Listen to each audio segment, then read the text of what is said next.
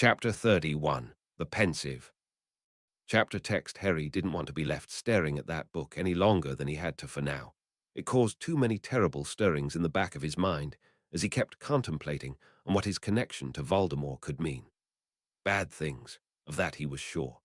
So instead, he engaged himself as much as he could in conversation, and honestly tried to drag it out far more than called for even after lunch was done, and dragged his feet back to the reading spot. At least his mother offered one last word of comfort before Remus could start. "I know what you've been doing, love, but I know everything's going to work itself out." "How do you know?" Harry sighed, and they were all getting very concerned at how hollow his voice sounded right then. It was very clearly written all over him. He was foreseeing how bad this was going to get before it gets better. "Because I know it will," she stated back with pure confidence. "Because you're here now, a handsome grown man, and so everything else will work itself out." Harry flushed at the compliment, which made Lily smile as that had been her point. Maybe even Dumbledore will see you as old enough now and will explain to you properly more about your scar. James offered hopefully, still knowing he wanted that answer more than anything, as he hoped it would directly link to why Voldemort had even gone after his family. "Maybe," Harry now said, back to his usual tone and a small smile lingering. Sirius had excused himself to give baby Harry his lunch, leaving the parents, James, to have a chat with Harry without him around for a bit. Once the infant was all settled in a playpen for a while, there was no way they were going to risk bringing him back into the room with the last task looming. It was clear they were waiting on him as Remus began. "I never understood why those things fake that." Sirius rolled his eyes. "Portraits don't even need sleep. They just fake it to annoy us." "Annoyed," James answered for him at the presence of Fudge in general, let alone the actual reason Harry was there. "Yes, somehow you always find a way to be the source of a lot of things," Remus agreed. Harry wished he could deny that one. "You seem to have that attitude a lot." Sirius shook his head in disbelief at Harry. "What on earth possessed you to admit to eavesdropping as much as you do?" Harry shrugged for answer. Lily had a triumphant grin in place, fighting back the impulse to high-five her son for that. "I'm thinking about paying Dumbledore to fire that woman so no one ever has to go back to that class," James grouched. "Wait, what?" Sirius began scowling at once. "He can't tell the minister to be waiting. Dumbledore must know Harry wouldn't have come if it wasn't important. I don't want to hear about that stupid whatever it was again, but that doesn't mean Dumbledore should be brushing you off." "He wasn't really," Harry edged, his mind plucking up one feeble solution as offering. "He was trying to get rid of Fudge so he wouldn't hover. Dealing with his problem first meant he would leave, then Dumbledore could give me his full attention." No one looked all that happy with this. No one could stop a soft smile, even if they all did shiver in remembrance of the last time that Bird had showed up. Sirius tried to hide how affronted he was that Harry hadn't taken the initiative to go send him a letter about this. If Dumbledore was telling Harry to wait, then at least Harry could be sending the message to someone he should know would care at that instant. James let out a laugh he didn't really feel as he said, "Should I be mad on your part? Dumbledore kept that. It was rightfully Harry's, having pulled it out. Maybe it's technically a weapon, and he'll give it to Harry when he's of age," Lily offered. Harry felt his insides squirming at the reappearance of Godric Gryffindor's sword, and tried his best to ignore the feeling that he'd need that sword again around his time of coming of age. "I'm guessing that means that Fudge just showed up then without forewarning," Remus muttered in annoyance, as he couldn't think up many other reasons why Dumbledore would be so careless like that. Sirius and James began laughing like idiots at once, no one needing to ask why, as it was clear they would have done the exact same thing. Remus and Lily exchanged an exasperated look at the pair, but neither would deny either curiosity most likely would have gotten the better of them as well. Remus' mind hovered over that description for a moment before he asked, "Does that sound like a pensive?" "Sounds like," Sirius agreed. "Doesn't surprise me one bit that Dumbledore has won." Harry not only remembered the explanation of what that was, but absently nodded to himself in assurance of that being the right answer. At least now he understood why he'd thought he'd come across one of these. It still didn't explain his feeling of significance, leaving him wondering just what was so important about this particular pensive. What memories could it hold that should mean so much to his life? "Neither, it's magic," Sirius whispered in a mystical voice, getting Harry to laugh and break his concentration. James whacked Harry upside the head. Ouch, Harry protested as he rubbed the spot. What was that for? 4 years in the magical world, all you've gotten up to, and still your first impulse is to touch the strange stuff you had no idea what it was. The father rolled his eyes, honestly wondering how his son had made it to his current age. All while trying to deny, he'd instantly felt bad for cuffing Harry, his mind having a horrible flicker to the Dursleys, and wishing he put more thought into the action. But Harry hardly seemed worse for wear as he finished. That could have been some deadly poison for all you knew. It said I wanted to, Harry emphasized. Not that I'd done it. Yet, his brain finished, giving an extra hard wince for that in annoyance of remembering even a few seconds too soon. He decided he'd better get used to ducking. Ah, Harry smirked at him. James relented at once, holding his hands up in surrender and apologizing for the blow. That's hardly better, Lily shook her head at her son. Beyond James' point, that isn't yours to be messing with. Harry had no defense for that. If they'd had any doubt it was a pensive before, it was gone now. That was the perfect description of looking on a memory. Considering the last memory Harry had seen, though, none of them could pretend enthusiasm for another one popping up. Everyone felt themselves tighten up as they jumped to where that could possibly be, and it did make sense being in Dumbledore's memories. Well, if we're right, then you're right, Lily sighed. At Harry's blank look, she explained, it sounds like the courtrooms the Ministry of Magic has. Harry half wished she hadn't answered.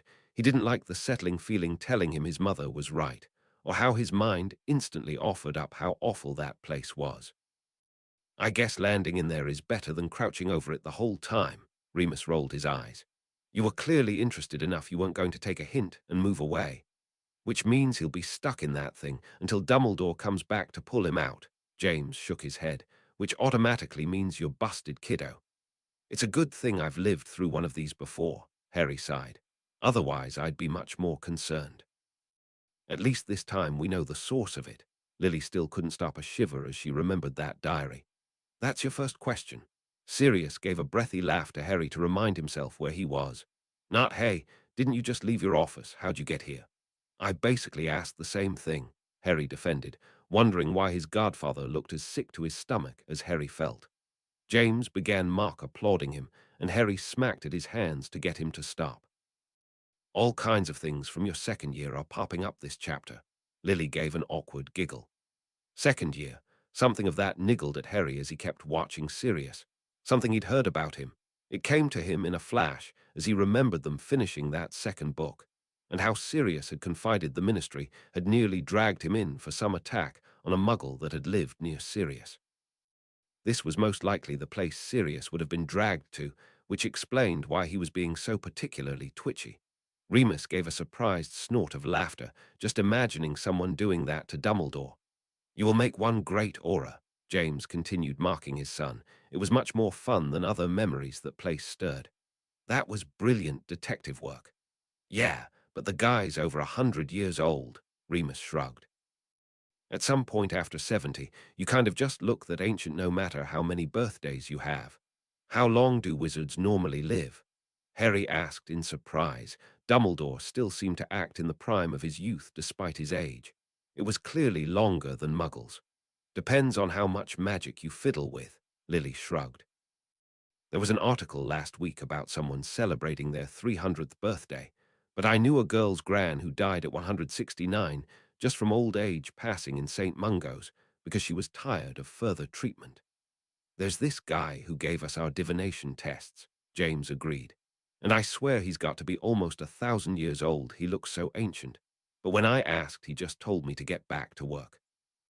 Harry's mind boggled at the idea of living so long even without a philosopher's stone, which apparently had already allowed Flamel more than double a normal life expectancy. But it also made it all the more bitter as he watched those around him talk.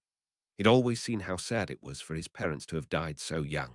Now it was made all the worse in realizing just how young by their own normal life expectancy. Harry and his observation at it again. Sirius mentally grumbled at how true that was. Harry had a growing sense of fear creeping up at him from the memory of this place, those chains, that chair. Surely, though he'd never had a real-life experience of them, Dumbledore's memory should be the only time he'd ever have to deal with a place like this. Sirius shuddered so violently he would have fallen over if he hadn't been sitting down. Of course, no one bothered to ask him why, and honestly, they wouldn't even be surprised if Padfoot didn't make another appearance. It had to be traumatizing for someone who'd heard they'd be spending their life entrapped by those things, and even a random mention pop-up could cause another onset of fear to come in. Harry shivered almost as hard as his godfather as he remembered those clammy hands trapping his throat and trying to force him to face that nightmarish face. He didn't care if it was just a memory. That feeling washed over him clear as day. Sirius made some form of a noise, maybe a laugh, but it was too twisted to tell as he tried to rasp out. Least they didn't stick around inside. James wanted to ask if he wanted a break, or perhaps check his head and make sure he wasn't suffering brain damage. But Remus was clearly trying to pretend like this was going to be better if he read faster. Lily jerked in surprise at that news, at least her mind effectively being taken off of Sirius to wonder just what kind of memory Harry was sitting in on. Sirius couldn't hold it in anymore as he jumped from his seat, jumped clean over the little coffee table, and kept shaking his twitching limbs like he was trying to throw something off all the while, still making that creepy noise like he was trying to laugh, but his throat wasn't working right. Sirius. Harry yelped in concern as he realized Sirius was still trying to stave off some growing feeling of being confined in Azkaban. James gently tried to calm him, saying, "I promise, Padfoot, they're not going to get away with doing that to you. Just breathe, mate." "Right, yeah." His head jerked more than nodded agreement. "You know what irony is?" He demanded back, all of them growing more concerned by the second as he stumbled more than paced across the hearth. Lily honestly had to fight down the urge to stop him just for the fear he could fall into the flames. He was acting so uncoordinated. The fact that they were trying to drag me in for something I had nothing to do with, instead of the time where I should have gotten a stupid trial. Remus rubbed furiously at his temple as he watched his friend, but still tried for a soothing voice rather than threatening violence. "Believe me, we're not going to let them get away with that." Sirius had no response to that. He wanted to thank them for continuously forcing that promise on him. It really meant more to him than he could put into words. But at the moment, he couldn't find any to use, as he just waved at Remus to go on. They were all so worried about Sirius that the shock of Karkaroff being there hardly registered. Sirius really wouldn't stop that creepy laugh as he kept muttering about Karkaroff getting a trial. Lily was half tempted to put a silencing charm on him just to make that noise go away. They all reasoned that this must happen in a very short time in their own future, or not too long after the downfall of Voldemort. Either way, they weren't exactly up for hearing whatever this was about. Sirius tripped on the edge of the rug and nearly face-planted the carpet, only just catching himself on the mantel above the fireplace. Thankfully for Sirius, the others pretended not to notice. Well, there was that answer at least. They were actually all the more infuriated this was happening after Voldemort's downfall, because this meant that scum like Karkaroff was still getting an appearance like this when Sirius would still be denied one. "Wonder if he's the arresting officer," James muttered mostly to himself. That was usually the only reason for auras to make appearances, but that was at actual trials to convict these people to Azkaban. This was an after-the-fact type thing that James honestly had no idea about. He'd never heard of someone being pulled out of Azkaban after they'd been sent there. "Now I can see why it was so weird for you guys to picture him like that," Harry nodded, though it was all the more weird for him to see the man without it.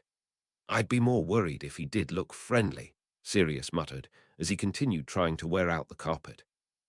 Between James and Sirius saying so many foul-mouthed things for this actually happening to a prisoner who didn't deserve it, Harry was starting to wonder just how long a lifespan Crouch should expect when the spell broke over this place. "Moody's seemed to have had the best ideas all year," Remus nodded savagely.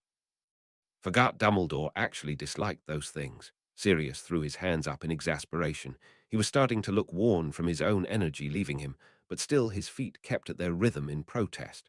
Movement felt better than his mind trying to fail him. "I'm inclined to disagree on Dumbledore with this one, though," James snapped. He despised Dementors in every way possible, but some people who weren't serious deserved them. "Because you got caught," Lily hissed. She hadn't seen an ounce of anything to show her otherwise, and she wasn't in a particularly giving mood to see anything else. Moody's making all my commentary for me. James tried his hardest to crack a joke he wasn't even sure Sirius heard. Lily never thought she'd be agreeing with Crouch about anything, but she certainly wished Karkaroff would get on with it. Honestly, this whole ordeal felt pointless to her as she kept fearfully watching Sirius' feet start to drag. She still remembered why Harry had gotten into this in the first place, so even once all of this horrid Azkaban and prisoner talk was over, they were still going to have to hear something just as bad. Harry felt a stirring in his mind, a whisper of that name being mentioned to him some other time. By Mrs. Weasley. That didn't make a lot of sense, though. Then his eyes flickered to Remus, and away so fast that it all evaporated into the recesses of his mind. Now this is just getting insulting, Remus agreed with James. He's taking all our good material away. The four of them were instantly delighted when Sirius even pretended at his own joking tone. Guess we should just be thankful he hasn't been here with us, or this would be a more recurring problem. Plus, he would have cursed us all into oblivion by now for annoying him. James tried for a natural laugh. It's too bad they all aren't, Lily scowled, determined to make it so in this proper timeline. She wasn't letting Karkaroff getting away with this the second time, no matter how many people he gave up in his place. I remember him from school. Remus gave a hateful scowl. Couldn't walk down a bleeding corridor without finding that loon cursing someone. I'm sure you all emulated him, Lily muttered sarcastically, without really meaning it.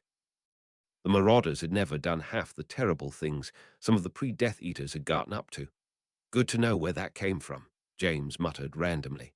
Clearly some of it is, though, Sirius couldn't help but point out. We've had suspicions about Rosier, but now we actually know he was a Death Eater. I'm not entirely sure I even trust whatever names Karkaroff supplies. Remus disagrees. For all we know, he could throw any name out he wanted just to get himself some goodwill. And it's not like I'm going to trust Crouch on his investigations into these names, James agreed. Lily's eyes flashed with hatred at learning the killer of one of her friends, while Sirius wobbled hard again. He dated Marlene for a bit in school. It was an extra sharp blow at the reminder someone he even distantly knew was soon to die. Another lunatic we had the displeasure of knowing in school, James snapped. Wasn't he the one who got caught dangling some kid from a third-floor window? It was that Boot kid, yeah, Remus agreed. Harry felt a tingling sensation at the mention of that name. He was sure he should remember something about it. For some reason, his first thought was to go to Bagman. But then why could he almost hear the echo of Percy shouting that name distantly in his mind? None of this was making any sense, and apparently he wasn't the only one. Well, you were right, Sirius, Lily said begrudgingly. That's a new name for us. Sirius still looked testy. They were having to learn this information in the way they were, and didn't look up to gloating. It's not at all comforting. We weren't the only ones in the dark about this, Remus scowled. Oh, that's even better, James' scowl increased. He works in one of the top departments. Lily remembered back to Remus' earlier words about how they really shouldn't even be putting much stock into all the names given, even if each so far had panned out. They should be taking everything a Death Eater said with a grain of salt. There it is, James remarked. Something I've been saying for years, and it had to be this whack job to finally agree with me. Clearly it didn't work, Remus sighed. Sirius made a noise like a kicked puppy while everyone else snapped in outrage at the absurdity of that. His mind was jammed on the fact that his old headmaster, a man who had inducted him into the order, had actually passed him over for Snape of all people.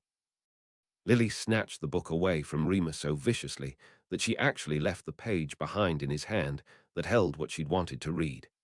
She took that away, too, and read that one for herself while James thundered, "You've got to be kidding me." Dumbledore kept Snape out of Azkaban, actually defended that slime-ridden toadstool, but Sirius hadn't been given the time of day. It really boggles the mind.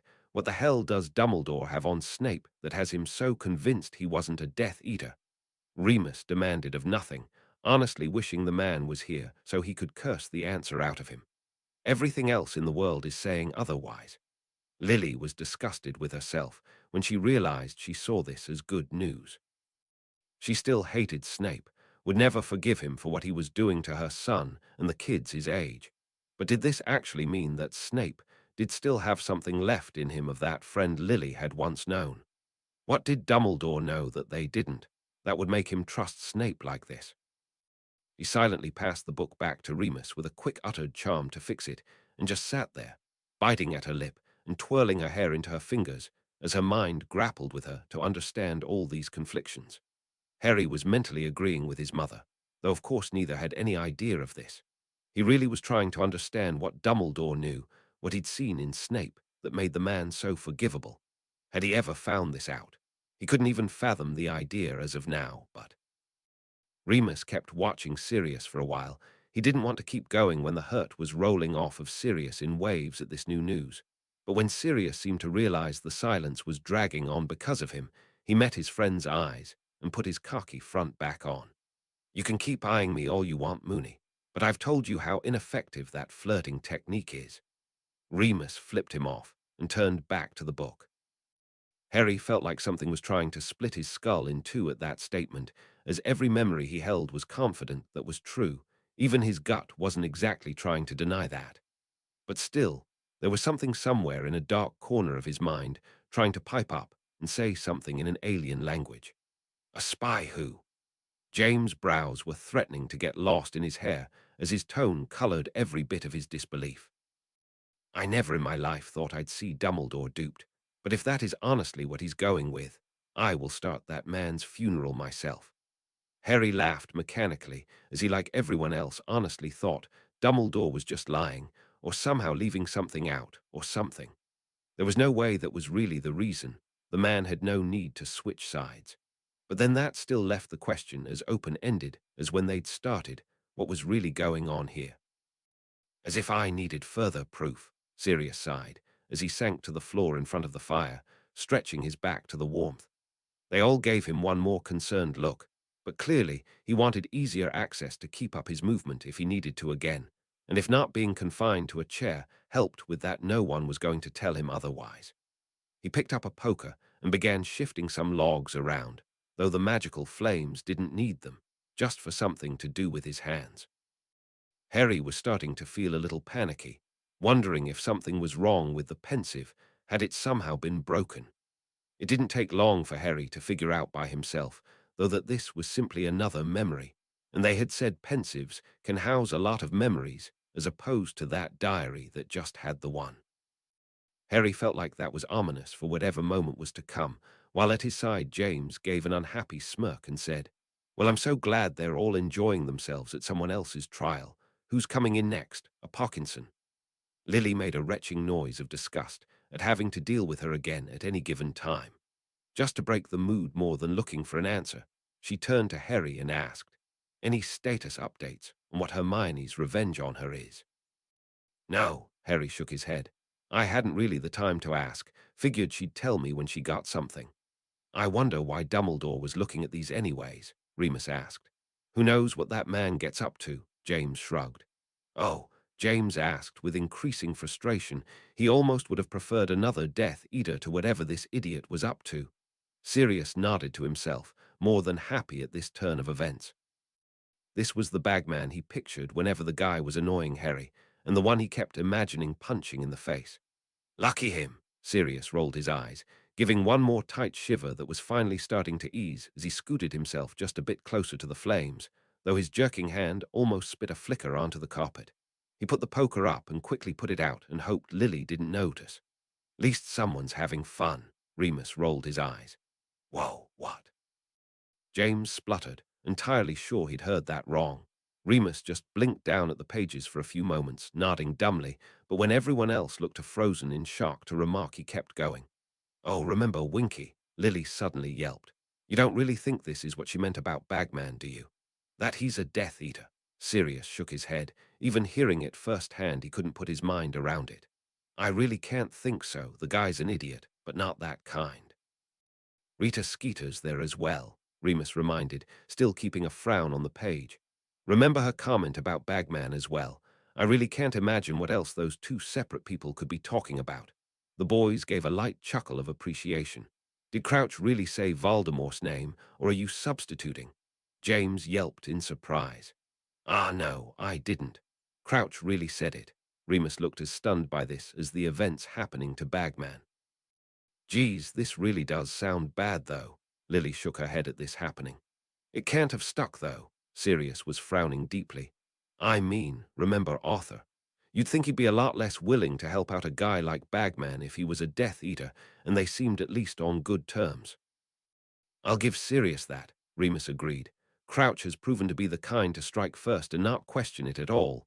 The pronounced scowl on his face didn't need to be questioned.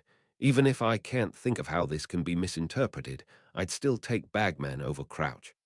Look, Mooney, you got a whole crowd agreeing with you, James smirked. Who says you're not a people person? Oh, they all muttered. Well, there it was. Turns out there was some wiggle room for Bagman's innocence, and they all honestly believed it. Sirius couldn't stop a happy enough laugh at knowing those end results. Lily whistled in surprise. It really was something when there was a unanimous vote. I feel like now's not the time to bring that up. Remus shook his head in disbelief. Don't know what you're talking about, James scoffed back. Quidditch stats can break any tension. This time they all laughed at that. It was nice to see Crouch eating even a tiny bit of his words. Lily felt her chest give an extra hard thump at the start of this display, already wishing she could go back and hear more about Bagman. Wait, this isn't. Remus trailed off in surprise, wondering if they were thinking the same as him. His mind was also caught on the sobbing woman, and now all attention seemed to be on Crouch as much as the prisoners. This wasn't really Crouch's son's trial, was it? Harry gave a particularly vicious shiver at even the thought of her, his eyes flickering to Sirius and away before he could understand why. But Sirius wasn't the only one. Now his mind was trying to force him to seek out others, like where Hermione and Darby were, even Neville. Then he started to get double vision from too many memories jostling to attention at once, and he snapped it all off before he drove himself crazy. Harry's hands were starting to shake. He was starting to look as sickly as that boy was described. But despite the overwhelming sense of bad he was getting from this kid, he still refused to acknowledge what it could mean. It would cost him too much if he found out now. So he refused to let anyone linger on him and pleadingly waved Remus on, who agreed under duress. James felt the stirrings of pity taking hold of him. He couldn't even imagine what that woman was going through, having to watch this. Harry felt like a live bug was crawling just underneath his skin, the urge to blurt something out about that crime almost overwhelming. He didn't need the pain from his body telling him how bad this was going to get. At this point, nobody had any doubts, but they weren't any more pleased to realize they were right. The only thing they had in question was why the names of the people weren't being spoken like usual. But then again, this was Crouch's trial as much as his kids'. They were sure whoever was with his boy was so publicly known for this upcoming thing, the names went without saying by this point. No. Lily hardly heard her own whisper of denial. It came out more like a softly uttered scream.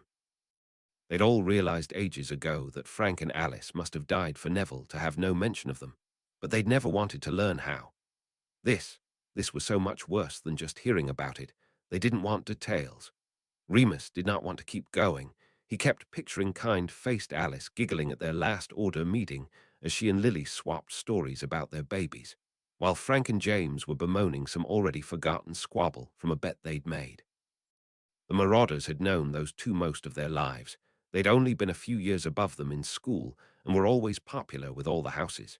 It never hurt any less, but in fact kept getting all the worse the more they realized just how many people were set to die.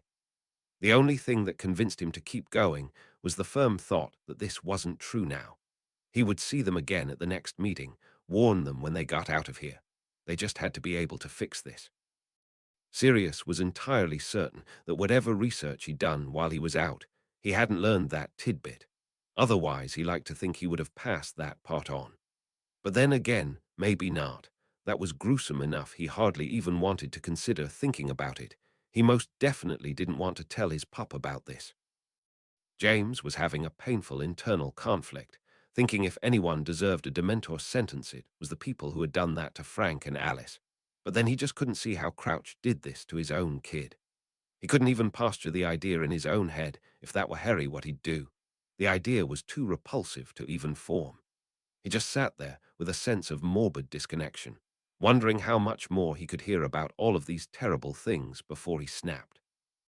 Little marks were appearing on Lily's palms, her nails doing their best to dig past the skin, but her hands shaking so bad the shapes weren't exact crescents. She hated Crouch, had never even met Mrs. Crouch, but would not have wished this happening on any person on earth. Lily had now only ever heard of 2 instances with a unanimous vote, and she much preferred the first one she'd heard. This one was going to haunt her for ages. Sirius made an inhuman noise, pressing his hand to his ears at the thought. That image swimming back across his mind of having to picture that through the bars of his own cell in Azkaban. He refused to let himself cave again. He would not be weak and just flip forms every time this was brought up. This hadn't even happened to him yet, so he sat there and glared at that stupid book, just daring it to try and make him act like a coward again. I'm sure that'll be a great comfort to the lunatic who tortures his followers. Remus mentally snarled at this depraved soul, but he was tired, and he wanted this more than any other to fade into a different memory already. And here they'd actually thought they couldn't hate Crouch more. Look how wrong they were. Desperation could be very motivating. They really had no proof one way or the other if that kid was involved with the Longbottoms.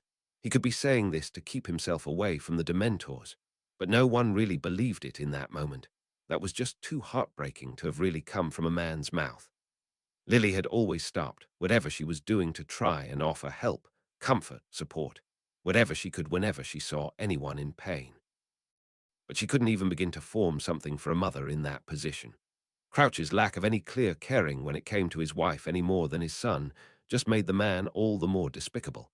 Harry had to take a slow, deep breath. He was convinced that feeling wringing his gut was the tragedy of this situation, not something to counter what Crouch had said, why this all felt so important to him. Remus had been reading on autopilot so long just to force himself to get past all this. He almost read right over that without realizing it. Now he did a double take and almost sobbed. He was so relieved to finally be focusing on anything new. Sirius worked furiously with himself for a moment, his mind scrambling for any stupid joke he could throw out just for even a second's relief as he settled on, hey look, Mooney gets to prove his earlier point. 12 years doesn't make a difference to that guy. It wasn't actually funny. That particular time frame only served as a reminder for Sirius' actual sentence, but he was rewarded by at least pretend smiles. Harry was more than happy to finally be away from that place and think on anything else, like that feeling he'd had earlier about this pensive. Now he was all the more convinced he was indeed experiencing déjà vu, with his headmaster pulling him out of it. Does anything make this guy mad?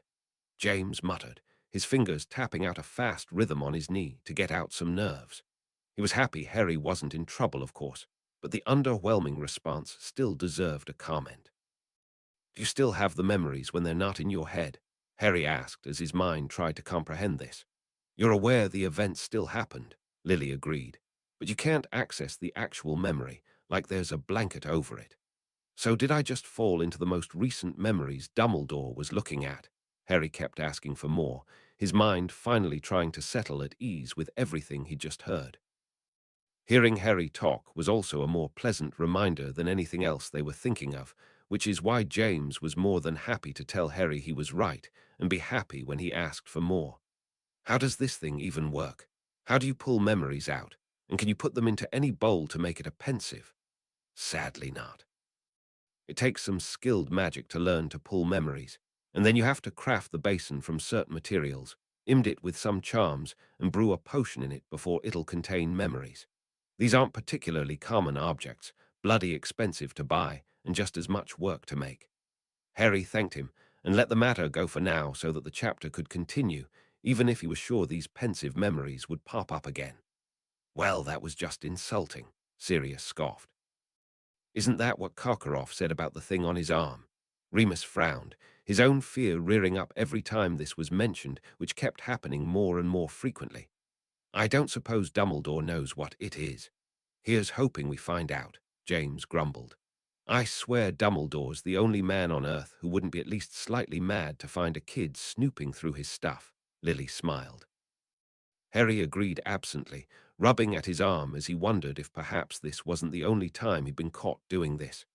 They all felt another harsh twitching feeling at that blunt reminder someone else was dead. Remus finally cracked and began really laughing again, which felt good when they all joined in after such a heavy chapter. It wasn't even that funny, but it was still better than staying depressed. There's a sentence you don't hear every day. Sirius kept forcing himself to snicker just a few beats longer. Harry groaned and slumped back into the couch as once again all humor was swept out of the room. No one wanted to remember this any more than those bleeding courtrooms. I suppose that's not the best way to start a conversation, James agreed mildly. Don't ever let me say Dumbledore doesn't have a sense of humor. Sirius shook his head ruefully. Remus barely got that out as an understandable word, but they all knew what he meant as well as Dumbledore did. We don't usually have to relive the actual experience a second time, Lily muttered bitterly. I much prefer when the book starts glossing. You and me both, Remus sourly agreed. Round of applause for my dear pup. Sirius nodded ostentatiously. It felt better than swearing death threats for now. You really know how to finish a grand tale with such extreme fluency. Don't ever let Sirius tell you he doesn't have a flair for the dramatics, James muttered at Harry's side, wishing he could put more life into the joke, but that wasn't coming for now. Guess your idea was right, Padfoot. You are keeping in contact with Dumbledore. Remus sighed, tragically at having to admit his friend was right about anything. Sirius caught the joke and immediately sprung back with, so if you're going to admit I was right about that, how about the time? James chucked a pillow at him that smacked him right in the face, and Remus happily kept going. I'm assuming this would have happened after Sirius had already announced he was back in the area. Lily raised a sharp brow. Surely Dumbledore would have warned you as much as we did what a stupid idea it is to be back at all. You're just so full of love, woman, Sirius sighed, as he chucked the pillow back at his friend in retaliation. How do you do it? Remus heard a choking noise from one of his friends, but he was so eager to hope that Dumbledore would explain he didn't acknowledge who from. Remus felt the book slip from numb fingers as he heard from a long ways off. But why?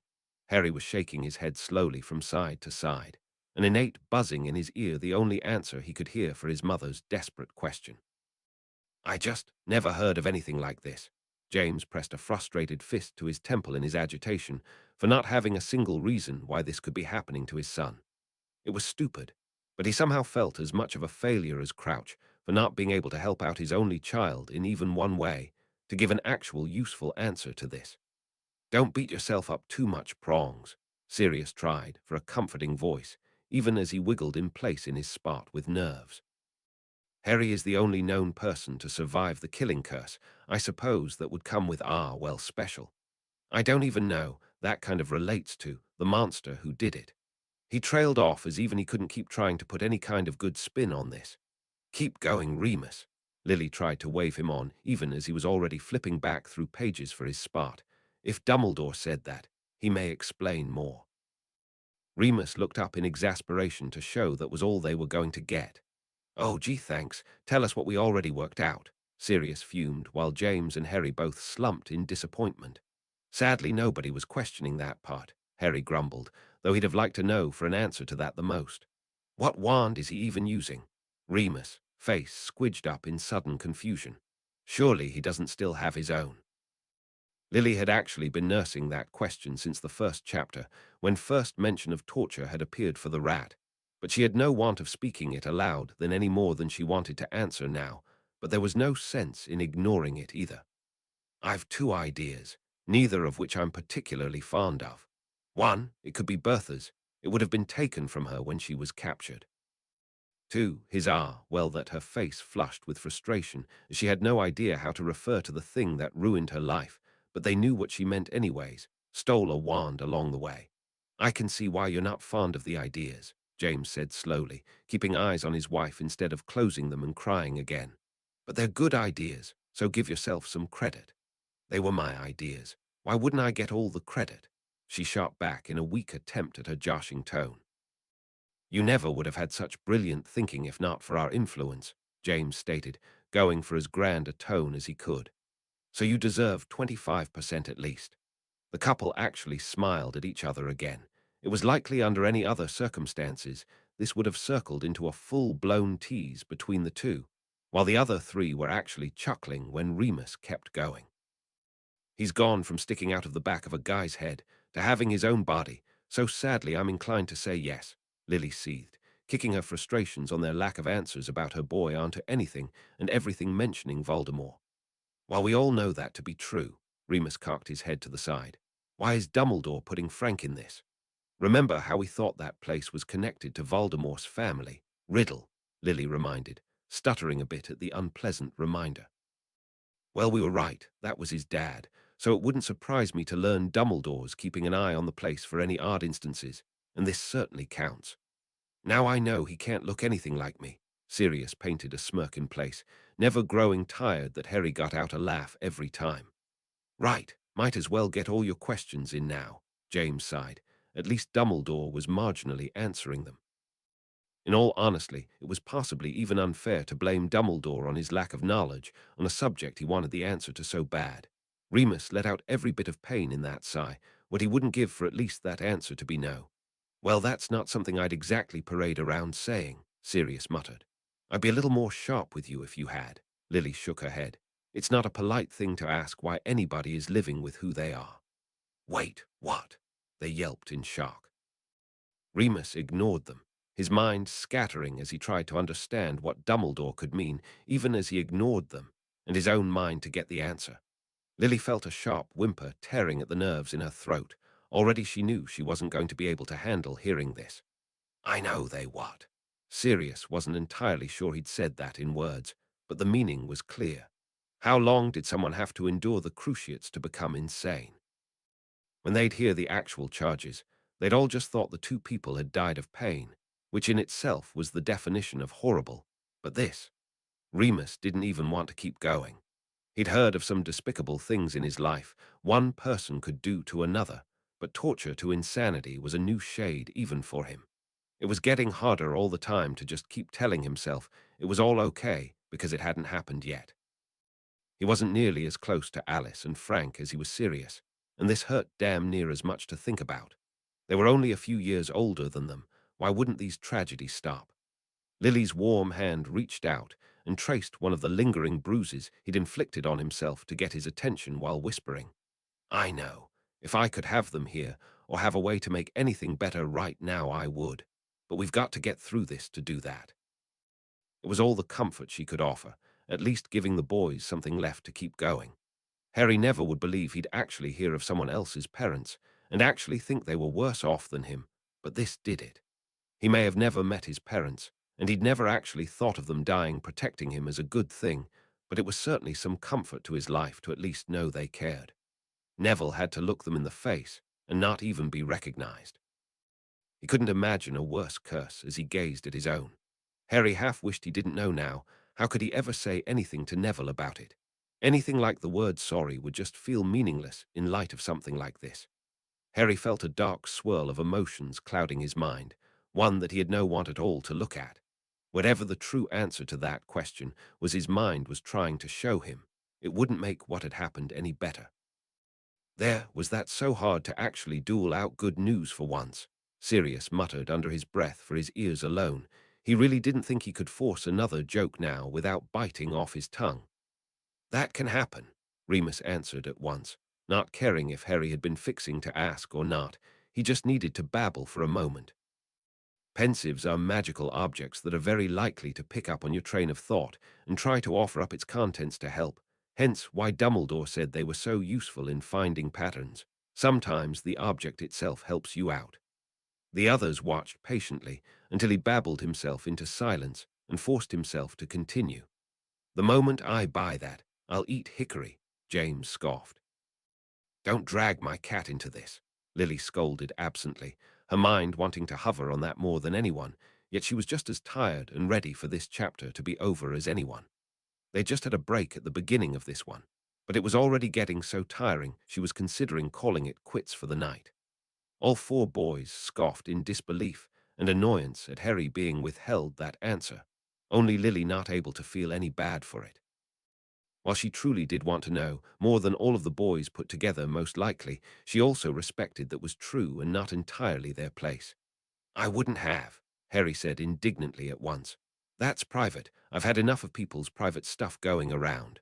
Not even Ron and Hermione, James asked softly, as he thought that's what Dumbledore had really meant. Harry deflated at that, opened then closed his mouth and didn't respond. In truth, he didn't want to tell his friends this, but he could also see himself wanting to share it with them just to get the image off his own chest a bit.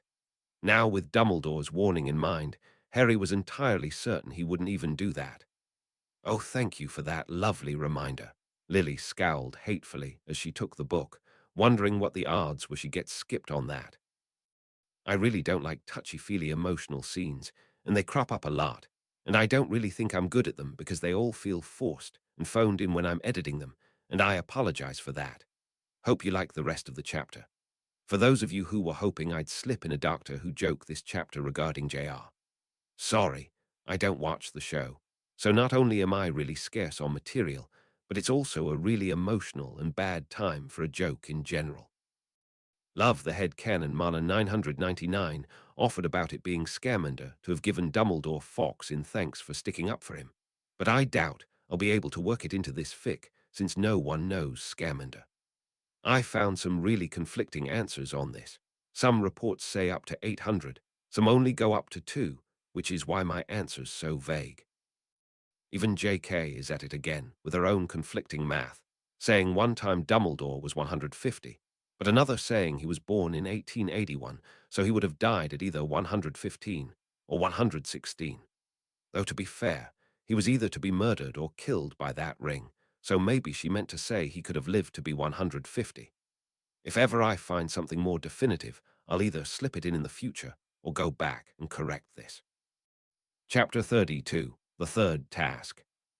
Chapter text. Lily sat there, fidgeting in unease before she forced herself to start her chapter, but at least there was the comfort that the last task coming up would be the last of it. Noticing his wife's hesitation, James gave her the chance to stall for a few moments more as he called to Sirius. "You going to sulk over there all day?" He wanted Sirius in easy smacking distance if he found an excuse to use his name pun again. Sirius stretched leisurely, eyed his mate for the tone, but then got to his feet and decided it was worth the risk as he flopped back on Harry's side and declared, "Who's sulking? Just because I don't want to sit by your ugly mug all day. You've tragically put up with it for years," Remus reminded. "I think you can stand it a little while longer." Lily actually managed a giggle at the boys picking as she began. "Why do we keep starting these chapters with Ron recounting stuff?" Lily sighed. "I'd be much happier listening to you all discuss your charms homework." "Glad you would," James wrinkled his nose. "I'd rather keep talking about all the ways to get Snape out of that school." "Finally," Sirius gave a dramatic sniff. "I was beginning to think you'd forgotten about me." "How could I ever do such a thing?" Harry demanded back in exasperation. "You keep talking in my ear about how important you are." "He learns fast," Remus snickered. "You're 14. You shouldn't have to know what that feels like yet," Lily sighed. "I don't know. I had the most thoughts in my head when I hit that age," Sirius smirked. Lily kept reading loudly before she had to hear any more about that. James began laughing raucously at once, bright eyes shining as he said, "I'm just so glad Hermione has her priorities in line." "You ever worry about Hermione becoming a wee bit obsessed?" Remus snickered. "What, her?" "No, never." Sirius' tone was going to bleed him out of sarcasm with that one sentence. "Worry is the wrong word." Lily shook her head. "You guys put that stuff together so much faster," Harry sighed. "Helps to have more than one genius in the room," Sirius smirked. "Hey," Harry yelped. "Well, yes, but that doesn't actually have anything to do with Crouch." James rolled his eyes at Ron trying to put every mundane thing together. "I'll give her that." Lily nodded fairly. "It's practically suicide in this day and age just to go around saying you're a muggle-born, but I still don't think that gives you the right to throw other people under the bus to protect yourself." "We don't know that's what Maxime did," Harry sighed in defense of her. "True, but we can't think of any other ways Rita's getting these interviews without a first-person account." Sirius' scowl didn't lessen one bit. Harry'd made the joke before, but it really was something to hear his friend try to mother him while his mother read that. Lily's voice hitched into unrecognizable as she forced that out, her hands trembling slightly along the pages as she couldn't get the image of Alice screaming in pain out of her head. "I really don't think anyone should be deciding who gets more sympathy for what they go through in life," James sighed. "You just happen to be slightly more public. But I can almost guarantee if Neville didn't have his scary grandmother around him outside of school, he'd be getting the same thing. His mind lingered on how well known and liked the Longbottoms were, and even Dumbledore saying how the public had been whipped into a panic of what happened to them. It was just as likely the people in that day knew Neville's name as well as Harry's, though he could believe not the other kids their age. It can help to look at the big picture, Remus sighed in agreement. Almost forgot you got exempt from those, Remus said in surprise. I didn't, Sirius rolled his eyes. It's so far the only good thing that's come of this mess. I really love your friends, Lily smiled sweetly. As do I, James agreed, but I don't know why you bring this up now. I'd do anything to stop studying for exams. Helping out my friend is just a bonus. Sirius Mark gasped in outrage. How dare Hermione equate practicing useful spells to learning in a classroom? I'm shamed for her. I'll pass the message along, Harry chuckled. They were all genuinely impressed at that skill. Not just anyone could hit a moving target small as a bug. I'm believing that more and more as this goes on, James chuckled as he looked to Harry. You really think you go on to do that? He emphasized the word think so as not to upset Harry. He mulled it over for a bit, but only gave a small smile for an answer while saying, I can see it, but I don't know if that's just me at 14 still seeing it. So how many aura noses have you seen to change your opinion? Remus smirked. Harry chuckled lightly at the joke again, though he did somehow wonder if he ever did meet other auras besides Mad-Eye. Despite the nerves coloring her tone, there was also some palpable relief mixed in. Finally, the last task. This really should be the end of their big worries the rest of this year. It didn't matter how stupid it was to be afraid of these things looking at a full-grown boy. Those tasks were a nightmare. On who exactly? James asked innocently. Just so we can keep track is all. Harry doesn't go around doing that like some people. Lily snapped at him before Harry could respond. James rolled his eyes, but Harry blinked at the pair in surprise. It was foolish to think James hadn't cursed Snape at some point with all the animosity they'd been throwing around. And yes, they'd admitted several times now to pranks, a few of which had some bad results. But just how often did his dad go around cursing people for the fun of it? It sounded more like something Malfoy would do for kicks. He'd really always put his mother's comments like that down to her exasperation. But the more she said it, the more sure he was she wasn't really exaggerating. Harry was immediately distracted by wanting to laugh at his younger self for being an idiot. Something about this task was going to go horribly wrong. He'd been thinking that from day one of rehearing about this, and he still had no clue what. Sounds like McGonagall, Sirius nodded along. Tries to hide her act of helpfulness by saying it annoyed her otherwise. That's a common tricky one, Remus agreed. Instead of one burst of energy to blast a spell, you're expected to hold it up and linger on the magic. Very hard for people to learn to adapt to. Now see, wouldn't wiggling ears be better than that? James smirked. Nothing good, all the boys muttered at once. Definitely not good, Sirius corrected. Harry's eyes narrowed behind his glasses. For some reason, he was convinced now more than ever Malfoy was talking to an electronic bug, no matter how impossible Hermione said it could be. But why now, though? What could Malfoy be doing down there? What's that? James asked eagerly. You talk into one end, and you can hear someone on the other end, Remus shrugged. Good for long-distance type things, but they do have a range shorter than a telephone. That sounds brilliant. At once his eyes gleamed, and they could all guess what he was immediately thinking before he said it. Wish we had those at school, would have come in real handy. Sadly, as I'm sure Hermione's fixing to remind, it wouldn't have done us any good, Sirius sighed. But we were actually having fun spying on Malfoy instead of vice versa for a change, Sirius sighed. I am biting my tongue not to make a mother hen joke at you right now, Remus snickered. Sirius sighed and grumbled a bit, but knew he would have taken it in stride if anyone had. He both deserved it, and thought he was in the right to be doing so as well as everyone else. Even Harry couldn't be too annoyed at his paranoid godfather. The constant mail and worry was the most support and worry he'd ever got in his life. I don't really think that part was necessary, though. James had a fixed smile in place, as he really wanted to snap at Sirius for overstepping his bounds, and then having to remind himself Sirius was the only one there setting those bounds. He's not like you. He doesn't think the outside world revolves around him as much as that castle.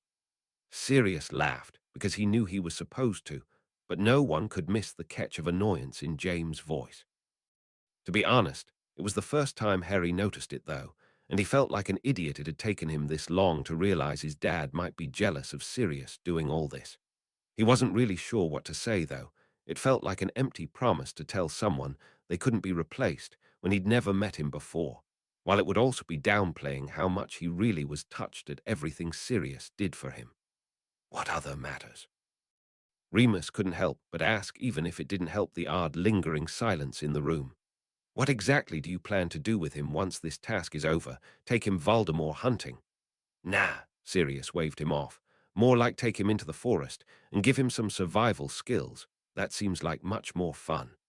The worst part is, I can't decide if either of you are kidding, Lily muttered as she decided to ignore them both. To be fair, I still don't see how you could have been prepared for the first task. You weren't given anything to work with, James pointed out to sketch out his own feelings. Least with this one, I wasn't having crazy time jump skips, Harry shrugged. It finally felt, I don't know, final. There was something about the way he said that gave them all a deep chill that even Harry didn't seem aware. He had a faraway look in his eyes when he finished. There's the bright side, Lily said with forced chipper that didn't seem to get through to anyone, not even herself. Sirius covered the happy feeling that gave him with a snort of mirth, telling Harry, always good to know what you appreciate. Just let me nip out into the rain right quick, and I'll be back with a whole room full of mud. You'll do no such thing, Lily said at once without looking up. I haven't forgiven you for singing my rug yet. Sirius blanched and sat very far back in his seat. Dang, she had noticed.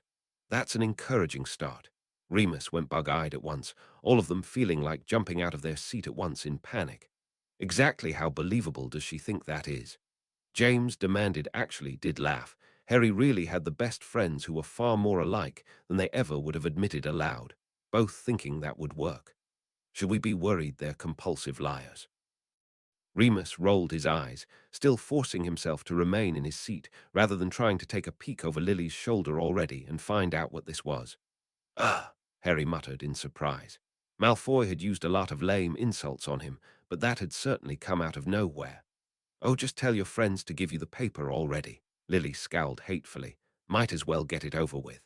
It's not like he can avoid it, James regretfully agreed. To be fair, the whole hall was actually looking at me that way, Harry grumbled. Malfoy just somehow has this way of spotlighting his table. Lily gave him a small smile for that, happy to see he really didn't just single out that house. Lily could already tell someone was wanting to interrupt her with a splurge of anger, but though red-faced and furious herself at just the start, she forced out. Gets right to the bleeding point with this one, Remus said through gritted teeth. No one was arguing he shouldn't be in the tournament. Sirius blasted, though for completely different reasons than this. Harry shook his head in disgust. Oi! Harry shouted indignantly at once at that one. Taking digs at him was one thing, but to say he shouldn't even be allowed at his favorite place on Earth. Someone in your divination class really went and told about this. Sirius barked in disgust. But they're all, well, I mean, not one of those kids should have a reason to. James' face was coloring with hurt for his son. Well, someone blabbed, Lily spat. Witnessed, they all parroted. She can't mean that one. It must be an exaggerated detail, Remus said at once. There's no way she's following you around the school. Even if she was using an invisibility cloak, someone should have caught her or something. Maybe she's just not doing it anywhere near Moody's class, James offered without hope, as Sirius immediately pointed out the very flaw he'd been thinking in that. It still doesn't explain some of her earlier times, like Hermione and Crumb, where Moody confirmed Skeeter wasn't anywhere around. She must be using the same method to hear all of this. How many tools can she have? I guess Remus is right. Lily sounded far too regretful to be saying that in Remus' opinion, she must have made that detail up to give credibility. Or hide her source, Sirius scowled, still thinking an eyewitness to this was the most likely. Harry chose not to confirm or deny any of this for fear of the pain it would cause, but he couldn't deny even to himself how sure he was they were wrong. Skeeter had been there. Lily was spluttering in shock and hatred before she could even get that all out. How the bloody hell would anyone know that? Remus snarled. Dumbledore doesn't even know what's going on with Harry's scar. Who are they to say what could be affecting him? With any luck, it's more of Skeeter making everything up to fit her story. Harry sighed to try and curb them all just a bit. He was still far more distracted with the upcoming task to really bring himself to care about whatever Skeeter said about him. James snarled in outrage for that one. Harry hadn't had any say in this article being posted, had hardly mentioned to any more than 4 people of this pain. Who was anyone to call his son that? Harry did feel an echo of that being said to him before, though, and wondered just how popular this article became, how many people believed he'd become attention-seeking. Why would they? Because it's private information. Sirius howled in outrage, already more than sick of watching this ruin his friend's life. Now his little pup was next. Where does this woman get off putting anything about Harry's life without his say-so? I think the Muggles have some laws against that, Lily seethed, and I really want to start looking into it. Normally we have spells that detect when lies are being told about someone on print, and then you have to sign something saying it's not being used for educational purposes if that happens to your work. Clearly, the Daily Prophet does not endorse that, and new laws need to be put in place, so they do. Lockhart found a way around those, Remus reminded. If he can, I'd believe anyone can. I will fund that project, James vowed. I'm honestly surprised he's waited so long to tell the press, Harry sighed. As much as he likes to brag of his father's connections. Guess it didn't occur to him until this year how much fun it could be. James thought his face was going to get stuck in that scowl, and he still couldn't change it. Remus was frowning in confusion, though, thinking there was no way it was a coincidence Malfoy had been spotted doing something certainly not good, and only a few days later this was coming up. What on earth had Malfoy been doing that day that connected to Skeeter now knowing this? Remus felt himself flush, as that really registered. It had never occurred to him what his even talking to Harry could do to him publicly. Not that Harry had ever showed he cared about that, but it certainly wasn't comforting when Remus realized he seemed to have done Harry far more harm than good his 1 year there. His one lone helpful bit was something that any competent teacher could have taught him after all. Ouch. Merlin's shit Sirius. That hurt. Sirius said nothing back, his face absolutely clear, saying he'd do worse if Remus started a guilt trip for this. He didn't even tuck his wand away as Lily uneasily kept going. Harry sighed as he remembered back to even how his family had looked at him when they'd first found out about this, and had no delusions there wasn't a person left on Earth who now wouldn't consider him some freak. I think it's cool, his dad surprised him by saying with a sniffy voice. No matter how he got it, I'll give him credit for something unique. People are just jealous. I'm so sure that's it, Sirius snickered on his other side. In fact, you'd think Harry would get some thanks for this. He could start his own service. Any time you have a snake problem, just call Harry. He'll come over and talk the snake out of the house. James was trying to hide his laughter in his hand, while Lily was forcing herself to keep going around these boys' antics. Investigated of what? Harry asked in surprise. No clue, James rolled his eyes, but I trust it's nothing good. I can't wait until the next article now, Sirius deadpanned. She's gone from putting you in 3 different lights now. You think she'll switch back around to one, or try another new angle? Here's hoping Hermione catches her before we have to find out, Lily huffed. Sirius still had his wand held threateningly in his hand, as he kept his eye on their werewolf. He'd do it again if he caught Moony thinking like that, idiot that he was. Remus, for his part, was grumbling in annoyance and still rubbing his knee where the stinging hex had hit, but at least grateful he hadn't gotten a whole mouthful speech accompanied by James yet. If I actually get kicked out of the tournament because of her, I think I'll thank her. Harry shook his head. I think I'd be just a tad annoyed, James said without a trace of meaning it. You've come so far, may as well get your last kicks in. Wasn't it my suggestion Harry should act like a lunatic to get thrown out in the first place? Sirius said, with an obvious look at Remus, waiting to be corrected. Where's my thanks if that happens to be true? I'll send you a letter, Harry smirked. She did a really bad job of posting this so late, Lily sniffed. If her goal was to get you booted out of the tournament, they couldn't have pulled it off in time anyways. Well done, James snapped his fingers. Next time she writes something about Harry, I'll make sure it gets forwarded. Harry was at least laughing slightly at them all playing this off. What an underwhelming reaction. Sirius shook his head at him. I'm sure Ron and Hermione were disappointed. Did they expect you to go off the rails when you saw that?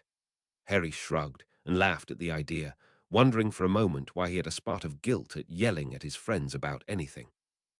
I'd imagine they look stupider than they're trying to make Harry look, Lily snapped at the idiots. There's no way she heard you from the top of the North Tower, Remus disagreed, finally stopping his glaring at Sirius, and probably not even going to get him back for it later. Ugh, the boys muttered, partly in concern, and partly in confusion of what had struck Hermione with that line. The only thing they could work out from that was Lily's muttered, so did she figure out what's going on? I have no idea how those two things are supposed to be put together, James huffed, wondering when the surprise would wear off. Hermione seemed to know a lot more than them. How on earth did that 14-year-old tie all this in together? Sirius threw his hands up in frustration. Must be magic we haven't seen yet. Remus scowled in frustration. We've already seen that at least a few times. You know, it's always adapting, and new spells are invented every few years. That's the only thing I can think of. Skeeter's doing something we've never heard of. Somewhere deep inside, Harry wanted to laugh at the idea of the Marauders saying this, but aloud he agreed it was just frustrating Hermione never shared what she was thinking. What on earth has that library ever done to her to possess her like this? James groaned. She wouldn't be Hermione if she didn't check her work, Harry shrugged. It's good to see Hermione's finally sorted out her priorities. Sirius smiled for that one. I think I just felt my heart break, James declared as he eyed his boy. Reading during class, what has come over you? I've nothing else to do, he smirked and shrugged at the same time. Can't even doodle with Ron since he's the one who's busy, and I got caught last time for trying to practice spells. I'd go crazy if I just had to sit there staring at the ceiling.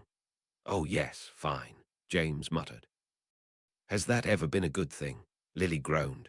Not that I can recall, Remus sighed. Why? Harry practically screeched, wondering if he'd somehow gotten the time stamps wrong. Relax, I'm sure you'll ask her then, Lily soothed, not denying one bit she was biting at her lip in worry as well as their semi-joke still stood. She gets so crispy about things being pointed out to her, Sirius couldn't help but utter with an old smirk. No, actually I didn't know, Harry admitted, wondering if anyone had mentioned this before and he hadn't been paying attention. He wasn't too surprised when no one around him looked particularly enthused at this kind of declaration. They were all thinking the same as him. It's not like Sirius was going to be there. Somewhere in there is a really good question about whether Muggles would be allowed to attend this, Remus sneered. My best guess is still a not, Lily snarled. The only thing she'd ever even heard of coming close to this was a mention of Moaning Myrtle's parents coming up to school, and even then they'd never gotten confirmation of whether the girl was Muggle-born, and this would be a problem, and if it was, if they would have met outside the school premises. And all of this had nothing to do with the fact that the Dursleys would sooner make an appearance than hug Hagrid. Lily's voice gained a terrible hitch, but she forced herself to read past that moment and pretend like it never happened. Her Herr Bear was here with her now. He had all the family he could ever want, and damn these books for saying otherwise. Remus was twisting the sleeve of his robes down so hard, a few loose strings were appearing that didn't change how bad this hurt. It had only just occurred to him, but he'd never even sent Harry a concerned note about him being in the tournament. He'd had a million opportunities since his departure, and had never once reached out to try and be any part of Harry's life. There was a better chance of the Dursleys making an appearance than him by this point. That's what I always want to do whenever I think of those Muggles, Sirius snapped. They?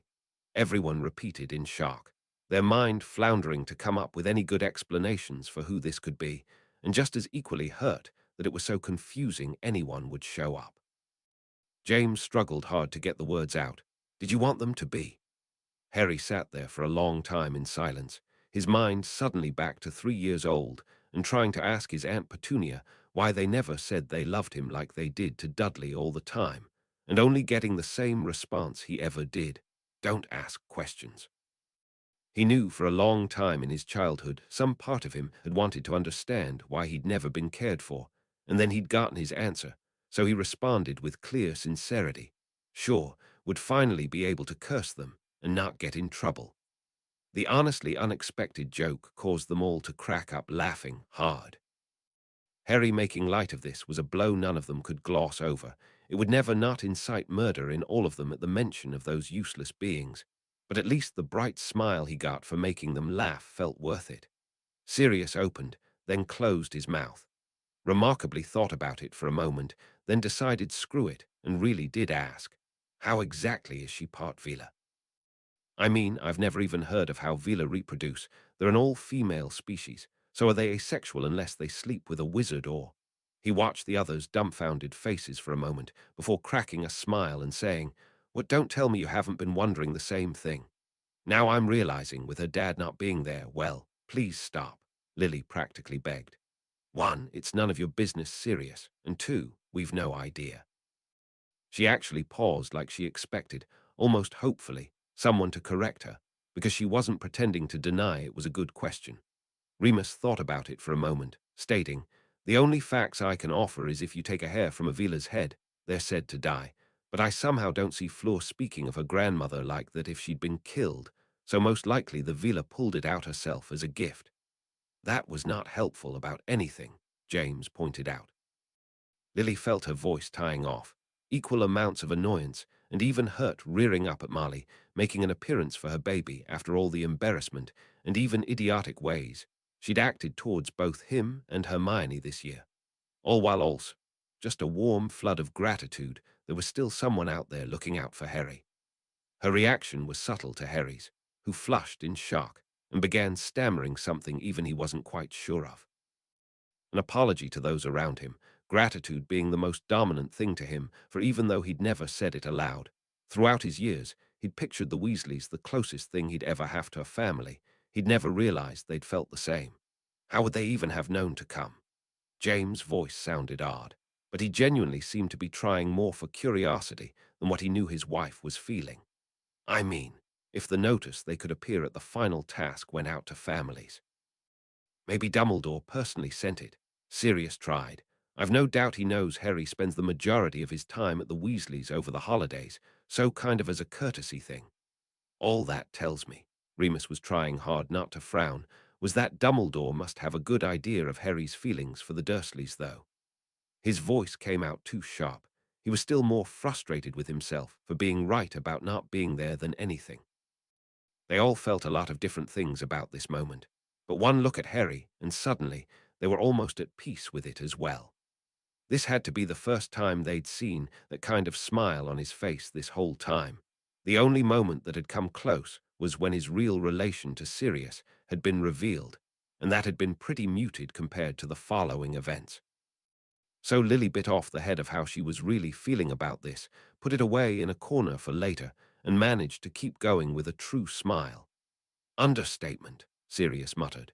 "Eh," James sighed, waving his hand vaguely, though Harry thought that was more to do with his actual answer than answering for Harry. "Charlie's the lucky one," Remus muttered under his breath, thinking so far no task had really gone well enough for any spectators to exactly be enjoying these events. But that was probably just his personal opinion. He could only imagine picturing this through someone other than Harry, and it could sound like a bit more fun. Harry tried very hard to forcefully smother laughter for no real reason he could tell. "A lot of girls don't," Sirius, grin flipped to saucy at once. "I considered getting one myself, though of course now I'd just be accused of doing it because of Bill." "Yes, Sirius," James said back deadpan. "Every woman you meet will think the kid who's more like my baby's age absolutely pulled this look first." Sirius' smile actually brightened all the more. "Remind me, how did she take the news of starving and bars?" Lily muttered, but there was no real ill will in there. She knew now like she had when she didn't blame Molly for this in the first place. Harry refused to say much of anything on them, really, so Molly had slowly been drawing her own conclusions after that event. If it was even a portion of what she'd conjured up in believing Skeeter's stories about Harry and Hermione, Molly was still only hitting the tip of the iceberg when it came to the Dursleys. Wow, so he's actually 11 now. Give or take a birthday, it's really hard to picture. Sirius said mostly to himself. "I'm sure a lot of this'll be hard to picture if we ever get out of here." Remus rolled his eyes, as just a few instances came to mind. "I was under the impression she's always been the Gryffindor portrait," James agreed. "Well, why'd he go cutting her off for?" Sirius yelped in protest. That could have been some amazing fodder to use against his mother, especially if he passed it along to the twins next time she went off on them. "I don't even blame Bill," James shook his head. Remember when my dad tried to tell us about that time he turned McGonagall into a Pekingese? The idea just messed with my mind so much. I didn't want the material. Sirius nodded in agreement. I can't believe she's answering. Remus already looked traumatized. He got enough stories from Sirius that started like that to predict results. Talking to her kids. Lily's cheeks were starting to ting a little pink, and Harry no more wanted to know what she was thinking than whatever Mrs. Weasley was going to supply. I'm sure it won't be explicit. The bloody hell did Pringle do? Sirius yelped in concern. It was really something when someone made Filch look like a kindness.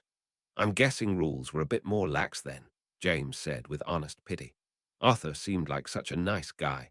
He didn't want to imagine what had been done. Oh, not this again, Remus groaned. Harry's been neck and neck with him every step of the way. James' smile wasn't at all pleasant, so he can't even say anything to you this time. I'm sure he'll still try to come up with something. Sirius rolled his eyes. When's Harry ever been full of himself? Lily snapped of no one. If anything, he's the opposite. Harry chose not to answer, half proving Lily's point. I've been trying, Sirius scowled, yet somehow I've had to hear him anyways. It's much more effective in person when you can either plug your ears or silencio them, James agreed. That did admittedly put them stumped for a moment. It was a valid point on Amos' part and would have infuriated anybody, but that still wasn't any reason to take it out on Harry. Well, that was rich, Lily sniffed. Yet true, Harry also defended uneasily before he stopped to consider. Harry wasn't even sure why he should feel bad about correcting his mum regarding Mrs. Weasley.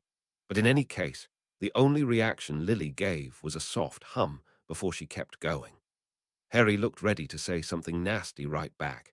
He knew he would not take kindly to anyone saying a bad word about Mrs. Weasley after what she'd done for him today. Then Harry realized that all thought of mothers was slowly starting to be erased from his mind, and instead a thick black pain was starting to trace every inch inside him. Something so bad he didn't even want to consider what it could mean, but it involved the Diggories. Should have been torn up long before now, Remus muttered to himself. Well, that's actually fascinating, Sirius said honestly, though it was hard to picture the grounds without the willow. He's most likely the one who trained Hagrid, James agreed, so I'd kind of like to hear about him just for that. Harry, Sirius groaned. We said we wanted to hear about old gamekeepers. What are you doing changing the subject? I can tell you a few things Mrs. Weasley told me later about Og. Harry chuckled at their grumbling even while Lily ignored them. That did catch their attention, though. They may not like Percy much, but they didn't want to hear about anything bad happening to him. Oh, Remus muttered. Actually, I'm really not sure what to think of that. Sirius ran his hand through his hair in thought. Crouch was acting like a loon. I honestly think that had to be a progression over time, but really we haven't given this much thought. He's been acting odd for months now, but Percy was insisting he was just hunky-dory. I think we can put that down to faulty information on Percy's part, James frowned. For all we know, Crouch really has been acting worse and worse, but Percy was pretending otherwise. They still had a lot more questions about what was really going on with Crouch, but studying Percy would help no one. So who's going to?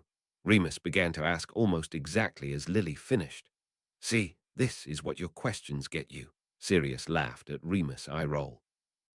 No one yet noticed Harry starting to lose a drop of color at every word spoken closer to the start of this task, now with Fudge there. He was really starting to look terrible. I am fairly confident that's an actual name, Lily giggled. Boy's quite brave himself to be admitting this to his mum, Remus agreed. I haven't forgotten, Lily murmured eagerly. She'd love Hermione to say this in front of Molly in particular, if just a slight payback for that Easter egg. Why wouldn't you tell in front of her? Sirius pouted at once. They'd waited in suspension long enough for this treat. They wanted Skeeter to fall already, and if they knew anything about Hermione by now, they were sure she was at least onto something. They all gave a grumpy little huff for that. How could she stand up to Diggory one moment and then be like this the next? Sirius actually began applauding Harry, stating, "Look who can take a hint." Harry smacked his hands to get him to stop, but then Remus just kept going with that same smirk in place. Well, he's right. It's really saying something of you for stepping up and saying that. I can think of others who wouldn't have picked up on it. Harry wasn't sure if he meant his own friends or Ron, but Harry still wanted to ignore the look he was getting, so was more than grateful when Lily kept going hopefully. No one could deny they were pleased, but it was still rather grating all the same as she hadn't even apologized. Can't pretend to be disappointed, James curled his lip, thinking Fudge deserved it, the arrogant prick. Should I be worried? Remus said, and he actually did look it. Nah, Sirius tried to wave him off. I'm sure she's had another lover's spat with Hagrid, and hopefully the big guy won again, and he'll be along to dinner shortly. Even he didn't sound as confident as he wanted to. No one really wanted to think about Fudge actually trying to do something against Maxim for the wrong reasons. Sirius would have looked far more superior about being right if he wasn't just as relieved as everyone else. You'd think they'd take a hint, James muttered, thinking back to this time before the stupid tournament had even started, and their own comments about how a feast should be held when there was a winner, not stress for all involved. Lily had to swallow very hard around a dry throat and even took a sip of water before she could force herself to continue, her only advantage being that finally this was the last one. Harry had gone exceptionally quiet, only marginally playing along with the boys like usual, and the longer this carried on and the more sickly he kept looking, the harder it was to convince themselves that this should be an easy task. Least this'll be the last time he asks you that, James muttered to himself. This has got to be worse than any pre-exam jitters, Remus agreed, though just as impressed that Harry had learned a lot in a short amount of time, all the more proof of what Harry's specialty in magic was in these spells. James and Sirius gave an involuntary flinch at just the idea, wanting to sit and berate this stupid school for hours for using this stupid tournament anywhere near their field. They'd already been denied Quidditch this year. This felt like adding insult to injury. They both kept themselves at bay, though because they kept hopping Harry would instead, no matter how obvious it was he was only half paying attention at best. Harry felt himself shiver straight down to his bones as too many things tried to align themselves at once. Moody, Diggory's, Fudge, and that maze. That probably falls under automatic disqualification from the cup, though, Remus was clearly saying to himself. So I cannot imagine anyone doing it. Harry was wiping some sweat that was starting to appear, trying to get his mind to flip to any good thought. But all he could land on was when Hagrid had first taught him to do this his first time in the Forbidden Forest, and that was only making his feelings worse. James muttered something inarticulate about better times at the World Cup. He'd much rather hear that all over again than this crappy version of a cup. Sirius really wanted to make a pompous remark about his proud school double beating out the others, but it would never erase the annoyance of Harry having to be in this at all. Congratulations, Remus snorted in surprise. Why are they holding this at dusk anyways? James rolled his eyes at the idea. There's a reason the other events were all held in the middle of the day. I suppose they would have put the same charm on the stands as they did during the lake event, Sirius shrugged. But my best guess is that some of the things they did to the maze may have been time-activated, or maybe some of the beasts Hagrid offered are nocturnal. Sirius, I will make you read this if you don't stop putting ideas in my head, Lily threatened, causing Sirius to zip his mouth shut at once. Lily took another deep breath just as Harry exhaled his own, though both were at complete opposite mindsets by this point. Lily was almost happy to finally be doing this. The problem was nearly over, where Harry was fighting back the urge to scream the worst hadn't even begun. The second, they all muttered, still eyeing Harry with growing concern, but Remus still tried to keep a casual conversation as he said, wouldn't want someone shouting and giving directions after all. Harry vaguely acknowledged him with a hum. The boys were really starting to get twitchy with nerves, all of them shifting around or fidgeting with whatnot.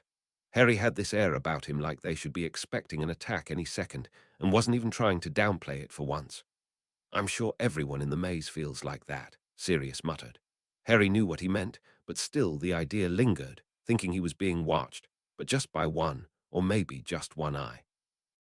That's brilliant, James' eyes lit. You remember the direction you headed for when you first met Bagman on the field.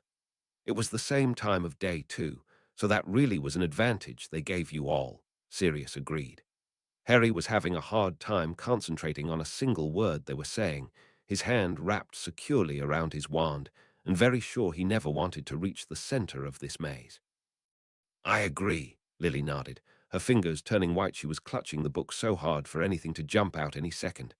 I think it's another tactic, Remus muttered, lull him into a false sense of security for the first half. Harry had no idea why he wanted to correct Remus about that. Instead, something in him was convinced his own path was being altered and helped along. But of course, no one would be doing that. Hey, look, Harry agrees with you, Sirius smirked. They all tensed at once with that. A Krupp appearing right now would have had them all freaking out. Gah, Sirius gasped, massaging roughly at his chest to keep his heart beat in rhythm. I swear I'm going to kill that kid. He's been driving me CR.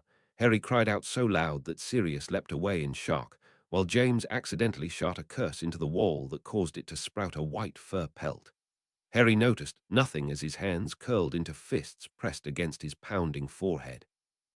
Merlin pup, I was kidding, Sirius tried to pacify, while everyone was left a shaking mess, Harry still not registering a thing as he sat there staring at nothing and panting with exertion. Deep breath, Harry, James soothed, ruffling up his hair and casting his mind around for any form of distraction. If I knew Sirius' stupid humor was going to do this to you, I'd have turned him into a terrier already. That's insulting, Sirius pouted at him. I'm a deerhound and proud of it. Is that what you tried to transfigure the wall into? Remus asked curiously as he waved his own to put the pattern back. I still have small dogs on the brain, James admitted. Harry actually managed a laugh for them. Something about the thought of a terrier really did put him back in a good mood, but it didn't erase the haunted look behind his eyes. Lily tried a different tactic. I'm sure you're just worried about Cedric, perhaps something from your own time like you were with Ginny. Nothing's going to happen to Cedric now. Even to her own ears, the words came out flat. It was so incredibly hard to downplay how much pain her baby was clearly in, how odd he'd been acting since he'd even first heard Cedric's name. But the thought of her 14-year-old actually knowing someone who had died during this tournament was nearly unbearable. He was just too young for that to be happening to him on top of everything else he'd been through. Still, he seemed to have marshaled himself, so whatever was fixing to happen, she still kept the knowledge alive her baby was fine, while she forced herself to keep going. Sounds like he's having a blast, Sirius muttered to himself as he sunk back into his seat, trying to keep that one from Harry's ears so he didn't cause any more problems with the mention of this one.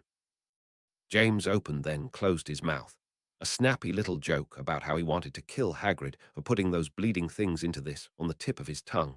But he didn't want to imagine what Harry's reaction could be next. Lily moaned under her breath, her hands beginning to shake as the fear of Harry having to relive that memory returned, even if he could summon a patroness to get rid of them. The screaming that would start in his ears would always be an echo of the worst.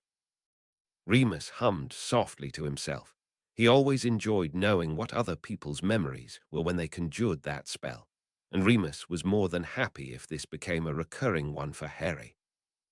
They were familiar and a common presences in his life, while also always managing to create new and happy memories for Harry. A great bonus as using the same memory over and over had been known to start lacking in use after a time, as if repetitive dementors feeding on the one memory could actually deteriorate an older idea.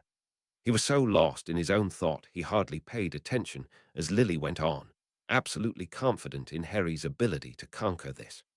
Do what? Sirius yelped in surprise. Remus had to blink a moment in surprise to spin his brain back and catch up with what he'd only half heard. Oh, yes, it must be a boggart then. That's the reaction it would have with a proper patroness on it, simply hovering and considering another attack. Must have been a really weak boggart. James raised a brow at this. You didn't even have to smirk at it. It simply vanished with the spell. Harry nodded without answer, that feeling still lingering heavily in his chest about how this was too easy, how he was getting help, and still that extra layer that wouldn't leave him of something concerning Cedric. Why didn't you just cast the spell again then? Lily offered. It will linger as long as you keep your happy thought in mind with purpose. Never practiced that, Harry said distantly, taking a deep rattling breath as that too seemed to hold some meaning to him, and he was truly going to be sick soon if the feeling didn't fade. Lily could practically feel her mind flipping through an old fifth-year text as she blurted, "It's a good thing you don't have anything in your pockets that sounds like Limbo Caligo or Limbo Mist. Easy enough to get through even if you don't know the counter charm, Gravy. And how do you do that?" Sirius asked for Harry since he clearly wasn't going to do so himself. He was still too distracted, But even hearing them talk seemed to be keeping his eyes at least darting to each person as they spoke. Plus, not that he'd admit it, but Sirius honestly forgot. Determination. Lily smiled sweetly at her son. You just have to be brave enough to realize this isn't magic that actually turns off gravity. She didn't need to even think if Harry would figure out this second option.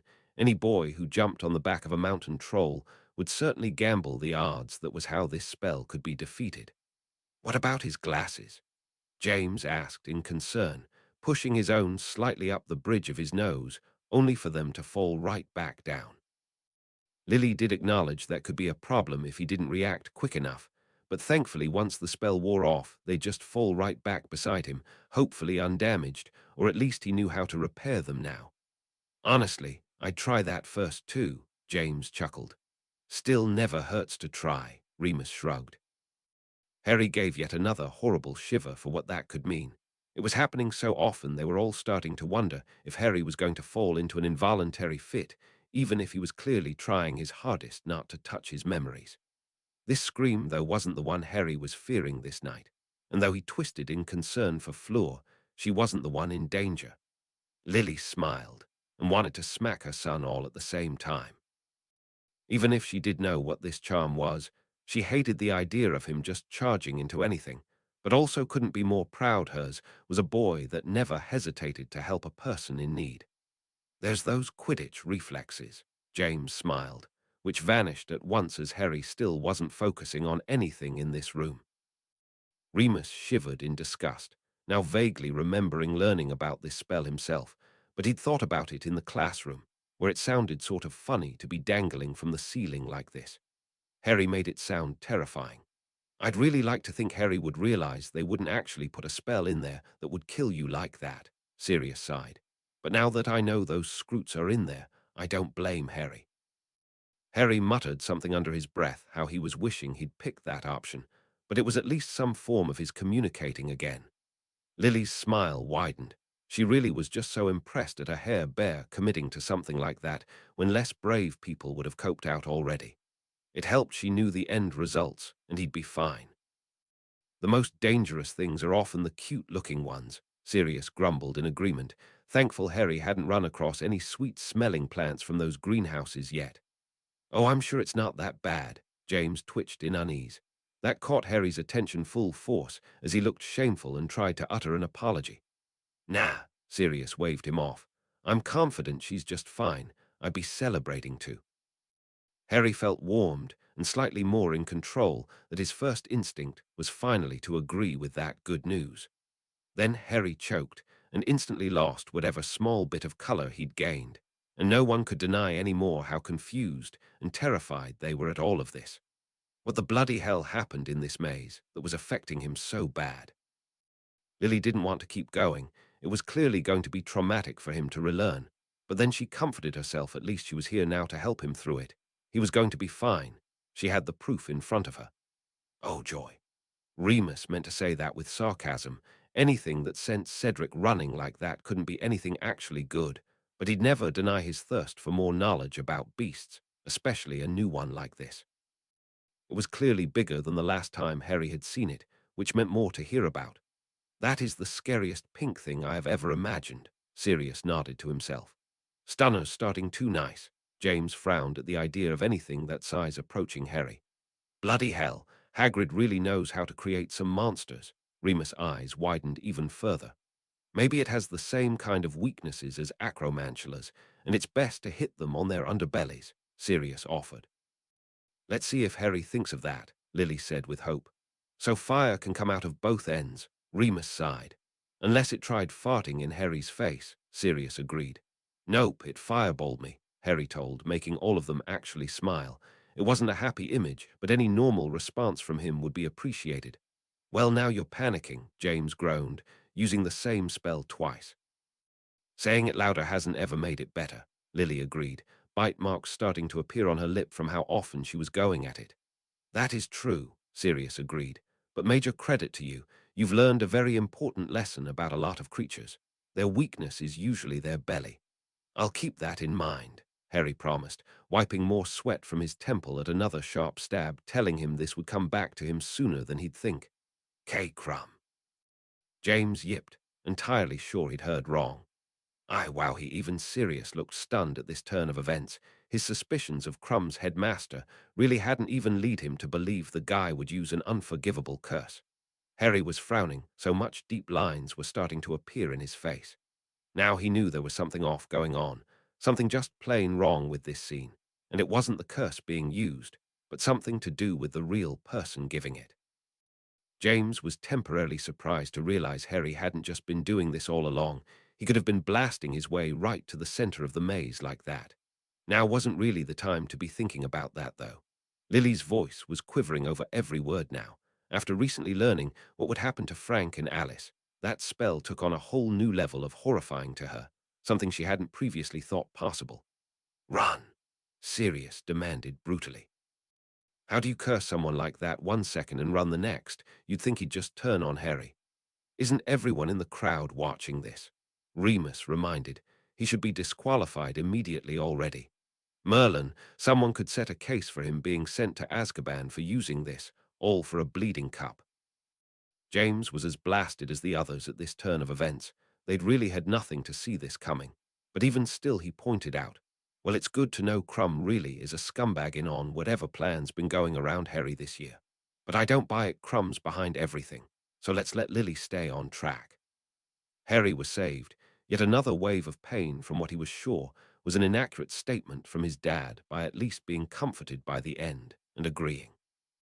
That was a kindness, Sirius said darkly, but he supposed he'd be even more shocked if Harry had used anything else.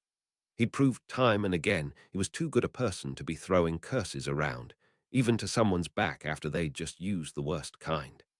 Harry made a soft, whimpering noise he didn't even seem aware of. His body's way of trying to warn him he wouldn't have long to wonder just how bad that spell could hurt. I'm sure it was something else, Remus said instantly, and she's still in the game. None of them wanted to consider otherwise. Even Crumb wouldn't crucio someone into submission and leave them to die. Right, had they and Hermione and everyone been fooled so well? There are worse fates, Sirius sneered, even if he knew he wouldn't have disagreed with Harry. Sirius gave a soft laugh. He hadn't expected to be mimicking someone he'd been threatening so much lately, but still a bit pompous, his point had been repeated. Wow, yeah. James had to blink a few times to realize he needed to move past this moment no matter how badly it left a taste in his mouth. Congratulations, Hogwarts won. That's all we wanted in the beginning, Lily sighed, wondering where all that good mood had gone and how long it would take to come back. I wouldn't have believed so, Remus agreed, wondering if Harry just wasn't putting together what they were thinking. Crumb had been a part of the idea from the beginning of putting Harry into this task to hurt him. But then why hadn't he turned on Harry in that moment? Why had he in fact done the opposite? Oh boy, James sighed. I never had the patience for these things and their riddles, Sirius agreed. Remus hushed the other too, undeniable excitement lighting him as he got to hear about one of these in a new way. Hear one of their riddles in as close to in person as he'd ever get. She won't do that until you get it wrong, Sirius muttered for Harry, who had gone back to only half listening again, Crumb weighing back on his mind just like Cedric, and whatever was coming at the end of this. Lily couldn't stop a surprised giggle busting out, quickly followed by all but Harry, who snapped back to hear with a roll of his eyes. It had been worth a shot. I wonder if someone like Dumbledore made a deal with this Sphinx like he had the mermen, Remus mused. In the wild, they're much less known for forewarning you like this. They simply see you, spring the riddle, and if you don't guess right, they pounce. I can imagine that, Lily agreed happily. So when she says she's going to attack you, she's most likely just going to chase until you send up the sparks. Aside from that dragon, this tournament really hadn't been as bad as they'd all been fearing. In fact, it was the stuff outside of it which had really been the worst. Could that be what was bothering Harry? Not the maze itself, but whatever happened after he got out. It wasn't exactly encouraging, but Harry was watching his mother with some delight again as she finished. Well, nevertheless, I am hoping Harry at least hears the riddle. I love figuring those out. Sadly, this isn't a buddy challenge. James gave a small smile, his mind going back to Harry's first year, and Hermione solving Snape's riddle. He hoped Harry had at least picked up some tips from her in the meantime. Lily was actually smiling by the end, much to everyone's annoyance. I will never understand how you enjoy riddles and poems. Remus shook his head at her. Sometimes the answers are so contrived. Lily ignored him as she reread the riddle again to herself, then out loud, shushing whoever tried to speak up as she turned it all out, before speaking aloud. Well, the first part's a bit hard to find an exact match. It seems broad, but doable if you find at least one other part. The second is one I've seen hidden in other riddles. The letter D, the last bit, is facing the same problem as the first. You need some kind of information to string them all together for the final answer. I'm wondering if it might rhyme with kiss. But no, the riddle feels complete by rhyming with this. So perhaps building from there, something you wouldn't want to kiss with a D in it regarding a lyre as well as a noise. No, wait, person could be an actual Lily, James finally begged. You know I love you, and honestly I'd love nothing more than to sit here and watch you puzzle this out. But don't you want to see how Harry does? James had honestly meant it. He'd been sitting there with an old fond expression. His friends had seen more times than they could count in school as he'd watched the love of his life go through all this in her own way. He had no doubts she would get there in the end, but Harry was starting to look sickly again at watching her even as he was smiling along. Lily sighed, but gave in with minimal dispute. Remus snorted with laughter even as Sirius got over his cackling and agreed. Hey, it even fits the answer. The middle of middle and end of end, both could link into the name of that thing. I don't think so, Lily said critically, not at all laughing as she was still hovering over what this could be even as she read. I don't see that being the answer.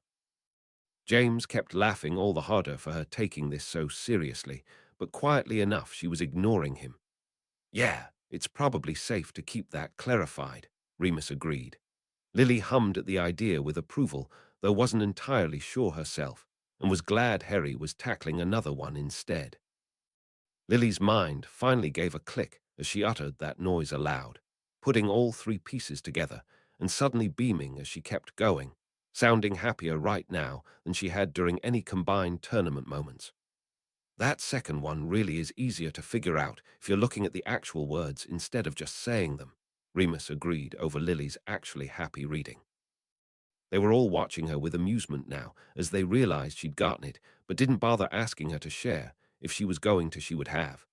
You certainly say it enough, Sirius quipped. Harry stuck his tongue out at him.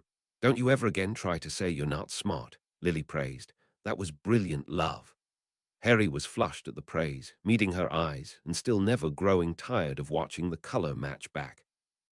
There was some small part of him, even underneath all the dread, anger, and fear he was holding for this night, that left him in no doubt that this one moment, where he was sitting beside his father being praised by his mother, would mean something incredibly special on this June night as well. James threw his head back and laughed hard at that one. He'd had his own moments of that in his school when he'd come up with some brilliant on-the-spot moves, but nothing as clever as this. Harry watched those around him light up, and for just that one moment he let himself feel that too.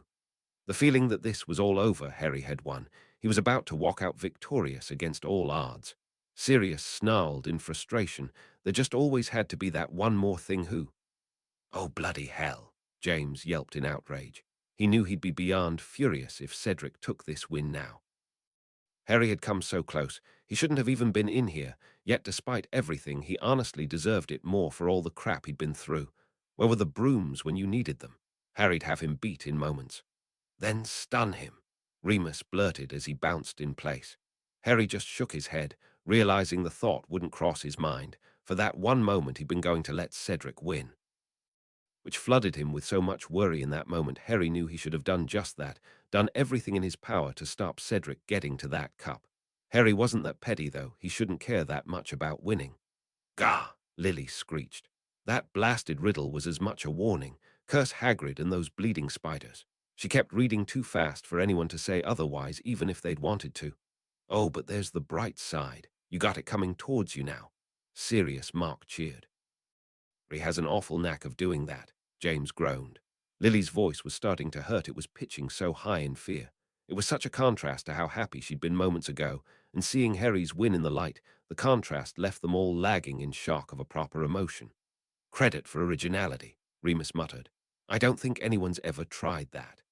Lily felt herself shaking back into the cushions in relief. This had to be over now. She couldn't imagine anything worse protecting the cup. Cedric really is such a good guy. Sirius shook his head in fondness. I can think of a dozen other people who would have gone on for the cup. The moment he touched it, the tournament would have been over. It would have done Harry just as much good as sticking around helping him while also giving him the win. Harry felt a sudden stinging in his eyes, unable to understand why he was happy for that one moment where Sirius had finally admitted he'd liked Cedric. That would be the beginnings of a paralyzing secretion, Remus shivered. So tell Cedric to hop along already and get you out of there before it sets in. Oh, he's not. James started to smile. Oh, but he is. Sirius barked in triumph. Finally, some proper payback for that dragon tip. Harry was rubbing at his leg as he remembered that pain, ignoring the both of them as he was now running an internal monologue of regret that he didn't leap at this opportunity on the spot and do just that. Instead, he just knew he'd argue the point with Cedric, and Cedric would pay for it. Lily gave a soft sigh, wanting to give her son a hug for feeling so seconded by Cedric all year, and now was certainly the worst time. Remus couldn't help it. He was starting to laugh a bit at this exchange. When, in the Cup's history, had two champions ever reached it, and then argued over who deserved it more? He thought both boys should take it now. It honestly seemed a way to make everyone happy. I'm positive no one would have, Sirius grumbled. Harry felt like he was standing inside a church bell as it was being rung. His head hurt so bad. He closed his eyes tight to try and convince his brain not to be the death of him for how badly he was hurting because of all of this. But that helped nothing. It was much more soothing to keep his eyes open on his mother, a small smile lingering on her face as she kept going. No one seemed that surprised Cedric had gotten help in the first place. Clearly everyone in the tournament had been getting help from someone. It seemed perfectly natural to them. Now what did you go calling me thick for? Sirius demanded, and was instantly concerned when for the first time Harry didn't smile at that. His eyes were glassy, his lips trembling as he was clearly using all his willpower to repress saying something. They were all starting to feel the beginnings of panic set in. What could be so bad about this? Lily was starting to rush a bit in getting this finished, hoping the problem once they got out of there really was something they could help Harry cope through. No, I am. Sirius tried again a little desperately, anything to snap Harry out of it, and it seemed to work for just a second as Harry glanced at his godfather, but it helped nothing with whatever was eating the poor boy alive. Was that guilt? Well, now we're all doomed. James tried to pop some humor as well, which fell dead flat around him. If Cho dumps Cedric for you just because you won, I honestly won't approve, Lily grumbled to herself. Harry moaned, tears trickling out of the corner of his eyes as he shook his head desperately, knowing he'd give anything to take that back. Lily made to put the book down and go to her son, but Remus caught her and reminded her what always seemed to help him best when this was eating away at him.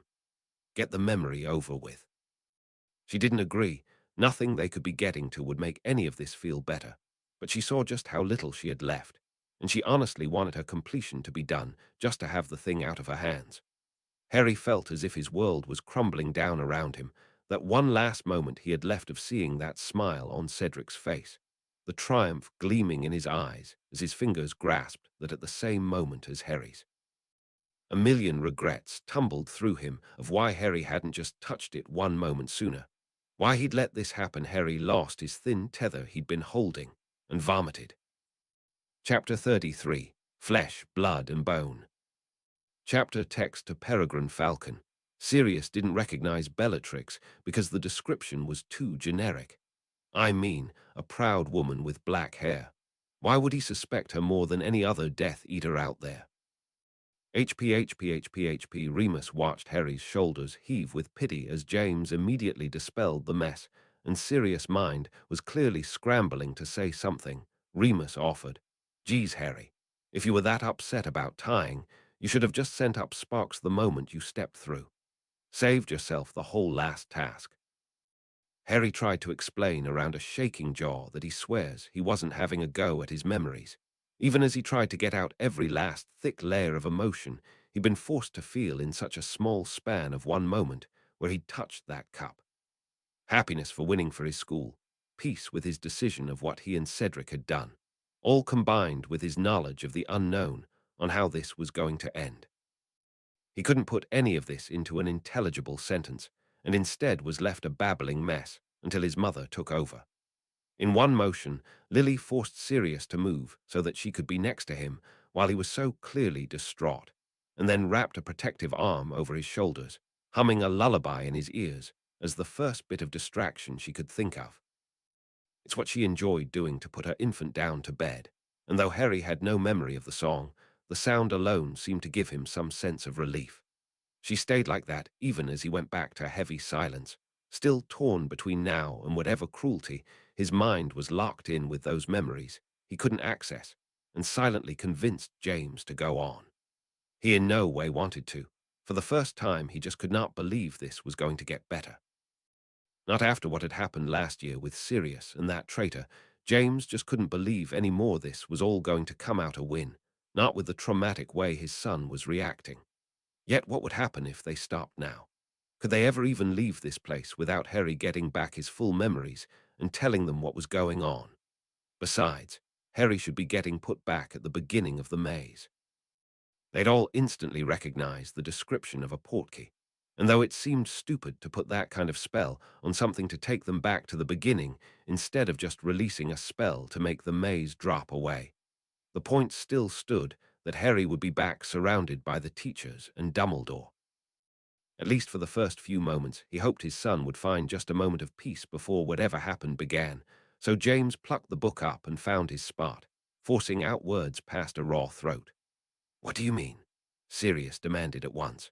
He knew he should have sat back down next to Remus already, but he felt useless just sitting on his hind while Harry was going through such an experience, so he was left bouncing in place like he was on a broken trampoline. "You should have just been sent back to the beginning of the maze, right?" Harry didn't answer. He still had his eyes closed, as was leaning against Lily, like even now he was trying to deny whatever was fixing to happen. James was trying to deny to himself how panicky his voice was already coming out. Surely they were exaggerating how bad this was, but even to himself that wasn't feeling right. Not with how Harry seemed to be reliving his worst memory yet, and had been since the start of this task. It had to be because of this place, wherever they even bleeding were. Remus was clearly thinking the same thing as he hissed mostly to himself. Just where the bloody hell did that stupid cup send you? Why was there a portkey on it at all? It should have just activated some enchantments to make the maze fade away. "If you figure it out, let us know," Sirius grumbled when Harry flinched extra hard at these questions.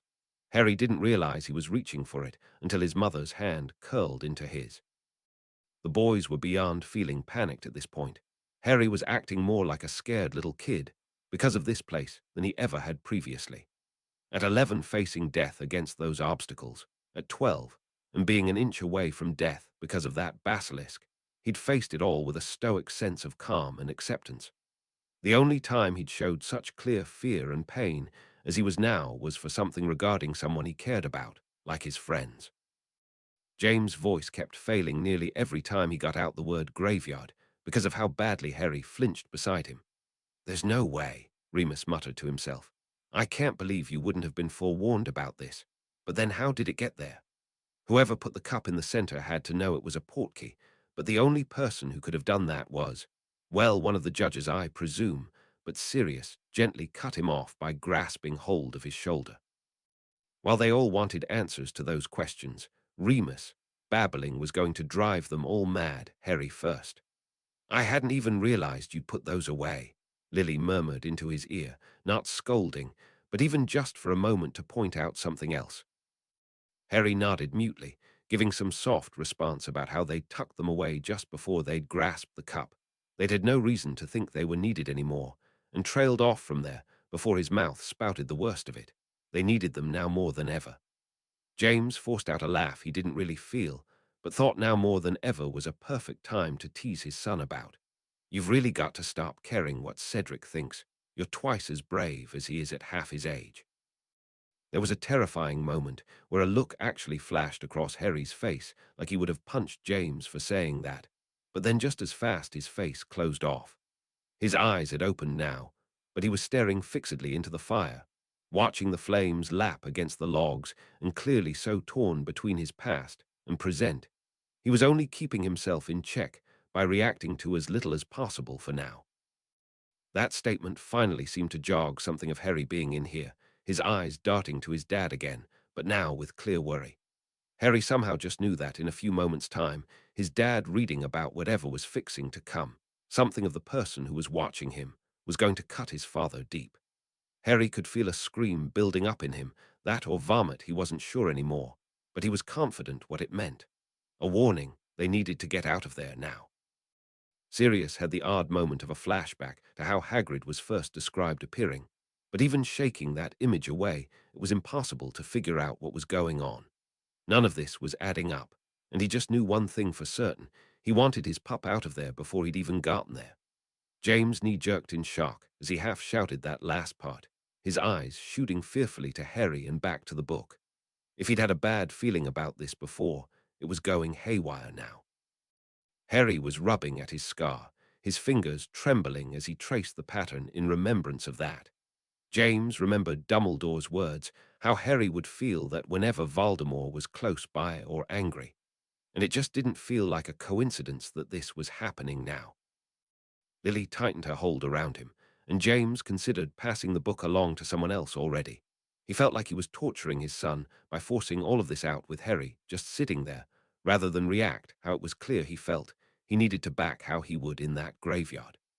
James was so worried about Harry at his side that for a moment it had hardly registered what he'd said, and then he thought his tongue had swollen to twice its size in his mouth. He just wasn't able to speak anymore. Harry was crying freely now. There was no denial anywhere on him that showed what he'd heard was in any way wrong. James just couldn't believe it, though. There was no way what was being painted could actually have happened. He forced out in a state of utter denial. No. Lily's voice came out more of an echo than an actual denial as her arms tightened so hard around Harry she was likely hurting him, but he didn't complain. Though her world was focused solely on her 14-year-old son having to witness that in such a brutal and heartless manner, her thoughts did indeed flip just for a moment to Amos and his wife, how proud they were of their son who'd simply had his life cut from him. That could have so easily been her only child, how he wouldn't be sitting beside her now with a dark look of acceptance on his face. Harry, for his part, only felt the shock of his 14-year-old mind registering what had happened, some slim denial in there as well. He was rubbing at his streaming eyes to force that away, not in shame, but determination. He distantly recognized for some time what his memory had been trying to warn him of, what all these protective feelings of Cedric were, when in reality he'd never been close to him. Now his memory was complete, and he understood those feelings, but the worst of them lingered. Cedric had been discarded for no reason that Harry could ever understand, but that wasn't the worst part of this night still. There hadn't been an excuse for this. His partner in winning this competition had only been killed because he'd been there with Harry. James was more angry than he'd ever been in his life. The only thing that had enraged him more was finding out what had happened to Sirius, but this was almost on level with that. Those words kept ringing in his head. Kill the spare. Cedric had been murdered just for simply being there. He wished he was more surprised by this, but it was entirely the Death Eater way to act like this. His only other real emotion was concern. If Cedric was the spare, then Harry was indeed put there for a reason, and his hands trembled at even a guess of why that was. He didn't even chance a glance at his friends, though he had registered Sirius falling down beside Remus in shock. But James was now too muddled in his own brain to consider anything other than hearing how Harry got out of this. Harry couldn't stop an extra sob catching in his throat for that, not only for Cedric, but someone else with grey eyes he'd have to one day see for the last time. But the thought was so distant, he didn't even realize he'd been thinking it, too focused on trying to marshal his thoughts into any kind of recognizable order other than horror. Lily snarled in outrage of anyone touching her hair bare in that moment. Not a person on earth could remove her arm from where it was right now. Remus muttered something James couldn't register. He certainly felt his own amount of shock as some part of his brain lit up on where this was, but the rest of his being went numb upon that realization. Voldemort really was there, and they were at a riddle gravestone, which meant the book had come full circle, and they were ending where it had begun. That bundle of blankets was the little being that had been in a high-back chair this whole time. So that was here prongs, James jolted, and nearly turned Sirius into a slug as he interceded his trail of thoughts. But then his best friend did register, and he looked pissed. It was all too clear he was understanding this all just as well as James had. But where James still could hardly properly form what had become of this future, Sirius was well into another angry cycle of wanting to demolish the world, but for now settling on reading in blistering tones. At least he was more likely to get it all out without wanting to break down every 5 seconds with regret and pain. No, Sirius was more likely to read it out with a colorful array of insults and death threats, but that was more bearable, because at least that would give them an easy focus. James passed the book along and leaned back as far as he could, then moved over until he had both Lily and Harry tight in his own arms, the only distraction that could give him peace. It had taken Harry a few beats longer to catch up with where everybody else was, but as the blow sank in and he pressed his hand to his face in shock and looked around him properly again, he distantly felt sorry for them all. He was still lost in the maelstrom of what had happened to Cedric, but to them, someone else they'd all loved had fallen so much farther. Lily looked disturbed, like the image of a man who'd been there the first time Harry had kicked in her womb could not be put on the same person who put a fist to his face for any reason. The boys looked monstrous, Remus more so than Harry had ever seen at his worst times. For the first time, Harry truly saw the shadow of a wolf reflect in his eyes when he heard one of his closest friends doing that.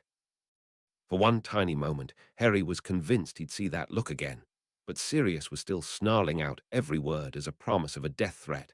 That hand was coming off faster than his head now. Sirius couldn't use the nickname Harry had learned to associate that rat with. That would have actually broken him. That name meant too much to him. Instead, he could only manage to refer to him as him. The word was used with such pure violence it wasn't hard to put it together. James was beside himself.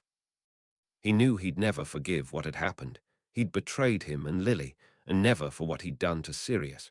But unintentionally, this whole time in the very smallest bit of his heart, he'd actually been hoping the rat would pull another switch. That little comment he'd made, there in the beginning about trying to use another other than Harry, well, clearly this was what that conversation had been about. So whenever that time had come, James had, unbeknownst even to himself, been praying to see a return of his friend, that he'd help Harry in a moment of redeemability. Now that was as dead as Cedric, another innocent person he'd rid himself of in his bid for his own protection. Harry knew he should have felt betrayed at the part Wormtail was playing, and continued to blame himself for Cedric being there, and now his death as well. At the time, he knew it had been his fault. If only he'd let Sirius and Remus kill him when they'd had the chance, none of this would be happening. Yet, Sirius' words still hovered enough that he didn't break down all over again, apologizing and begging forgiveness of this happening to an innocent person. Sirius didn't blame him for this happening, and that was what really mattered.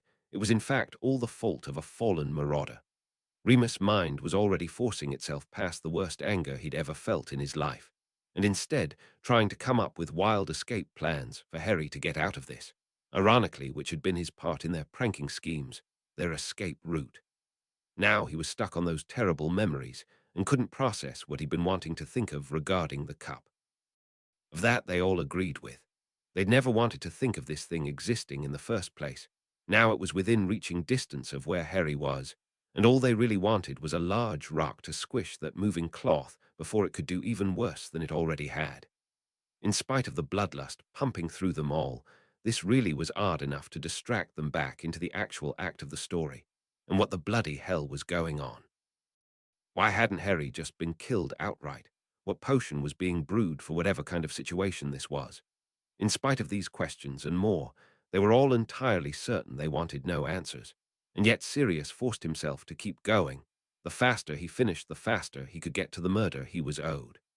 As menacing as Sirius sounded then, even his godfather still couldn't hold a candle to the icy venom of Voldemort's voice, which Harry oddly found some comfort in.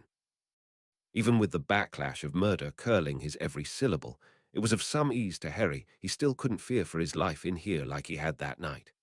Remus cocked his head to the side as something nagged at the back of his mind. What an oddly specific cauldron. James longed for a time where he would have beheaded someone else, for insinuating the friend he knew would ever have called Voldemort master as anything more than a joke.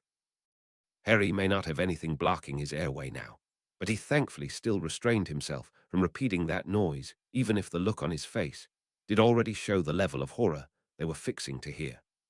Lily couldn't get the disgust out of her that this blight had once held her own precious child, that the mockery of the moment was distorted beyond all recognition with him having spent any amount of time caring for this new facet of Voldemort's wasted life. Remus remembered back to that first chapter, how he'd considered the idea that Voldemort had somehow possessed a human child, and that was how this thing was existing. He really had no other explanation for how it was even alive. But then again, he hadn't a clue from the beginning how any of this worked. Harry should have died that night, but instead Voldemort had vanished and still hadn't been killed himself. None of this was in the realm of possibilities, he understood, so why was something about that cauldron lingering in his mind? Sirius couldn't deny the fact that he was pleased in the most twisted way it was possible to be. Even if he couldn't be skinning this useless critter alive right now, at least in some form he was still being forced to deal with the choice of his decision. Revulsion would soon be a happy memory of his once Sirius got a hold of him, so he should enjoy it while it lasted. Lily was trying to get her mind to go past what was being done to her son, to focus instead on what on earth this potion could be, but she was coming up blank. What could Voldemort be using? And still far more importantly, why was Harry there? Remus was, well, not happy by any means in this situation, but grateful he hadn't been the one to take the book away from James now, because he was entirely certain his voice would have failed him. It wasn't really that potion. James had not a single clue of what brew was being concocted in that, but from the one ingredient alone, he was more confident than ever before he was not going to like the end results, and more than anything he wanted Harry away from it. Sirius didn't even sound disturbingly happy anymore. He was too wrapped up in disgust for what he was forcing out. Remus had hated himself many moments over his life, but none more so than now, where there was no more doubt in his mind what that rat was actually doing, and it was all his fault. Lily replayed that sickening line one more time in her head, and still she wasn't prepared for what Sirius shot out next. Harry wasn't sure about the others, but for him, this was still more traumatizing than anything. To even think about what Wormtail had done to himself, what he'd already done to Cedric. He knew he should have been angry or scared, but the only thing still resonating was the pain this night had caused. Sirius roared that line more than anything. He'd been apoplectic when he'd learned what had been done to James, and even himself, but this still somehow managed to reach a new level of atrocity on his part. He was going to take what from Harry? One of the reasons Lily had always claimed to be good at potions was because of the details. If it said the 12th scale plucked from an Archemy, then you better be sure you counted right, or the whole thing could be in a mess. So her mind was left spinning off, wondering if Harry hadn't been tied down, if he hadn't struggled, could whatever this was be prevented? Of course it was too late now. Whatever was happening was being done. But since her life goal was to ensure this would not be happening to her baby so long as she lived, even for a moment it felt good to think of some way to prevent this. Remus couldn't find anything in himself to feel hatred for that rat, or even a selfish glee at his pain, or anything much except for how much he hated himself. Harry shook his head sadly at his younger self. This moment had felt imminent from the first time he'd heard Hagrid speak the name. That was a child's wish, one that Harry had never been granted. Sirius had absolutely no emotion in his voice as he pleaded Harry's thoughts. There was not a shred of hope left among them to even pretend that could be happening. They wished they could have been more surprised for that, tried to find some way to deny the heart-pounding fear and misery they knew that would cause for the next foreseeable future. But considering they were currently living in the time where Voldemort reigned everywhere, that sentence just didn't have much of an impact on them other than the realization Harry was in the middle of that. Sirius finished his chapter, but couldn't think of anything to say or do to show he had. His brain had shut down. It was too complicated to do more than keep a low growl resonating from his throat as his mind kept a single focus on whose fault all this was, which is why he was so thrown when Remus sobbed. My fault. It's all my fault. Remus, you can't still be blaming yourself for him getting away. Sirius snapped at once. He wasn't going to let him take blame for this any more than he would Harry. He'd been keeping half an eye on his pup this whole time to make sure he wasn't thinking the same, but so far he was mostly a frozen mask of shock. I keep telling you, your sanity was more important to me than him. I'd make the same decision again in a heartbeat. Remus clearly wasn't listening, burying his face in his hands and whispering that over and over again. Remus, Mooney, I'm begging you. If you know what that was, tell me. James begged. He was sick of listening to how one person kept ruining his life, but Remus talking like that was coming in a close second. Remus kept his eyes tight shut. He couldn't bear to look at any of them, but somehow that nickname being used helped. It was still a symbol that meant more to him than he could put into words. He began whispering, "Aye, well, one time we got to looking up a cure for me." He was starting to shake uncontrollably, which hardly stopped when Sirius placed a hand on his shoulder, but he still kept going. This was during the process of you guys trying to become animagus. Age. He has having some difficulties with it, and he was really good at potions. He'd clearly directed that part at least at Harry, as all of them knew that. Maybe that's how he was even getting all of this out. He was building himself up to start trying to apologize to him, though none of them still understood why he was blaming himself, until he finished with, "Well, we conned the defense teacher into signing a book for us from the restricted section. It was a book on potions used for people who were, like me, suffering from, well, things that they'd do anything to get out of their body for. We came across this one potion he really seemed to like, one that would give you a new body. Except, well, I'd never seen such a disturbing potion. It required everything that was just mentioned, and no bleeding way was I going to consider hurting anyone to try and get this to work. Not to mention the bleeding thing could only be brewed at such a ridiculously specific time frame. Would you stop? I'm more than confident Voldemort will have known about this potion all on his own. Quit blaming yourself for everything," James insisted. Remus wasn't exactly convinced. He still remembered back to that first chapter, and wondering why the rat hadn't deserted Voldemort as well. He must have had some knowledge of what was to come, insight into the plan of Voldemort's return. Otherwise, he should have abandoned that helpless little thing as surely as he had them. True that Voldemort could have somehow known about the potion another way, but the rat must have gone back to him with some form of a plan, something that would draw him back to his protector to ensure he'd stay just that. Sirius still looked likely to force-feed him this book if he didn't stop, so regardless of if he agreed, Remus stopped arguing the point. Sirius instead turned his attention on Harry when he realized this, and whispered, "It all right if I keep going, pup?" That chapter was over, and it's only going to get worse. He was asking more for James than Harry, though. This was clearly hurting him more than anyone else, to continually realize what that traitor had done to his son's life. When Harry agreed, though, and Prongs didn't say otherwise, Sirius forced himself to turn the page.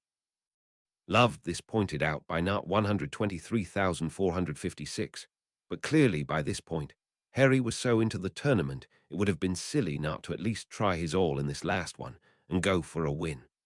Plus, I have every confidence whoever did touch the cup still would have been killed, and Fakai would have just got Harry sent there at the closest moment so. Chapter 34, The Death Eaters. Chapter text, you guys really don't understand the amount of thanks. I owe you all for being so supportive and sweet about this. HP Sirius had lived through a lot of crap in his life, some real life-shattering moments, but the act of forcing himself to read about the return of Voldemort, when he technically hadn't even fallen yet, so they'd never even been allowed to live in that lifespan of peace like Harry had, really was doing something to his psyche as he got started. Harry almost longed for Sirius or someone trying to crack a joke during all of this. It would make what he was hearing feel even slightly better. His first thought that someone could have made a mention of how Ron would hate Voldemort just for that fact alone, but humor was going to be hard to come by until Harry was out of this danger. As much as he deserves, he's got a fate worse than Quirrell's coming up, Remus viciously thought to himself. Lily gathered from that act that this must indeed be Voldemort's own wand, the one with the phoenix core he shared with Harry's. It took a moment for Lily to even push past her disgust at all the cruel things that Wand had done to her, James, and what felt like everyone she ever loved. to even try to guess where it had even come from, until she remembered who'd been tending to Voldemort this whole time. Lily couldn't help but wonder for the first time if that rat had possibly made an appearance at their house, that fateful Halloween night as well. If he'd come across the body of Voldemort and taken possession of his wand for safekeeping, or perhaps even a level of power, and then hid it away before he went underground as Scabbers. It didn't even seem that far-fetched, as he hadn't a wand on him that night he'd been confronted by Sirius and Remus, so he'd held this one as a backup all these years. At the same time as she realized that, though, it also meant he would have had to cross James' body, and she hoped in the blackest way possible that had hurt him, to see what he'd cost in deceiving a man who still didn't want to believe the worst in him after everything. James held a remarkable look on his face as he heard that, somewhere between demented humor that this was Peter's reward from Voldemort himself, and still some grains of wondering when he'd finally show regret for his decision. Sirius got through that exchange like an executioner reading out the final charges. It really was easier to think of this cretin as some corpse going through these motions rather than someone he'd once put such trust in, put his own life in those hands, one of which was now gone in a willingly given gesture for these actions to be occurring. Remus' mind flashed back through all the mentions of Snape and Karkaroff talking about something on their arm, and then to find the same thing now on that foul little rat. It couldn't really be a coincidence. But what was it exactly? Lily had not a clue what was going on, what Voldemort was doing, nor where on earth that tattoo had come from. What she did gather was the fact that it seemed to be some sort of calling symbol, and that meant even more bad news was about to arrive. Harry was rubbing at his forearm thoughtfully, some lingering thoughts floating just beyond his conscious mind of how he felt about those questions. James had already grown up hating Voldemort through his life, but in that moment where he actually referred to Lily, James wanted to see him dead more than ever. No one got to talk about his wife like that. Uses. Lily spat in disgust. I lived trying to protect my son. That's more than he'll ever understand. Sirius would forever hate himself for having to say that, and still having even the slightest bit been involved in that happening. But then he conjured back the image of telling his wasteful parents that their precious Voldemort was in fact a half-blood with parent issues, and it gave him enough breath back to keep going. So it was Voldemort who killed Riddle and his own grandparents, Remus marveled, wondering why he was even shocked. There were some questions in there he was curious about, like why, but this was Voldemort he was thinking about. He'd never really needed much of a reason to kill anybody, especially Muggles. Certainly ones he was related to would be eliminated at Voldemort's earliest convenience. Harry rubbed at his forehead a bit at that. There was a significance to what Voldemort had said about a father being useful in death. His eyes flickered to his own and away. He didn't like to think of his dad as dead in any sense, even if it might have been helpful to him in his past. I want to know what's with that thing. James muttered of no one, anything to keep the feeling alive that they were hearing of this in the room rather than having to think about Harry living it. They were only using its weird venom to keep Voldemort alive, yet he named it, didn't he? What's so spatial about this snake? I'm not really that surprised, Remus shrugged. Voldemort claims to be the descendant of the great Salazar Slytherin. I can easily picture him with some snake for a pet now. I can't picture him with anything resembling a pet, Lily disagreed. He doesn't have the capacity to take care of a goldfish. We should just be thankful it's whatever this is, and not a basilisk, Sirius muttered.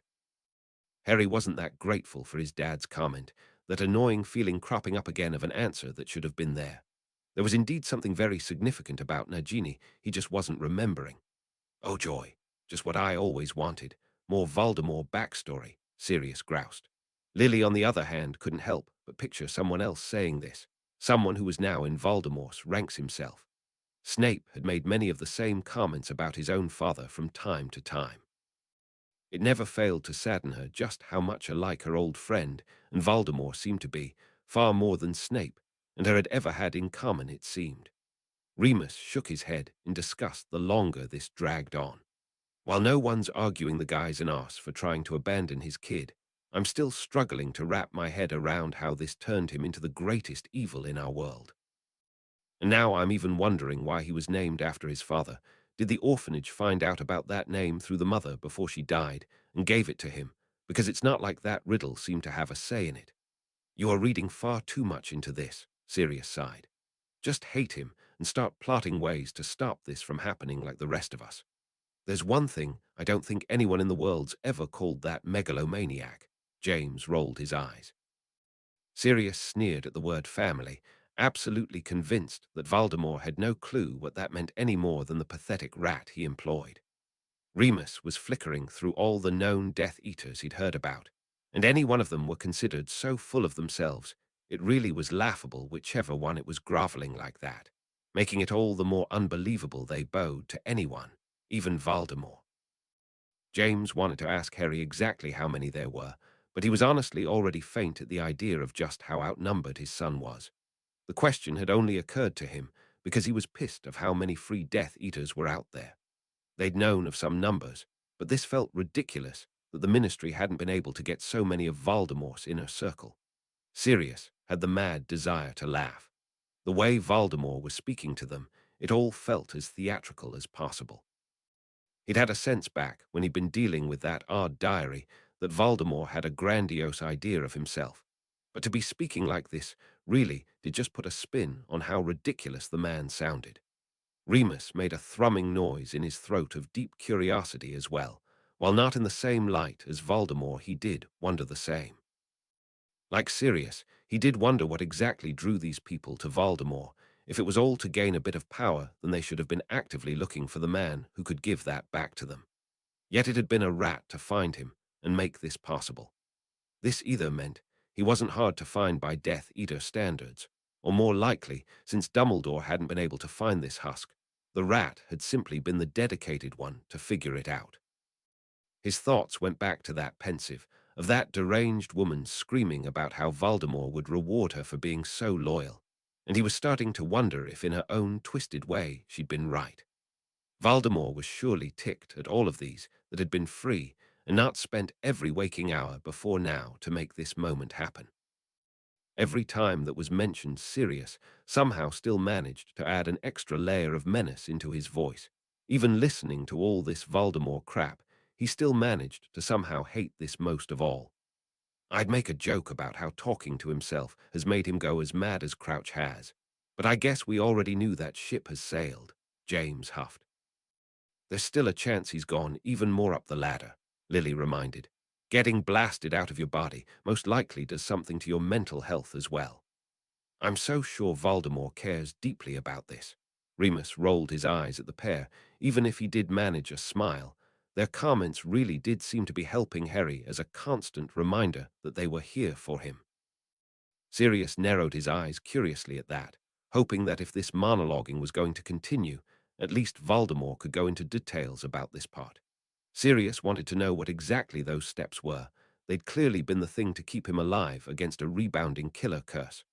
I cannot get over how full of himself he is. Lily shook her head with a twist of her lips. I'm now grateful that in the times where he's fought our side, he's never tried to monologue during it. Though if he had, we'd have this problem nipped by now, James pointed out.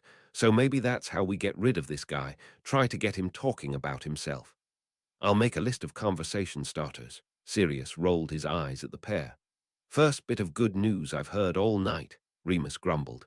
Wish he'd stay that way, Sirius agreed. Lily's arm kept tightening around her baby all the time. Sure she'd never gripped anything so tight in her life to assure herself Harry was right here beside her now, not being forced to live through this again any more than he had to. Pity didn't quite define what she felt for her baby. She completely understood his desperate desire for help to arrive, but she had no doubts that not a soul actually knew where he was, and no muggle could do a thing for him. I'm hoping you won't live past the next 13 minutes, Sirius snapped, so Avery's not going to get his chance. James was trembling, whether in rage or despair no one was sure, for that being so irrevocably true, and he still wanted more than anything for it to not be. Remus was starting to get concerned about letting Sirius continue like this. It just couldn't be good for his health, or throat, to keep reading about that in the most violent way possible. But as it was the only release Sirius could find instead of murdering that rat like he deserved, Remus wasn't going to be the one to stop him. Lily already realized that Rat had broken her list of people who needed to be purged from her life. But now, every time she was forced to see the reaction it gave James, it was still somehow made worse every time. The fact that he was actually being rewarded really did somehow feel like the worst part. Like their friendship, this family, all the times they'd shared over the past years of their life hadn't been enough for him, and he'd gone crawling to everything they'd ever stood against, and somehow he actually still hadn't shown an ounce of remorse for his choice. Sirius didn't care how long he lived. That image would forever be branded into his brain, and he couldn't ever peel it away no matter how much it hurt, how much he still didn't want it to be true, and still wanted to end his life before any of this could begin. For some reason, something of what Dumbledore had once said tried to come floating back to the surface of Harry's mind. Something about how Harry actually would one day be thankful that Wormtail was so heavily involved in all of this. Harry believed that now more than ever as he heard about this hand. Wow, so we were right. Malfoy is part of the inner circle, Lily huffed, her own mind still distracted, caught on the never-ending realization they'd all been suffering through that one of their own was now a part of the same thing. Is it wrong to say I'm actually enjoying listening to him beg like this? Sirius got out through gritted teeth, the opposite of looking like he was enjoying any part of this. Nobody responded. They weren't entirely sure how much of a joke that was supposed to be, as well as Sirius, could find his own pleasure in whatever he needed right now anyways, so they wouldn't tell him off for it regardless. I cannot get over the fact that Harry's referring to him as Mr. Malfoy, Remus directed at Lily, hoping the friendly reminder of when Harry had first met Hagrid would make even one slight worry line disappear from her face. Harry wondered why he thought he should have a feeling about that, some sense of something telling him the Malfoy line and Voldemort's service could hold something to him. Sirius' hard face managed to give an extra spasm of hatred at the reminder of his family. He already knew what had become of one of his cousins. Narcissa had married a Malfoy, and he was honestly surprised she hadn't been mentioned right along with Lucius, and he'd heard rumors of what Bellatrix had become. If he wasn't mistaken, this was in fact her new last name. Only Andromeda had made anything good of herself. At least he hoped she'd stayed that way in all these years.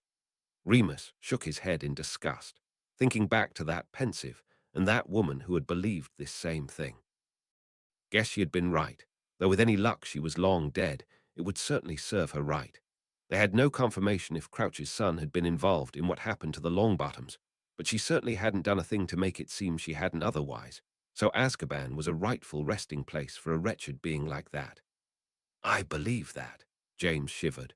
Dumbledore's always said it's a miracle they haven't deserted us already. The majority of them have already. I keep hearing fewer numbers are keeping their prison in check all the time. Well, we need a new prison anyways, Lily snapped. So good riddance to them. Remus gave a particularly vicious shiver at that. It really wasn't his favorite job. He now had to be helping keeping tabs on a select group of those fearsome monsters, he among them. Sirius had an individual hatred for that loon, the one who tried to kill Buckbeak, the same creep who walked around with an axe the whole time around children. It really didn't surprise him in the slightest he was among these high-ranking. He was the kind you had probably found burning live kittens in his youth. Wow, and here I thought their kids were just meat sweets without brains, James said nastily. Turns out they're as trollish as their own dads. Lily hummed without comment that time, etching all of these into her own mental list. Some of the worry for her son finally lessening just slightly enough, she was realizing how useful all this information could be to the Order. They were getting a hand-picked list of the elite after all, many of which were indeed still active in the ministry now. She'd worry about details on how to nail them all after Harry was out of there. She'd still rather have the ignorance of not knowing than how she was learning this. That about describes everything they do, Sirius snarked. That was mentioned once before too, wasn't it? Lily muttered to herself. Someone faithful who'd been helping him out along with the first one we heard about. Her throat wasn't quite able to swallow all of a sudden, it was so dry, and she trailed off from there with nothing more to add on. The one name Voldemort hadn't given, the one they really wanted to know. Remus was keeping his own running list in his head, and realized that at least two of those most likely referred to Karkaroff and Snape, though he had no clue who was who. He didn't really think that was giving them too much credit anymore, not the way they'd been speaking all year about something like this happening. All he was left wondering who the third was. Could it be one of those two who were his most faithful and had been helping him out as well, or someone else altogether they hadn't even heard about yet? James made a demented noise. He somehow had found a new level for hate on either Karkaroff or Snape. His money was on Snape, but since it really had been either of them to put his son in there, they were going to suffer for it in the worst way he could conceive. Well, I'm certainly not that sum, and you need to not ever say that again, Lily snapped to no one, knowing she couldn't stand Voldemort taunting Harry being there much longer without blasting down a wall of her house in anger. Aside from the abundance of information regarding names they were being force-fed from his meeting, James wondered if he'd get something even more important to him. Would Voldemort finally divulge the very reason he'd started with his boy in the first place? Lily was mouthing her anger that on top of all this Harry was in fact in pain this whole time. If being in close contact to the essence of Voldemort had hurt Harry, then she could only imagine how that had increased with his own body. Her only saving grace for now was that it wasn't happening to him now. He still kept himself still as possible, one hand curled securely around her, the other hooked into James. James had been randomly patting it this whole time as a reminder to himself, as well, thankful beyond words, their infant had never been brought back down to be any part of this. Lily's touch seemed to warm Harry all the more. Not that he'd ever forget that for a moment in his life, nor ever be able to find happiness in the act of her life being cost, but there was still something he could never put into words of the magic of the act that went beyond any spell. Remus was starting to get a bad feeling about this, his fingers already tightening around his wand, as he remembered the last time Voldemort had tried to act on that and had nearly choked Harry to death. Why was Voldemort even keeping Harry alive now? He'd played his part in the resurrection potion. Was it all really for gloating now? Harry had to beat back the impulse to lean away from those touching him now, that horrible ingrained pain still trying to remind him it had once existed in his scar, soon to be even worse though he wouldn't have believed that possible. You make that mistake a lot, Sirius snapped cheerfully, and it's put a hole in your boat so many times I hope it never stops. Sirius, I don't think that's actually a saying, James sighed more than joked back. Well, it is now, Sirius replied like that was obvious, and for a moment as the two best friends met eyes, something felt normal even for just that second before Sirius forced himself to resum. Wow! Lily screeched, her arm starting to shake across Harry's shoulders. The thing she'd been able to leave him with, a sliver of protection she'd lost her life for, and now even that was gone. She felt like a failure as a mother. Nothing she'd ever done had been enough for him. Lily looked as likely to burst into tears of frustration as murder someone in that moment, so Remus felt like he was poking his own death as he reminded, the potion that resurrected him, Lily. He used Harry's blood, that makes them as connected as their wands now. He'd thought the others had realized this. It made sense when you went back and realized why Voldemort had wanted to use only Harry for this when that rat had been right. It would have been easier to get a hold of another other than Harry for this. Apparently not, as the others lost an extra shade of color, all false bravado of pretending this was okay, falling out the window.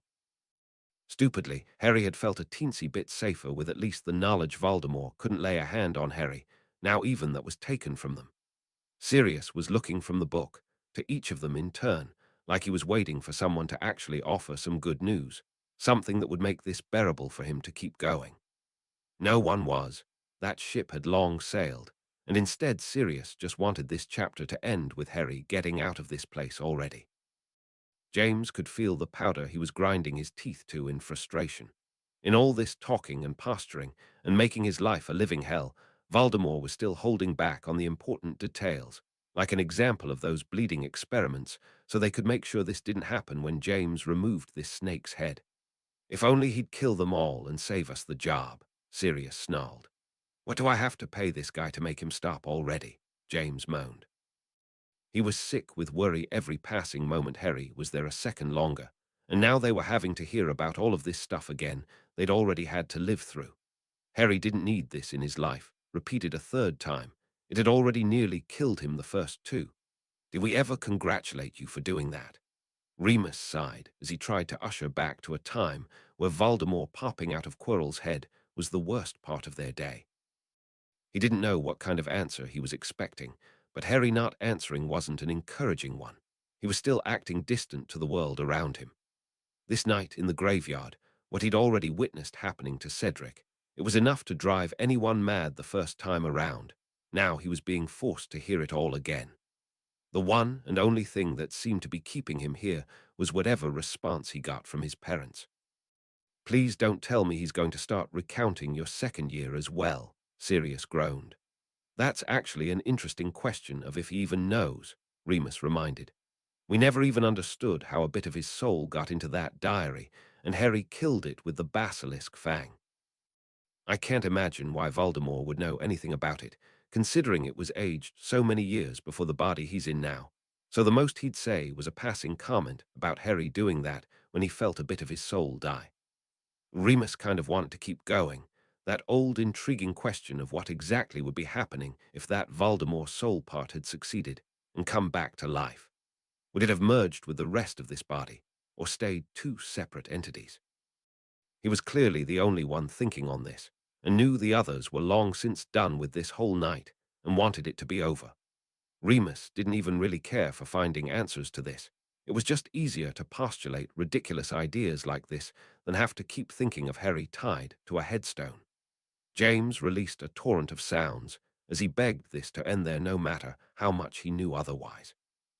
The next part, the bit where he had indeed gotten exactly what he wanted, was still the worst part of all. Harry again felt the burn of Trelawney's prophecy tormenting his life, now complete and in the flesh. What he would give to go and take back his part in this coming true. One that he thankfully can't retain in death, so look for some silver lining, Lily hissed under her breath. Sirius hated himself for somehow still finding new ways to despise that miserable bit of existence. He just wanted to have him dead already and be done with that part of his life. This continuing to be dragged out always managed to find new ways of torturing him along.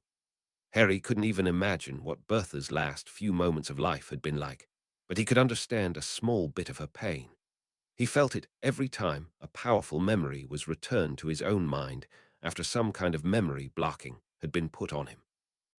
He was going slow, relearning this bit by bit, and he still felt like it was slowly driving him mad. He couldn't imagine someone being forced to have it all come back at once. That really would drive a person out of their own skull. Remus shook his head in disgust at himself. This was all so clear in hindsight. Bertha had worked in the Department of Magical Cooperation and would have known about the tournament beforehand like every other employee there. When Voldemort had previously mentioned how useful her information had been, that had been what helped put this whole plan into action.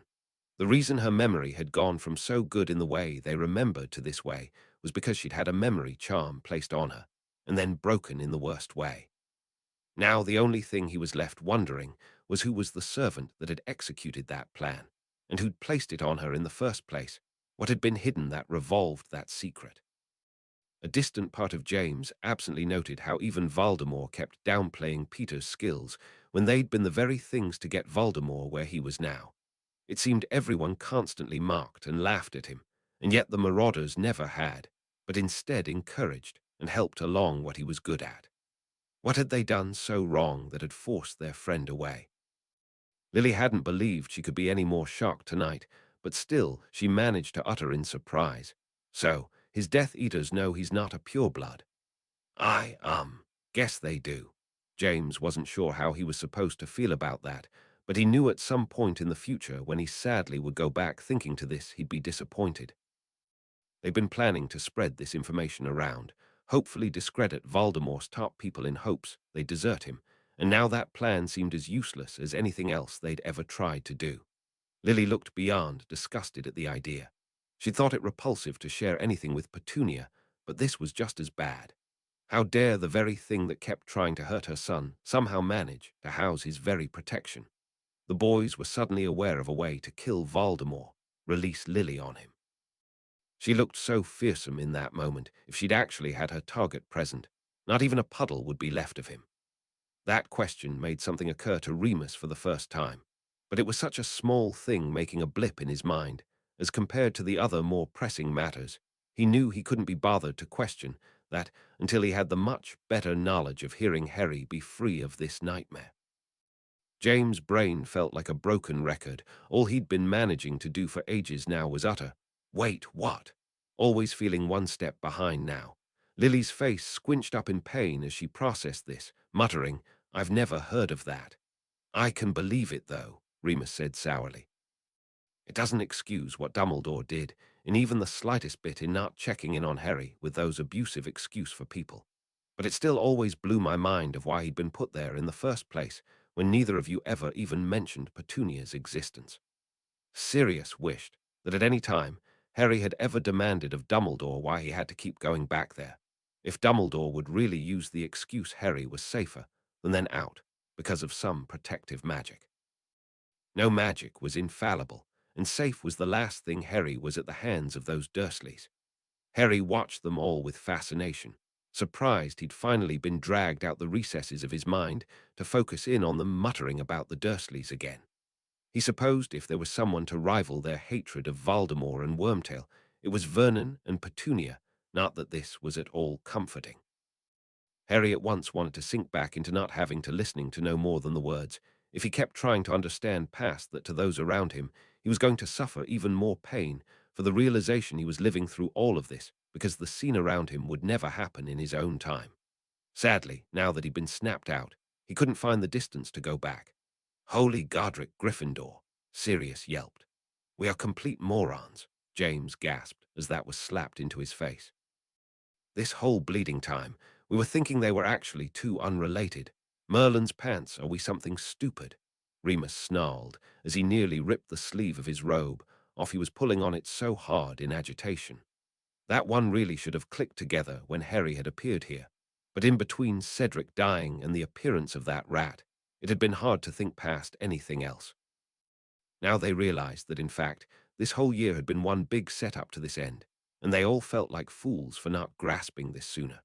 Harry wasn't going to let them wallow in their misery for long, failing to come up with an encouraging smile in his search for something to say, but still getting out. If it makes you all feel any better, no one else figured this out either.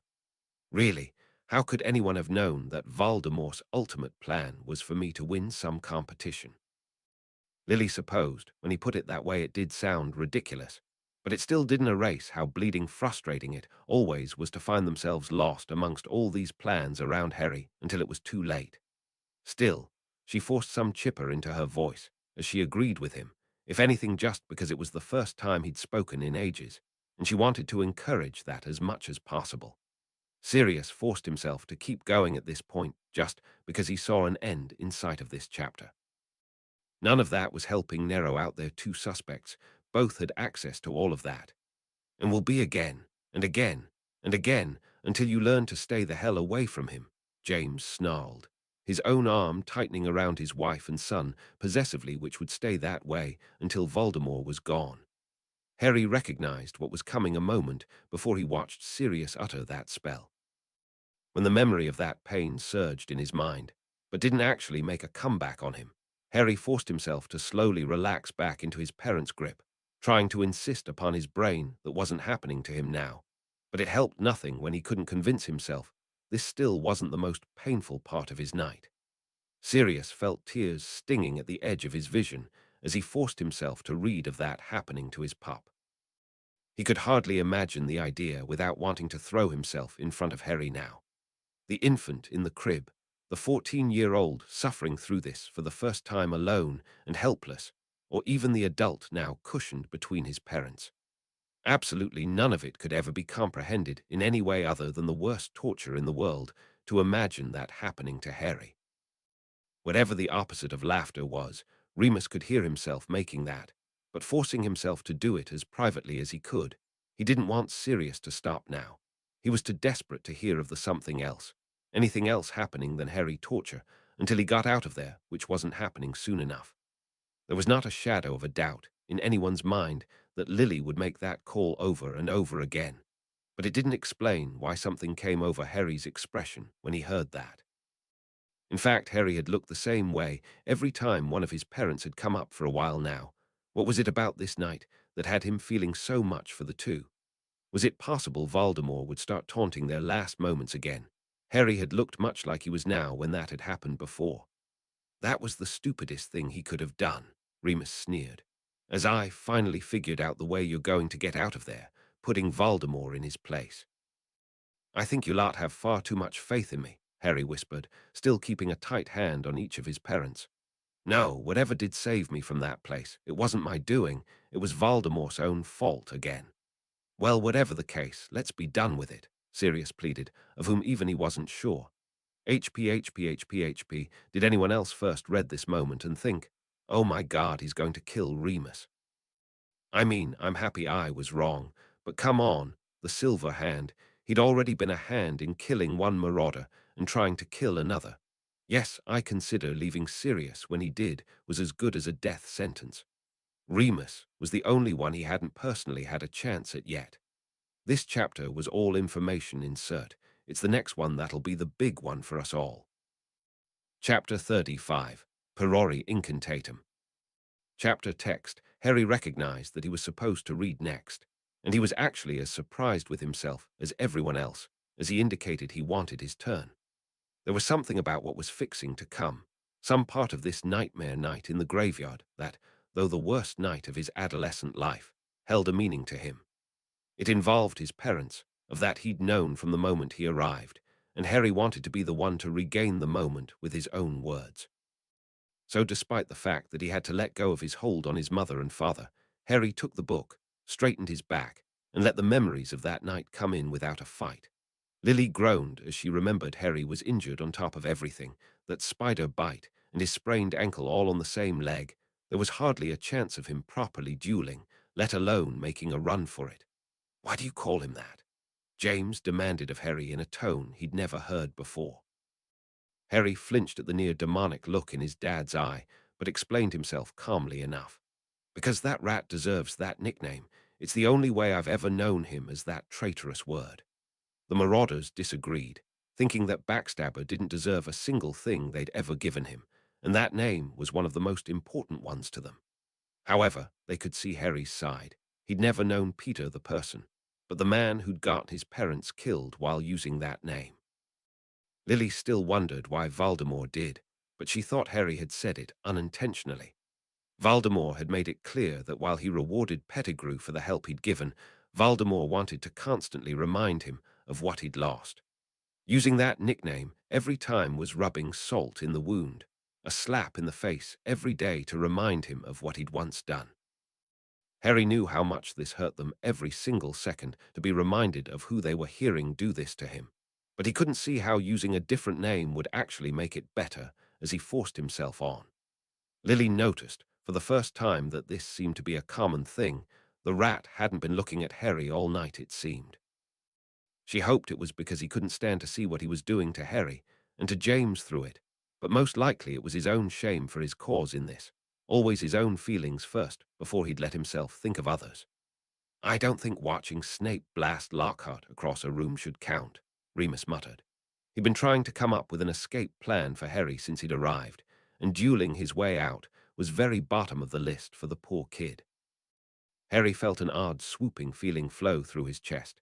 He'd felt something for that spell the moment he'd first seen it used, and now even his own thoughts trying to mock him for how useless it was didn't quite cover the hope that was trying to bubble in him now.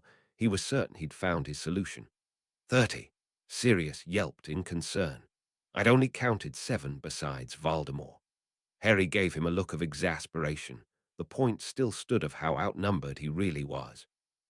It was that expression he was giving his godfather. Really, you're pointing that out now. That somehow managed to convince Sirius to smile back. He could see that Harry was still only just below panicking levels of the situation he remembered being in, but for just a moment he'd turned and talked to him like this was all normal, something they all needed. I don't think anybody's actually trained for that situation, Remus agreed. Dumbledore himself would feel a little trapped. You really are something not to just be on the ground begging for your life, James agreed without a hint of mocking.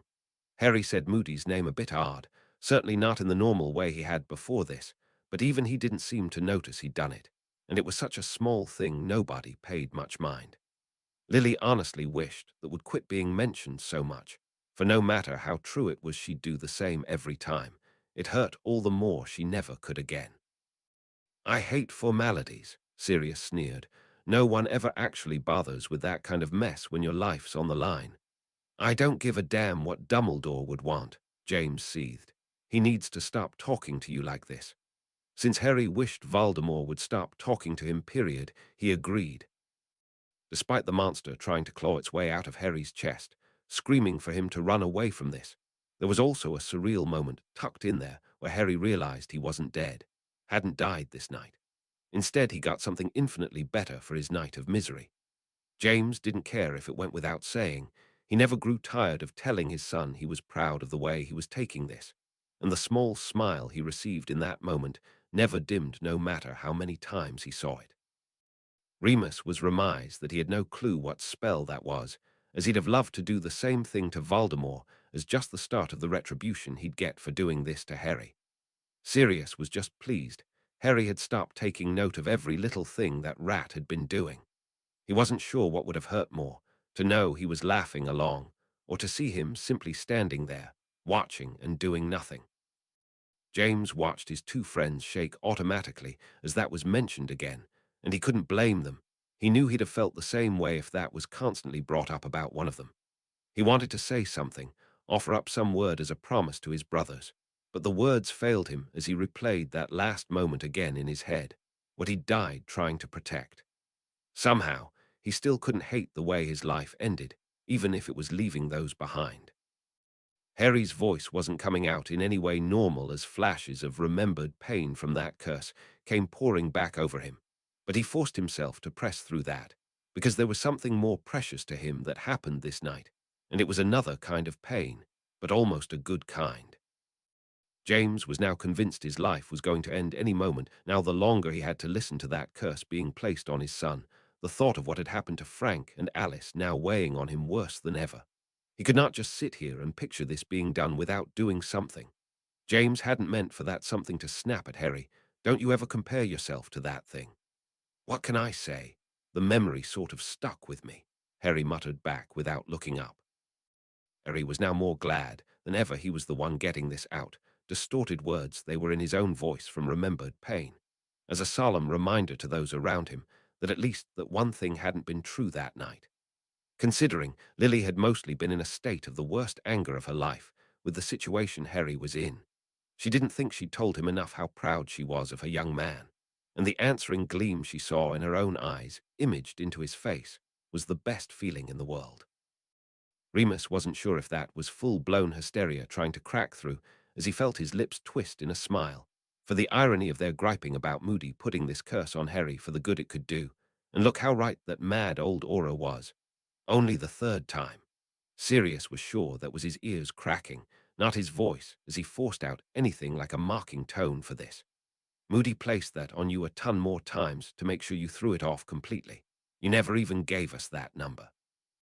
Harry gave an unhelpful answer of muttering about how his mind hadn't exactly been going for specifics at a time like this, not wanting to put Sirius down when he'd been trying to help. It wasn't assisting his own mind that recently every time Moody's name had been mentioned, he felt an even sharper poke to his conscience, which had been paining him more and more since he'd arrived here. Even though James had already watched Harry pull this off once, this ranked right up there with his seeker skills of impressive abilities. Moody in a classroom was one thing, not that he'd expect the man to go easy, but still. This was Voldemort behind that curse, and Harry was still fighting back.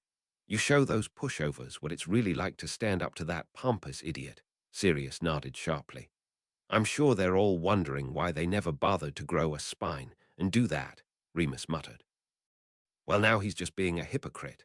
James forced an eye roll, forced just one small second of a joke. I'm sure Dumbledore's told him to stand down, and he's never done it. Right, don't do what Voldemort does. I'll keep that in mind. Harry genuinely grinned at him. There's my boy, James whispered to himself. The image of Harry flying proud in the sky was one he'd envisioned since he'd first held his son. Now instead of a broomstick, those reflexes were being used to save his life.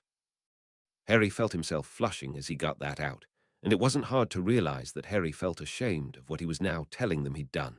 James wasn't going to stand for that, giving Harry a friendly nudge as he promised. No one on earth could fault you for trying to catch your breath, Fleetfoot. Harry did look around at him in surprise for that, and James shrugged without remorse. I found I'm partial to that for your marauder nickname. Covers all the bases, really. Harry's face stayed red, but for a completely different reason as he turned back to the book, more pleased than he'd ever been in his life for his dad actually insisting upon this as more than a joke, especially after another nickname he'd once endowed kept stabbing him in every way possible. I'm pretty sure during the time where you didn't have a body, you were some classification of dead, Remus grumbled. Wish he'd stayed that way, Sirius quietly agreed.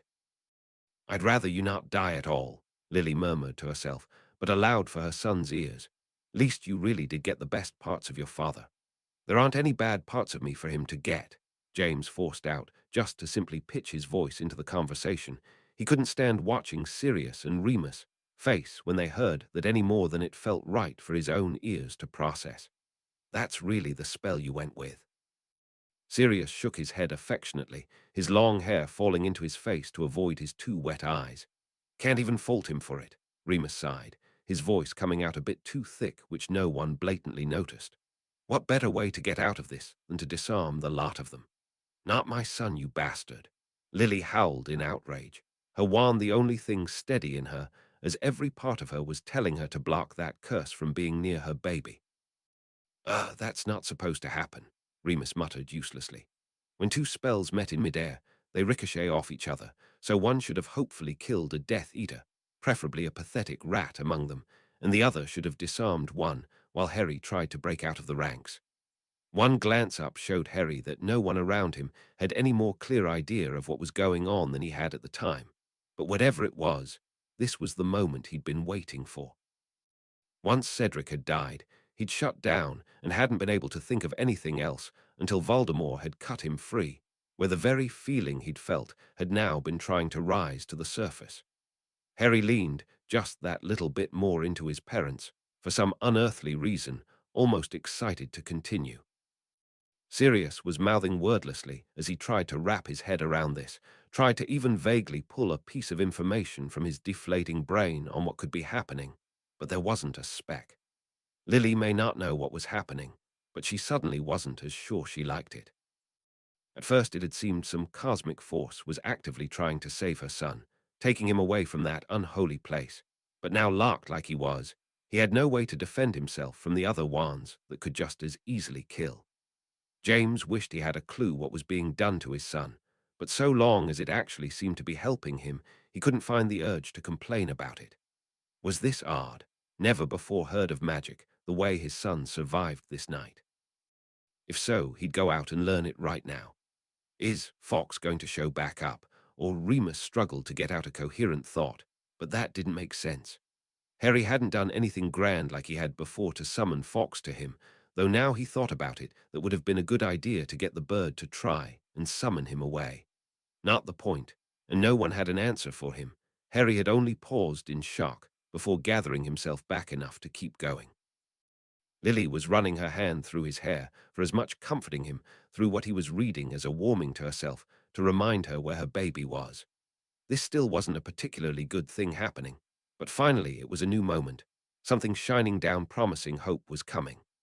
Sirius longed for a time where he could have been hearing about this and laughing, Harry talking to music, and then of course what he just described felt like it described life.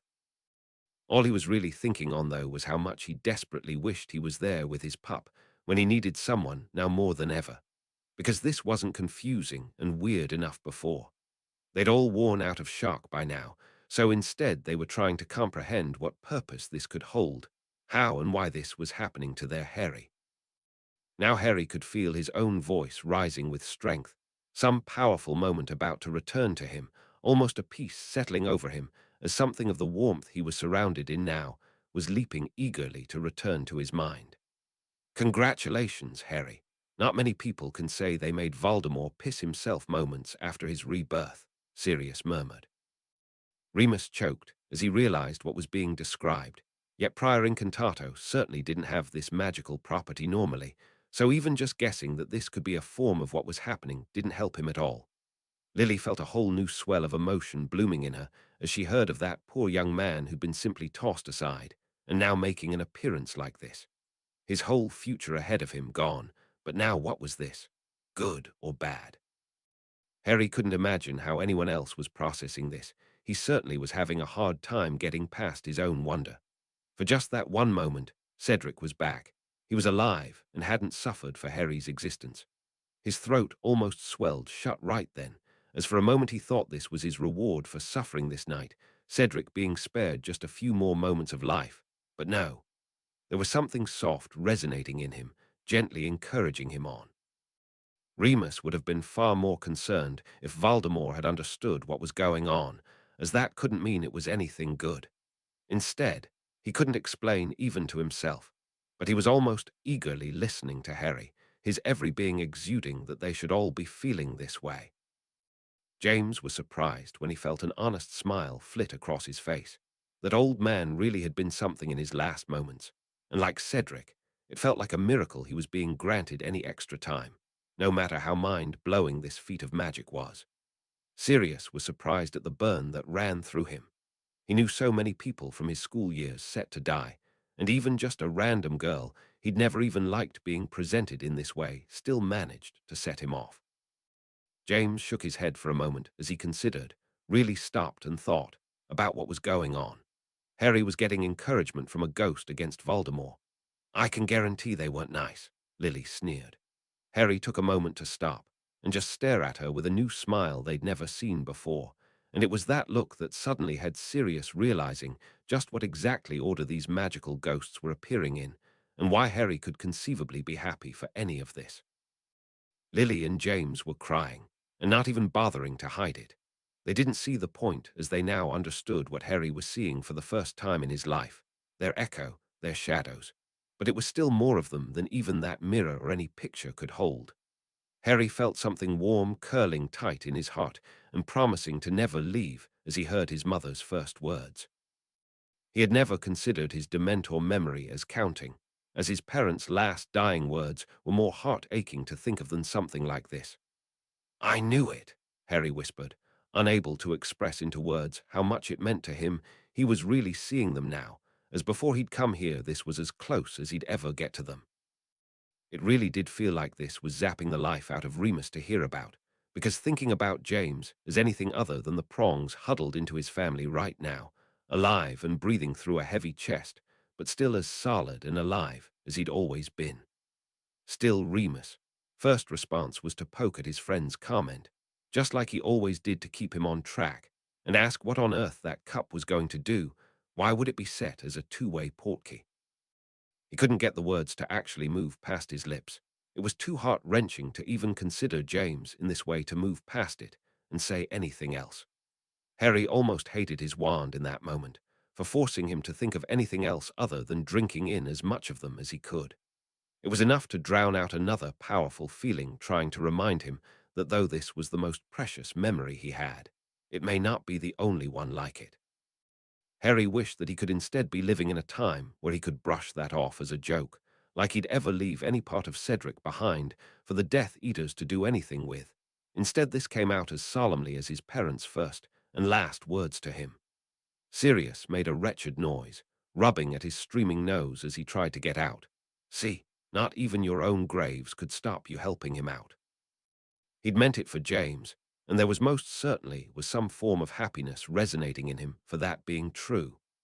Lily hummed in agreement, her hands never stopping the motion of curling through his hair, her throat too restricted to get out anything more articulate until he was really away from that place.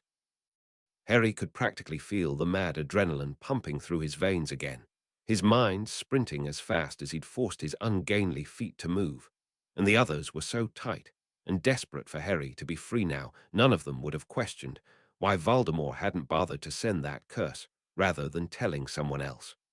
Could it be because he longer trusted his own wand to do the deed? There was something significant in that train of thought, but Harry wanted to be done with his chapter already, so that he could set this book aside and really hug his parents again in gratitude for what they'd done for him even one more time. James felt a wild gasp of relief finally escape him, watching Harry finish off the last few lines with gratitude so he could just stop and think for a minute. Harry snapped the book shut hard, and then proceeded to hug both of his parents to him as tightly as he'd ever been able to in his life. James still hadn't even begun to fully process everything he just heard about the night of Voldemort's return. He was still too busy clinging to his only child and his wife to think past much of anything, except for the fact that he never wanted to let go of either of them. That night could have so easily gone wrong. Harry could have never been here now, but instead would have remained like Cedric, dead and lost to the rest of the world forever. Whatever that magic was that had saved him, somehow his miracle had been granted, and he had finally been able to do just one thing for Harry, even beyond the grave. Later, he could question how his ghost, or whatever, had even known the way to get back. Later, he would think about how that had all come to pass later. Chapter 36, Veritaserum. Chapter text to subtle. Yes, yes it was. I'm glad you caught that. The name you used precedes you. As you can tell, I've never once tried to call her that, nor will I ever. I'm not even sure how other people pronounce it, or why they do it at all. To guest. I love the idea you presented, but while you started on a very unique idea that I am going to love bringing up in the last chapter, the way you tried to end it isn't entirely accurate. I'll make sure to mention that you started this idea so you can see the full explanation. HP. Harry startled back into this living room as he heard a whispered conversation in two other ghost voices. He'd been remembering those spectrals so clearly because of this last chapter, that hearing Sirius and Remus speak without some sort of echo like the others startled him out of the warmth that was his actual living parents embracing him, and blinking around in startled confusion, some little blip going off in his brain saying their voices shouldn't have even come out of that spell. He hissed and blinked, going cross-eyed as he stared at his very alive godfather and his seatmate, who was now watching him with even more concern than before. But he quickly let go of the moment, even he didn't understand, not wanting to break away from his parents' attention for any longer than he could.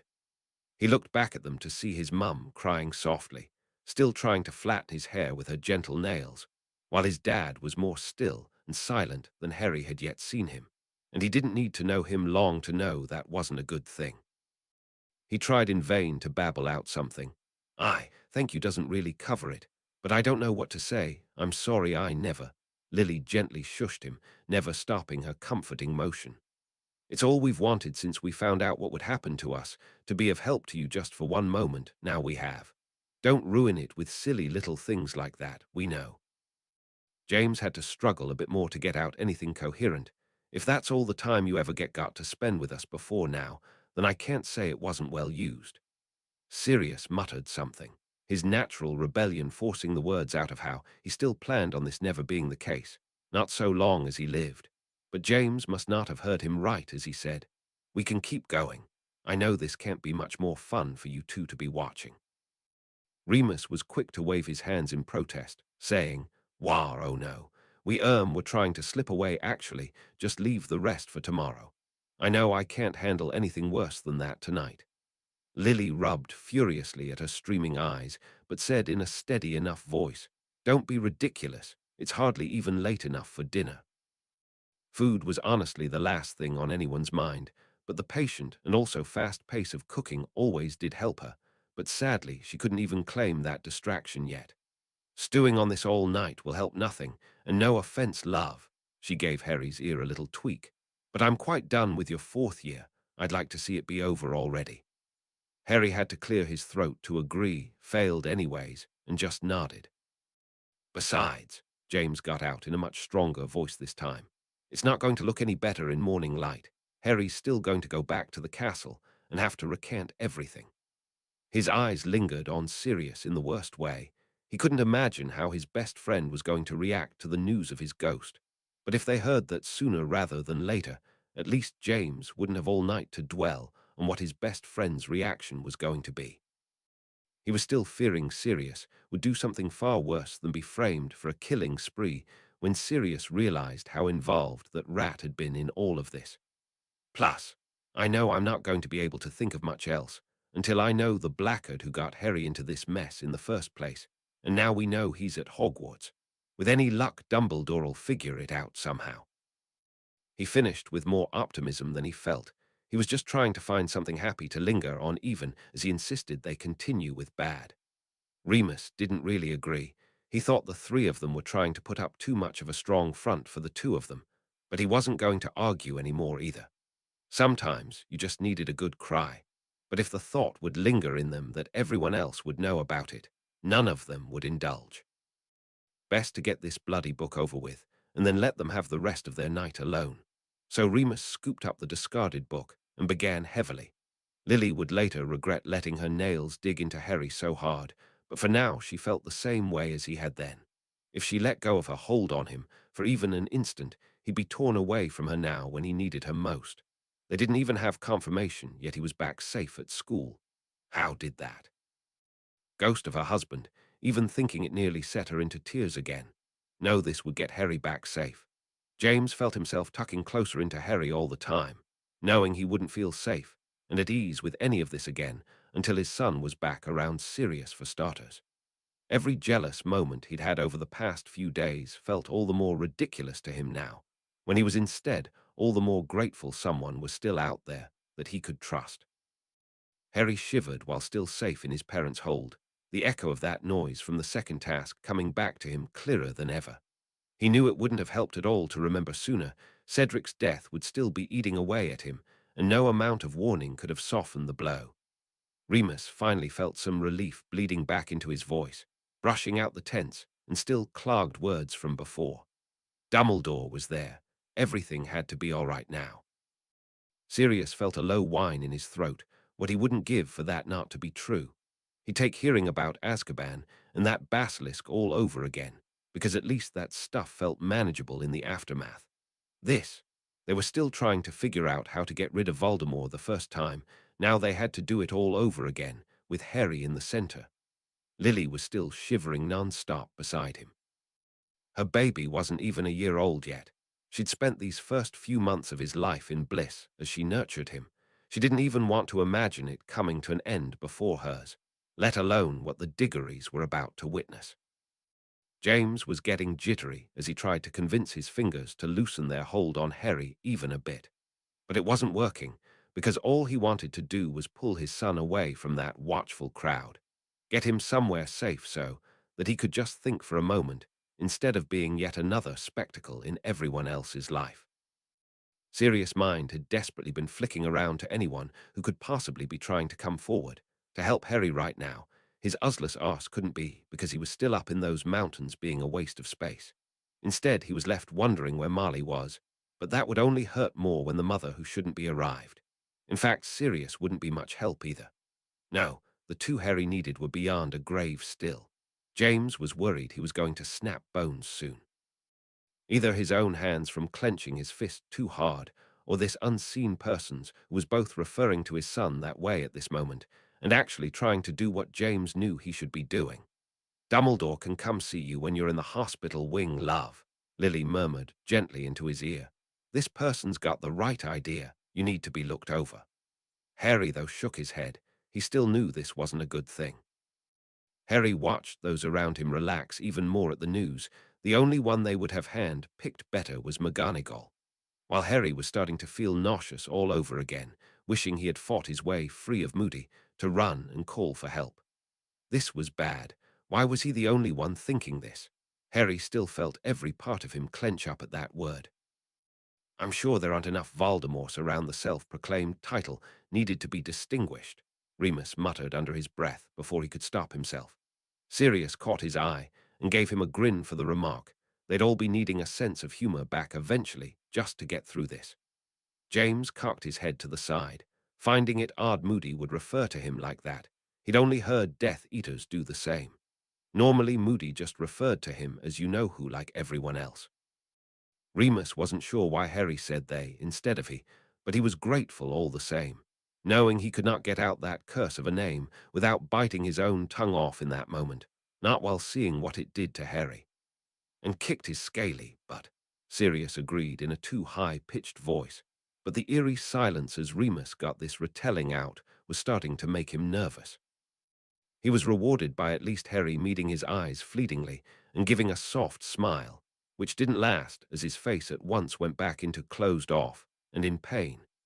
That was usually the look he adopted when something bad was fixing to happen to him, but what else could be worse?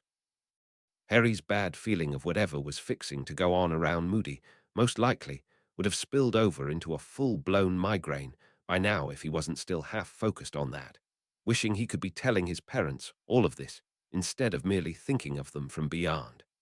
Harry was still very sure, though, that all right was not the word he'd use for whatever was fixing to happen to him.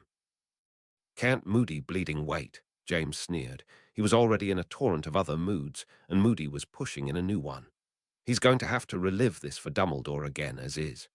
I doubt Dumbledore will let Harry get away with these meager details, Sirius agreed with a heavy scowl. He'll want to hear everything, and not from Moody. He's not doing him any help with this.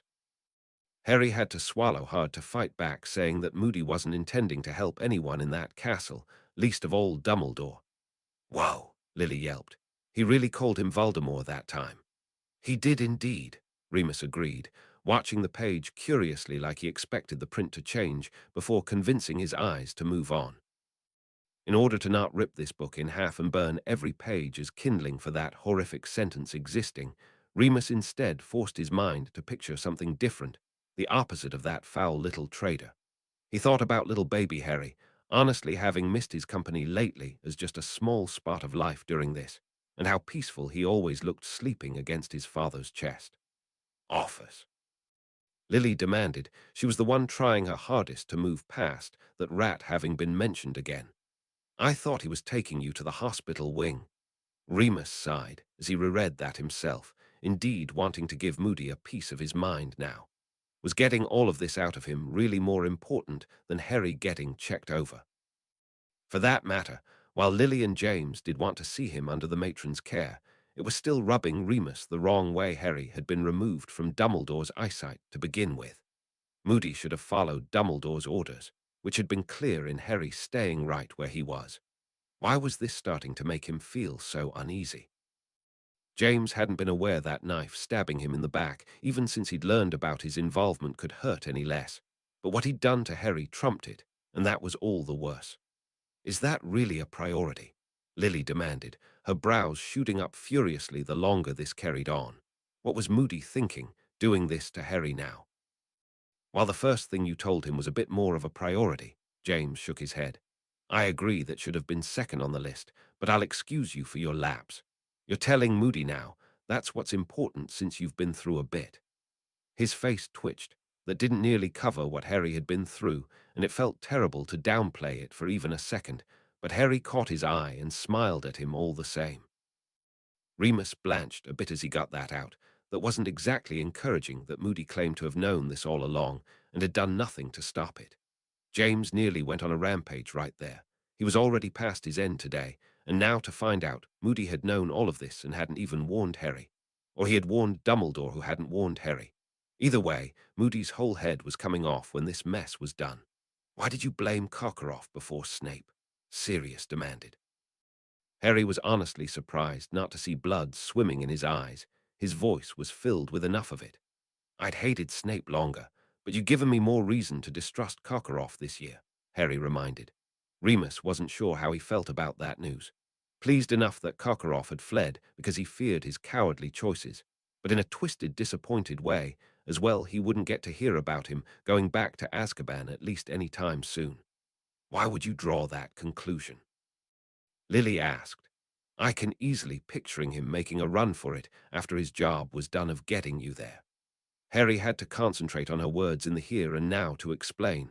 The way Voldemort mentioned his faithful servant at school, I just thought that he wouldn't be such a coward as turning tail the moment his mark burned like that. A moment ago, Remus had been convinced there wasn't anything else this book could do to him that would be harder to process than hearing about James, and Lily having to help Harry escape Voldemort as ghosts. Why did he keep getting proved wrong? Are you? What now? Sirius leaned over and glared at the little print like he was expecting Moony to have played some dumb joke. Harry should have felt too exhausted mentally and physically after the turmoil of Voldemort's return had all come back, but he had no say as the feeling slammed back into him full force, when he was all too familiar with now. The pain of an important returning memory, how his breaths began hitching and he groaned. He's not lying, he's not joking, but he cut himself off with a noise of utter frustration before he could go too far and keep hurting himself more. James' first instinct was to argue, to tell Harry that he'd misheard Alistair Moody claiming to have been any part of this. But James quickly shoved that part of him back down because he knew he'd always believe Harry first.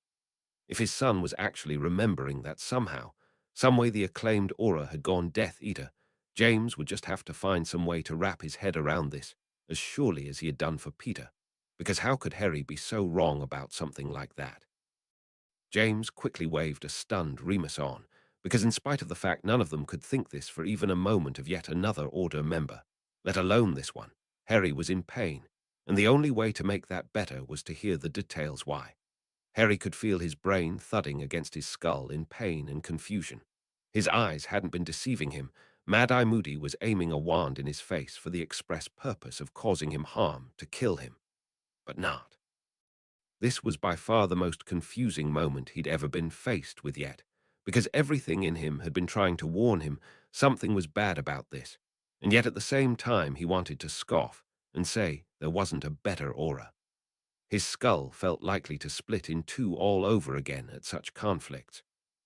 At least I can vaguely see why Moody would be pissed about that, Remus muttered, just trying to find one little bit of anything he could wrap his head around, all the while as tense as a board at having to hear about a teacher attacking Harry for the fourth bleeding year in a row. No, Vernon's Japanese golfer joke is a bad joke. This is. Sirius was rubbing the heel of his hand into his forehead in frustration for lack of words for that this was. No one could deny Harry that claim, though. They were all still wishing this was somehow a bad joke, that Snape was hiding in the corner and using the imperious curse on Moody to make him say all of this. Anything seemed more plausible than what they were hearing. Harry was more confused than ever, because he was as confident it hadn't been Moody to do such a thing as he had been about Winky. But somehow this still felt like the truth as it settled back inside of him. He was starting to tremble all over again at all of these conflictions. Lily had thought Peter referring to Voldemort as his master had hit her limits of unbelievable. But if there was one person, she never would have thought it any more capable of calling Voldemort master. It was Alistair. That about covers this situation. Insane. James was nodding his head so hard he was likely to snap his own neck, just for some movement that was still familiar and ordinary, and not making his world shatter with every new thing Harry was dealing with lately. Sirius was getting tired of monologues. First Voldemort, now this gone-off-the-rails hero of the Order. Sirius wasn't going to be able to take much more of all of these people explaining themselves before he lost it, and tried shoving his head in the fire, without flue powder, just for some relief from it all. Great, now I'm picturing Moody chasing Malfoy down the hallways to stop him bothering Harry this year. Remus sighed under his breath, well aware there was some hysteria bleeding into even that whispered comment for his even pretending this was normal and something to be made fun of. Lily was opening and closing her mouth repeatedly like that would somehow make understanding this easier. It wasn't. At this point, Sirius was just trying to work it in his head that this wasn't Moody at all. Maybe he'd lied about receiving that eye injury just so he could have it in this school, and this was an imposter. But no, that didn't explain a damned thing except to try and convince his mind not to melt coming to terms with all this. Well then, your plan worked great, since Harry hasn't had an ease of any of them. James proudly got out with only minimal continued hysterics. Harry was sure that warmth was the last thing he'd ever be feeling while his life was being threatened by a madman. But there was indeed a slight smile on his face, watching the others huff indignantly at calling Harry stupid at a time like this. Considering the circumstances he'd been forced into, they were all beyond impressed at his ability to cope with all of this. Harry's smile didn't linger long enough to erase the pain of his internal body at war trying to understand everything he was hearing coming from Moody's voice, but so wrong in every other way. But for just a moment, he was reminded of where he was, and it helped. I really wish I could have sat in on that conversation, Remus sighed. I just cannot imagine how that was worded to make Mad-Eye innocent of offering help. It felt odd referring to him as that for the first time, but calling him Mad-Eye was somehow different enough from the Moody he knew it made the sentence tolerable. Lily felt like she was fixing to snap any moment, still so tensed and stressed from Harry having to be in front of Voldemort this night. Now yet again her world view had been kicked to the curb, with yet another trusted friend acting like a complete and utter lunatic, and still it all revolved around Harry. Why couldn't he have just been able to go to the hospital wing before all this madness around him had to kick in again? Just give him 5 minutes of peace. Harry groaned and let his head flop back against the couch. Entirely sick of all those little details, he knew he should have been paying attention to getting passed over through his Swiss Brian. Yet even now he wasn't kicking himself as much as he normally would have, because somehow mentioning Neville was pushing Harry more firmly every minute into believing something wasn't right with this. Something about Neville and this man. But Moody had never done anything to Neville, of that he was sure. Sirius hummed in agreement with that, but unlike Moody, he hardly found it a fault. The Marauders had been the same way, hardly discussing anything outside their group of friends, at least things of such importance as this. Even in the Order, they were reluctant to share at group meetings, preferring to only tell Dumbledore, and Sirius was now quite thankful for that. It was starting to feel like he couldn't trust anyone who wasn't in this room. James nearly broke his glasses. He was rubbing so hard at the bridge of his nose in frustration, remembering back and realizing they'd never even questioned that too much, just the natural act of house elves, hearing everything that went on in that school, and now just feeling like a fool for missing yet another thing. Remus felt his voice finally pick up just a tiny fraction of hope again. He just couldn't process yet another trusted person from the Order doing this to them. But one thing he could get behind was however the hell Harry had gotten away from this. Any enemy to Moody who was moving around in that faux glass could only be a good thing for Harry, right? Don't worry, I'll fix that very soon, Sirius snarled under his breath. Moody was going to lose a lot more than an eye, and part of a nose, when Sirius got his hands on him, no matter how much it hurt him to try and figure out what the hell had happened to the famous aura. Harry muttered something harshly under his breath about his stupid, useless brain. He'd been right before, wandering around those hedges and thinking how this was too easy, and yet never could he have predicted this. How did nobody see him doing that? Remus snarled, only feeling slightly better. They clearly hadn't been the only ones who hadn't seen one tiny bit of this all year. Sirius quietly reminded Moody of nonverbal spells. It wasn't that hard to picture Moody keeping as out of the way as possible and sneaking all of this in while all attention had been focused on the champions, most likely Harry and Cedric. As for how the spells had gotten through that hedge, well, that could be argued about later when they weren't having to hear about this madness. Of that we can agree, Lily murmured, running her hand up and down Harry's spine to chase away the goosebumps she could feel there.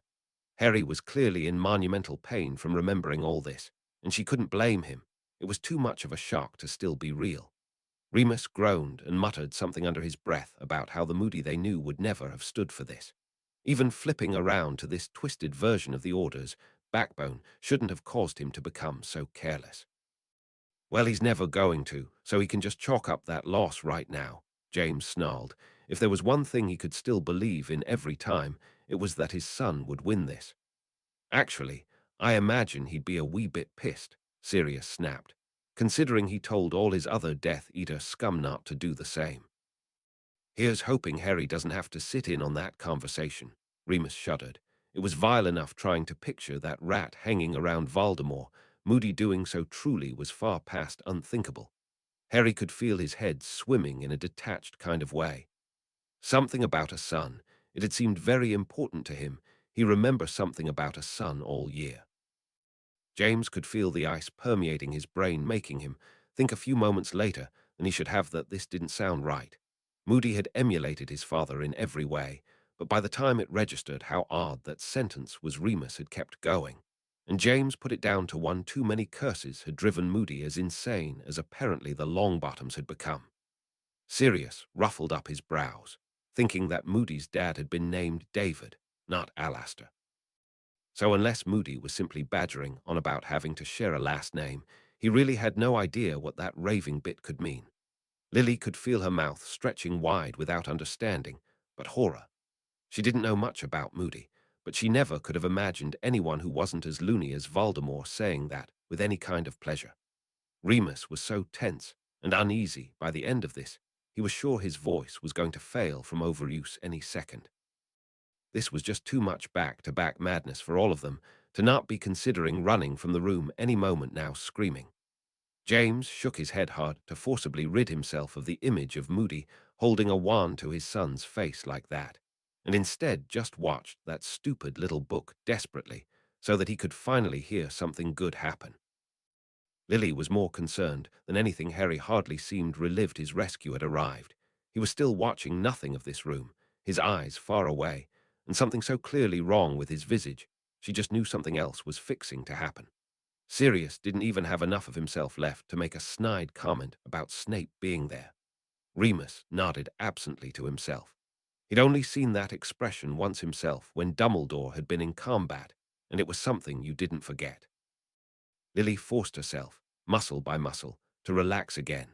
Finally thinking Harry was going to get out of there, McGonagall would see to it he'd get looked after. Surely she hadn't gone off the rocker as well. The worst part for James was that he wasn't even sure what had finally pushed his old head of house into that. He knew he could count over a dozen things that he could feel trying to leak out of his eyes right now. No, Lily repeated just as sharply, but with a lot more promise of violence. What does he think he means, no? Hasn't he been through a bloody enough already? Does he really need to interrogate him right now? Remus sat there in fear for his own life. Lily really needed someone to take out her anger and frustration on, and he was the one holding the book. But surprisingly enough, Harry cut her off with a gentle arm around her shoulder, his eyes vacant as he whispered, "Trust me, it's a good thing I stayed. It'll mean something here in a moment." Lily deflated, not convinced one bit about this, but willing to hold herself back and see why Dumbledore at least wanted to detain Harry a little longer from some actual help. There had been several moments where James had wanted to go hug his old Transfiguration teacher, and now was certainly one of them. He'd always made sure to give her less hell whenever she showed that compassionate side to Remus, letting him skip his homework that week because he'd been too sick to even attend class that day. Okay, yes, I'll give Dumbledore that one, Remus said mostly to himself, as he could see the logic in that, even if his first instinct as well was to haul Harry out of there already and somewhere actually safe. James felt his face squidge up with absolute confusion and relief. What on earth could he mean? Not Moody, but also, thank Merlin. He didn't even care what the reason was anymore. Finally something that didn't feel like his future was hell. Sirius could feel himself tensing up in confusion and unease at that, wondering at Dumbledore and just how long he'd been following Harry, how long he'd known he'd been in danger before he struck. And what on earth Dumbledore was even talking about? The real Moody. How could anyone switch places with Alastor Moody and get away with it? And this had to have been happening on and off all year, which meant that somehow both a fake and real Moody had been going around school and no one noticed. This was getting as confusing as a Death Eater Moody. What on earth does he want Winky for? Lily demanded as she ran her hand through her hair. In combat, it certainly made sense to follow orders without question, but couldn't he explain why while telling them? Sirius perked up with interest at that. No one needed to ask who that could be referring to, but it was an interesting side point that Sirius was in Hagrid's garden of all places. Could that possibly mean he could hear the screams and shouts going on in the Quidditch pitch? What on earth was going through his mind right now? This was even worse than him being in the mountains and having no clue, because a Sirius who heard screaming and could think for even a second his godson was in trouble was a dangerous Padfoot. Does McGonagall know about you then? Remus cocked his head to the side. Sirius really wasn't the most important part of what was going on, but this was certainly a new enough development it warranted questioning. You think Dumbledore told her everything? I like to think so, James sighed. One more person who wouldn't kill him on sight is certainly a good thing. Thanks, Prongs, Sirius muttered. But it did indeed put a small smile on his face for even a moment that she didn't think all that terrible stuff of him anymore. Cool, James muttered to himself. He'd heard about trunks like this, but normally people hid the individual keys in several different locations, so one person couldn't have access to the full trunk. It was yet another slip on this carless, impostor Moody that James was going to enjoy for as long as it led him to what was really going on. Remus had to pause there. Of all of their disbelief and confusion at what Moody was doing, this was still somehow weirder even while they all let out a collective sigh of relief that they had been wrong. Who on earth had been able to do this, and how had they been getting away with it for any length of time? Remus would have happily sat around and dissected this for hours, but Lily was already recovering her shock, and waving him on frantically, she let herself feel the best relief when Harry was finally being taken care of properly. He'd seen enough in one night to last him a lifetime. Merlin's pants.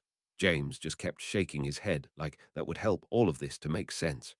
The one question he just couldn't get over was how anyone had done this. To another person, to Alastair. Harry could feel himself finally starting to understand where all of his confusion had come from. If perhaps he'd ever met the real Moody, of course, his brain would have trouble understanding the difference between the two. But the relief was short-lived, as his mind kept insisting the biggest surprise was still yet to come. He was also trying to suppress the urge to retch at the idea of doing that for a whole year. Taking one dose had been an absolute pain on him. You! Lily crinkled her nose at the thought of wearing a fake eye in general. Now she realized it was someone else's. No way. Sirius had his head cocked to the side, and eyes narrowed in unease at the book. Sirius had claimed to see this very same person die in Azkaban. Surely he wasn't so mad he couldn't have exaggerated that distinction. If he had broken out in some other way, it most likely would have been mentioned. It's not as if this mystery person was wearing 2 layers of enchantments to conceal his appearance. Harry finally felt the release of pain he'd been feeling all year, could finally see and understand, and felt that huge weight lift off. What no Crouch vanished ages ago. This is. James' eyes nearly fell out of his head as he repeated to himself. The kid who was named after him. No way. That's what he meant earlier. Lily shook her head in disbelief. Whoa, so does that mean, did he actually kill his own dad? Sirius was just sitting there like a stunned fish. None of this was making any sense to him. That guy was supposed to be dead. There was just no way he could be out and about doing all of these terrible things to his pup, and apparently for months. Remus was selfishly glad Dumbledore had kept Harry around for all of this now. He'd be going crazy if he didn't get some kind of details about how all of this had been done, and hoped Snape would get on already with whatever that truth potion had been for. Yeah, he should be dead, Sirius repeated, aloud what he kept thinking in his head. There was just no way he could have gotten a detail so wrong. Sadly, we haven't gotten to that part yet, James sneered. This was still the man who'd been doing all of these terrible things to Harry, and while James was happier than anyone it wasn't actually Moody, he still wanted someone's head on a spit for putting his son through this.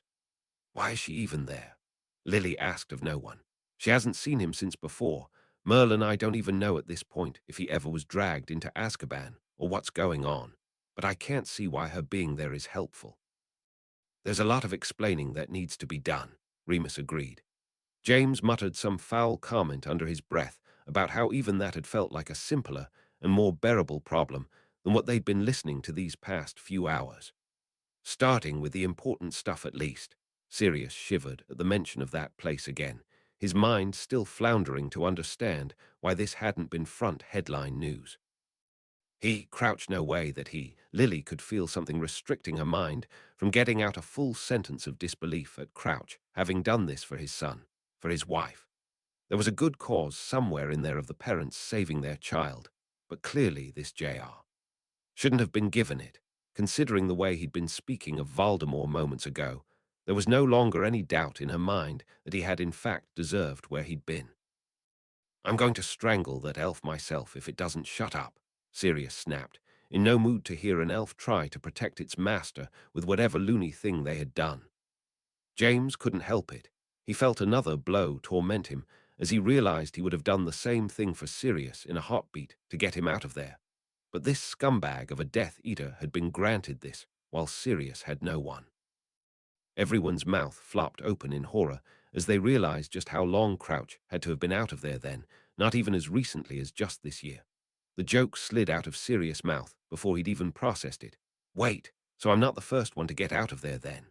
Remus slapped him upside the head hard for that one, giving him such a nasty look for the poor joke Sirius didn't even complain as he rubbed at the spot. I still can't get my head around how long ago did this happen. Remus demanded of no one as he tried to figure out how much damage Crouch had done by supposedly helping his child. Lily felt her throat trying to force out an insane giggle, her arm tightening around Harry more every second as she gasped out, "Oh my goodness, do you realize what we're even hearing? Crouch, bloody Bartimus Crouch, went and did the most illegal thing I've ever heard of in my life.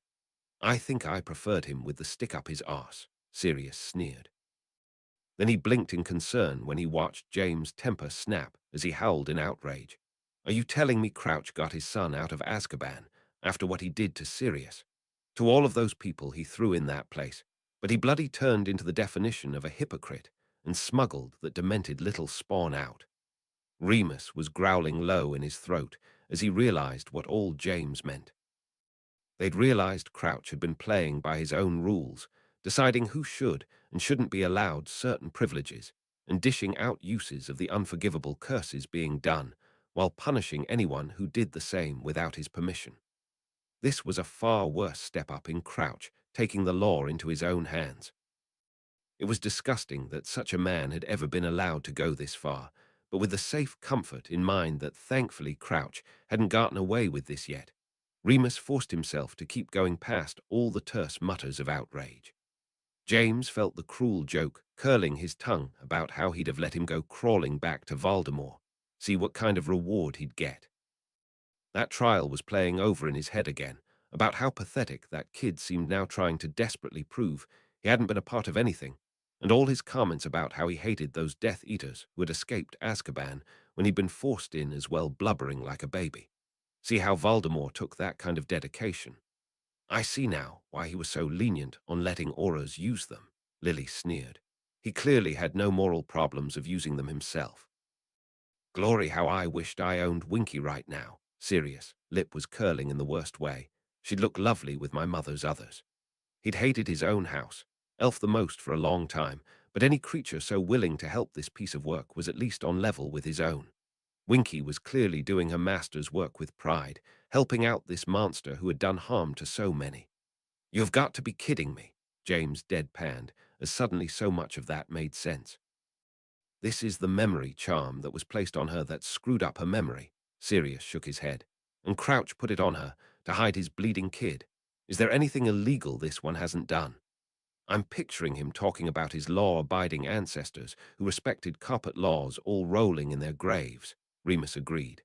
Lily was shaking her head pitifully at all of this, disgust with Crouch wearing with what had happened to Bertha. She hadn't done a thing to deserve being the foil of so many more powerful wizards treating her like that. At this point, she really couldn't see how Crouch was any better than the dark wizards he claimed to be putting away. How did he know about that? Remus' eyes narrowed shrewdly. Crouch mentioned that before Dumbledore got there. Either he was listening at the door. Sirius had a frown in place, as he didn't like that option one little bit, it implying Dumbledore had actually been standing by while this had been happening to Harry. Surely, at least, McGonagall hadn't stood for that, or he put it together himself somehow. He finished his first thought out loud to force himself to stop that depressing trail. Both options left much to be desired, but it was all they could think of right now, when all they wanted to be thinking of was this night being over for Harry already.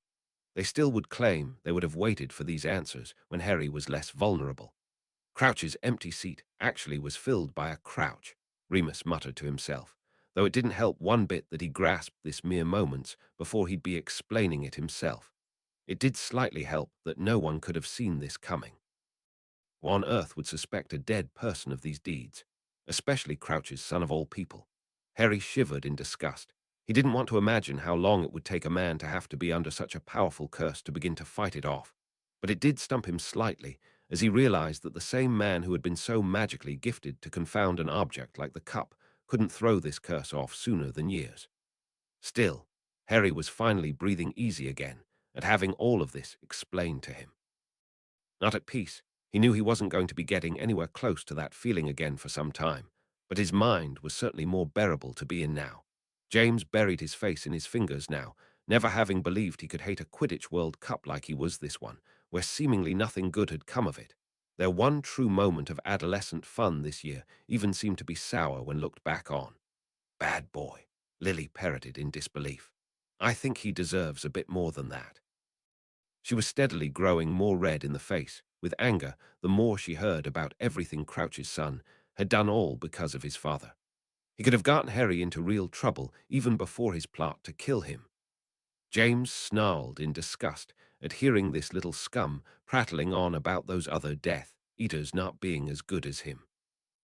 He never could even imagine wanting to please Voldemort, but the idea of so many of his followers treating this like a contest of who could gain him more favor made the idea almost laughable in the worst way.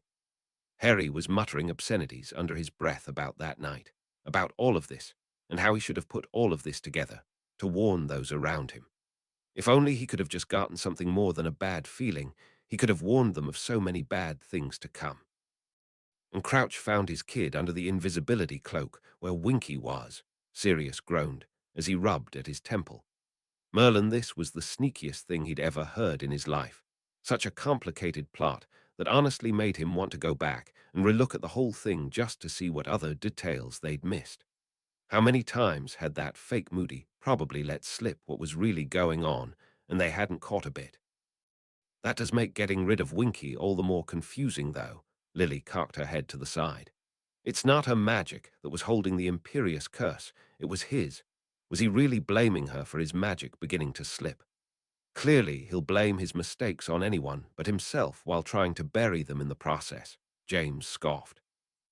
Harry shivered at the idea of Voldemort showing up on someone else's doorstep, all because Wormtail was helping him along at that point, because Wormtail had gotten another innocent person killed, and now Crouch's son was free, and Voldemort would return.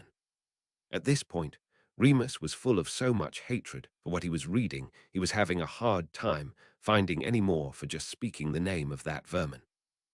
Maybe it was finally acceptance for what had happened to him and some way to move on, but more likely he was just so consumed with everything else going on he'd go back and hate on him in particular later. James wrapped his hands around the back of his neck, straining his muscles to their breaking point as he tensed up in pain for having to relive all what had happened to her again, all because of what Peter had done. Still, he couldn't help but wonder if he felt anything for what he'd done to someone he'd once known.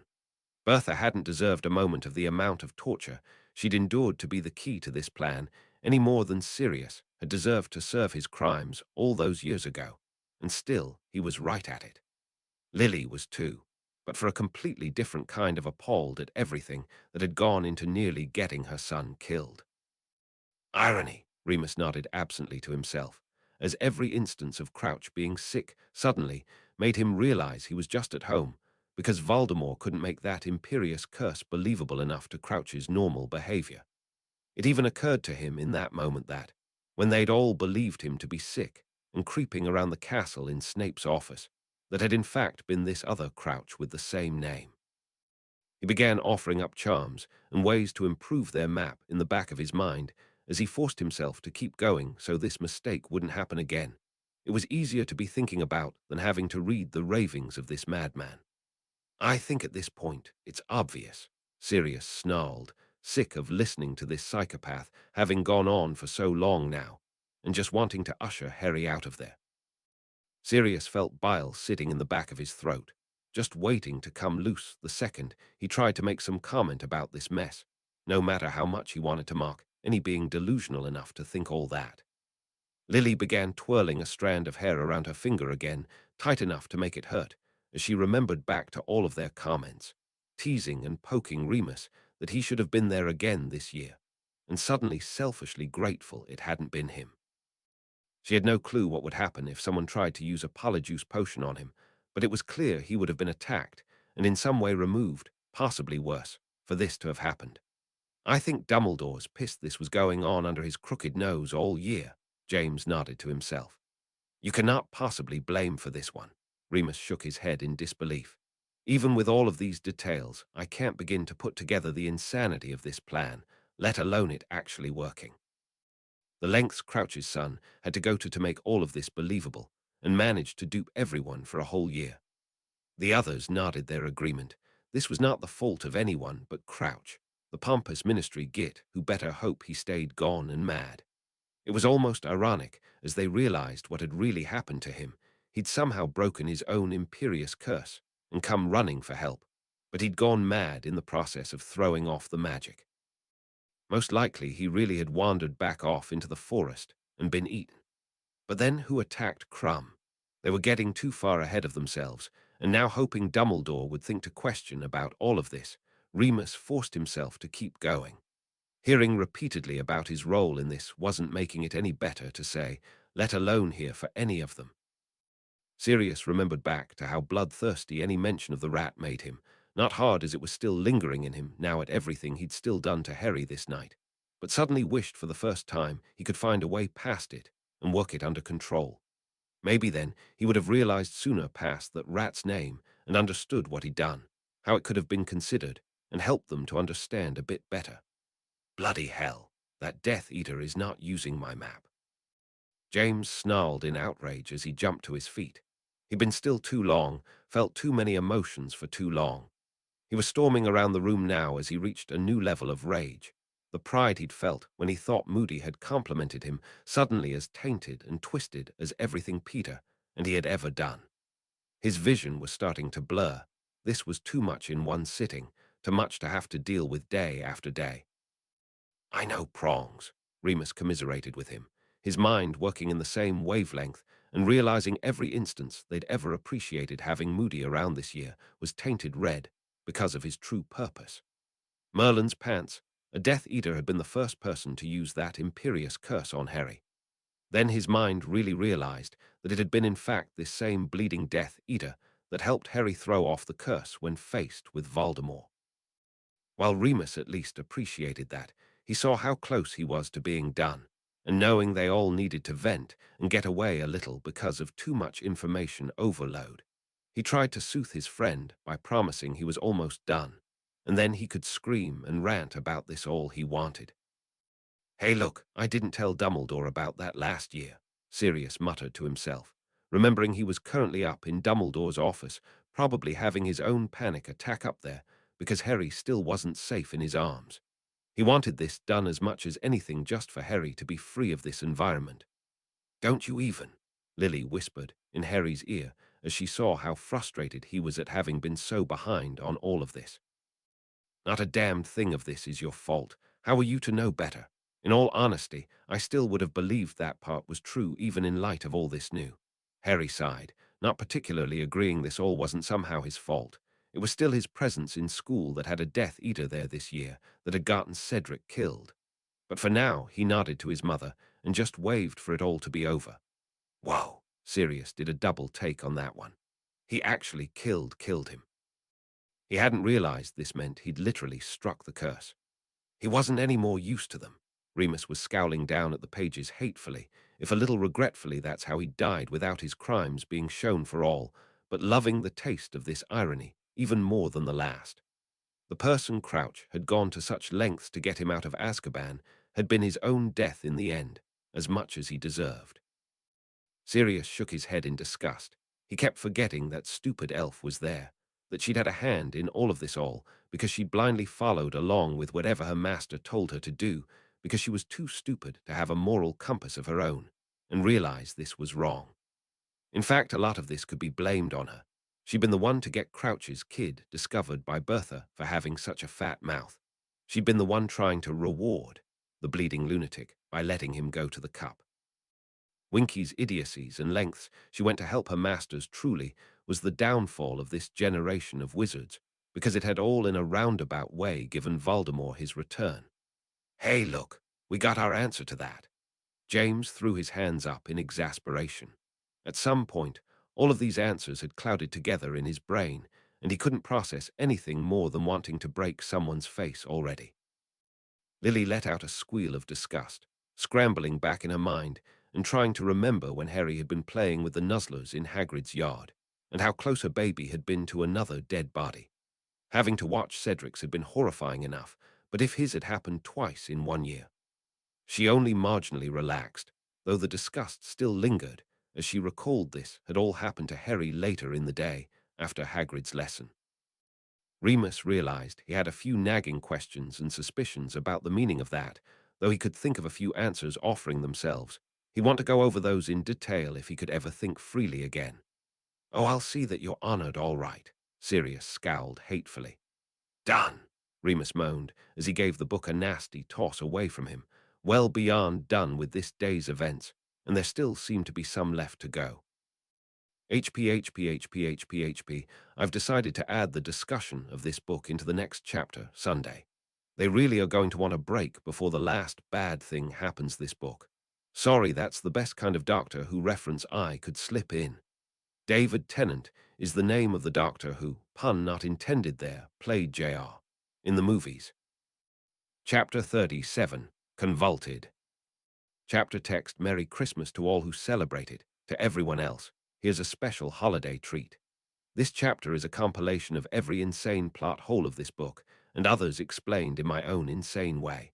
To Peyton, first of all, you're so sweet with your kind reviews, thank you.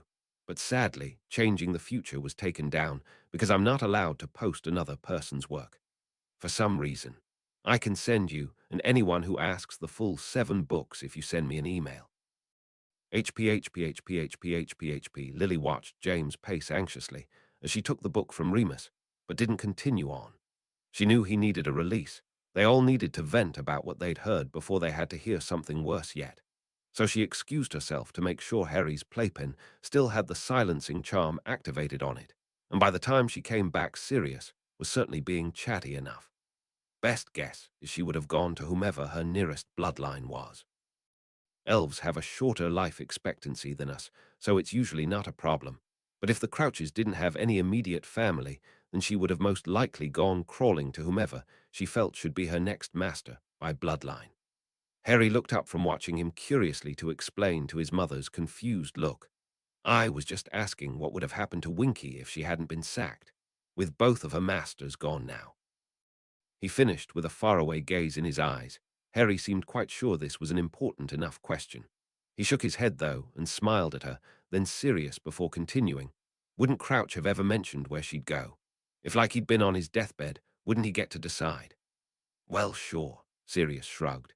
You can make a will to decide where it goes along with the rest of your property, and Crouch was definitely organized enough to have thought of doing that. But this is all hypothetical anyways. Harry nodded his agreement and glanced at his dad, but their inane chatter had not lessened his hasty steps one bit. Lily sank into her seat and watched him only for a moment before saying, "All right, James, out with it."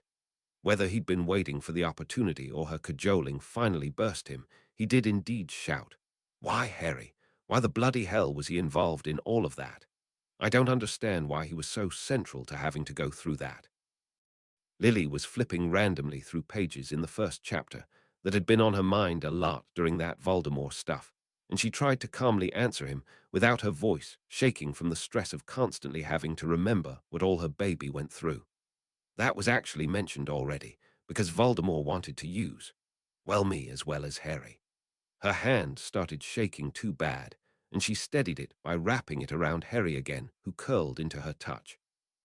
How did he even know that would work, though? Remus shook his head in disbelief. All he'd ever tried to do before that was strangle Harry, never cast a curse on him. Did he really understand the intricacies of you dying for him would protect him? I suppose I can see it, Sirius said begrudgingly. He'd have to wonder why Quirrell couldn't have done the deed, and sadly I won't deny he's got to be at least as smart as Dumbledore. If one can put it together, then it's safe to assume the other can as well. Lily suddenly went ghastly pale as her hand tightened around Harry, only just able to hiss out the words, "So is Harry even safe at that bloody place anymore?" Lily, Remus questioned in concern. The only reason Harry's at the Dursleys in the first place is because he's supposedly safe from Voldemort there.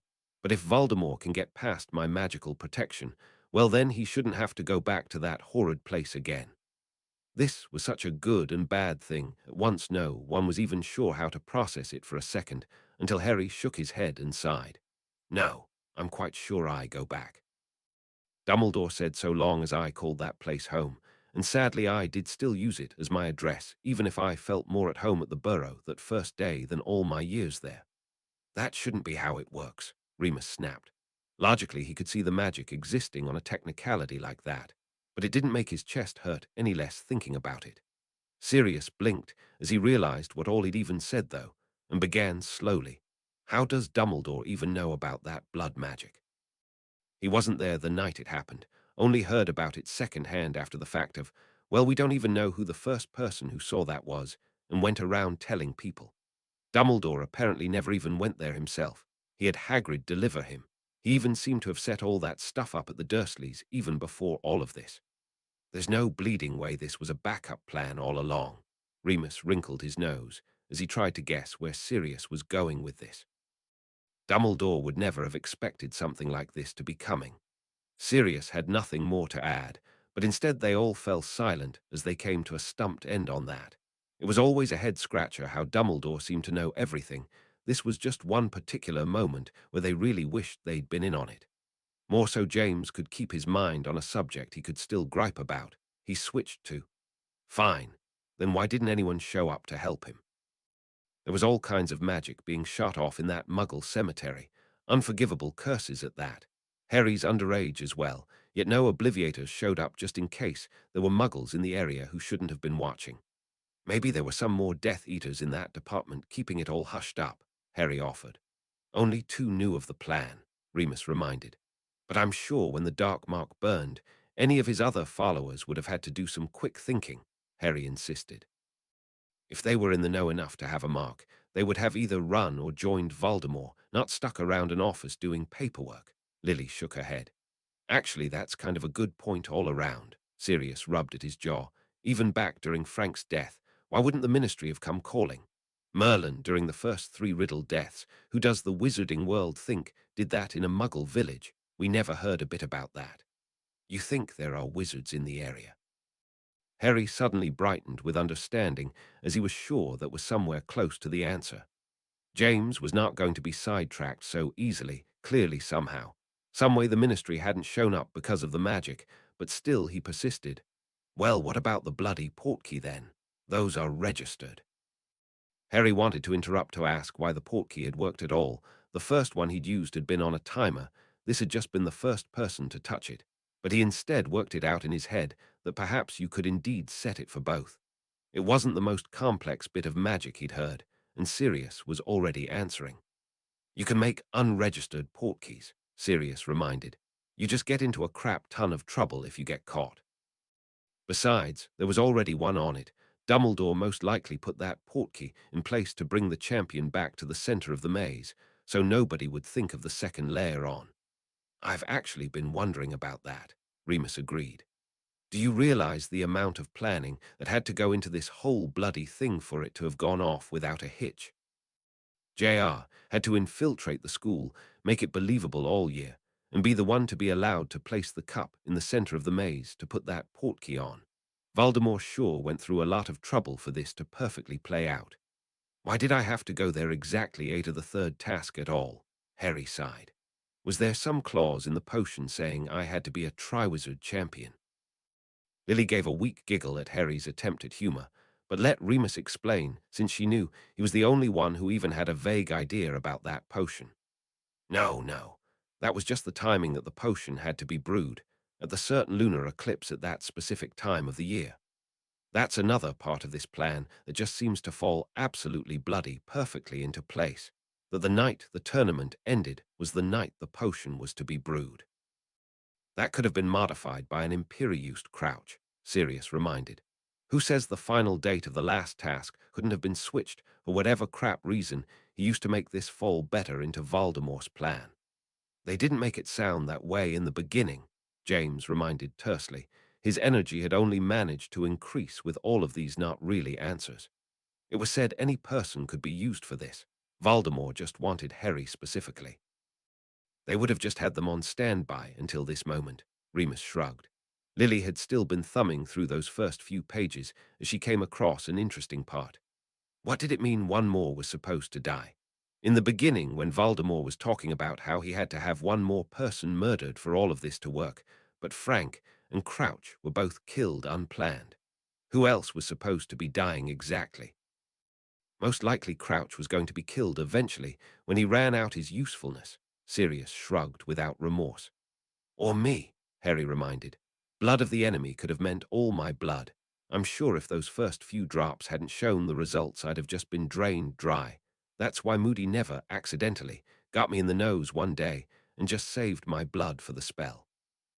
Remember the unwillingly given part, Lily reminded. You would have had to have full knowledge of knowing where the blood was going for that to have worked. Harry was watching those green eyes steadily. Something else of that night had been nagging in the back of his mind with a deep worry, but it wasn't one he'd even wanted to consider. Watching her baby, though, Lily quietly whispered, "What is it, love?" May as well ask now instead of letting it fester. Just a stupid worry is all. He tried to shrug off. If I'd done something wrong, if I hadn't been able to force those beads or whatever into Voldemort's wand, but instead they'd gone into mine, I'd never have gotten to see you. You wouldn't have been able to save my life. What would have happened? It just would have shown the spells I'd been using, and I would have. He trailed off by furiously rubbing at his forehead to stave away the pain of his brain, telling him to shut up and quit poking at this topic. He still was absolutely positive that he would in fact run into this problem again. His and Voldemort's wands would cross again. But no one in here had even the slightest clue of what had happened on any level, so he swallowed his worry and nestled in closer to her. James sighed, but seeing Harry beginning to fight with himself again, he went back over and flopped down next to him, even as one more grating question burst out. What about that fake Moody then? I can barely buy that he got away all year tricking Dumbledore into not realizing.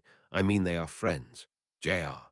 Never did one thing odd enough Dumbledore try to ask him a question. He didn't give anyone a chance to say anything about that as he kept going. Even then, how did he use magic through those mazes without anyone seeing him? How did he even get his magic through those maze walls? It took some effort for Harry to blast a small hole through one. Lily closed the book firmly and tucked it away so that she could keep one hand attached to Harry's and reach the other around to rub at the back of James' neck. I know, dear. The whole thing's just blood question after question. It's frustrating to have to guess and figure this all out on our own. Remember, though, that Moody was standing in that circle when Harry and the other champions first approached. Most likely he used the He-Imperiad crumb right then and had him shadowing Harry the whole time to make it easier on him while coming across Fleur and dealing with her, etc. I was wondering about that, though. Harry frowned. How could Crumb use the Avada Kedavra curse on someone under the Imperius?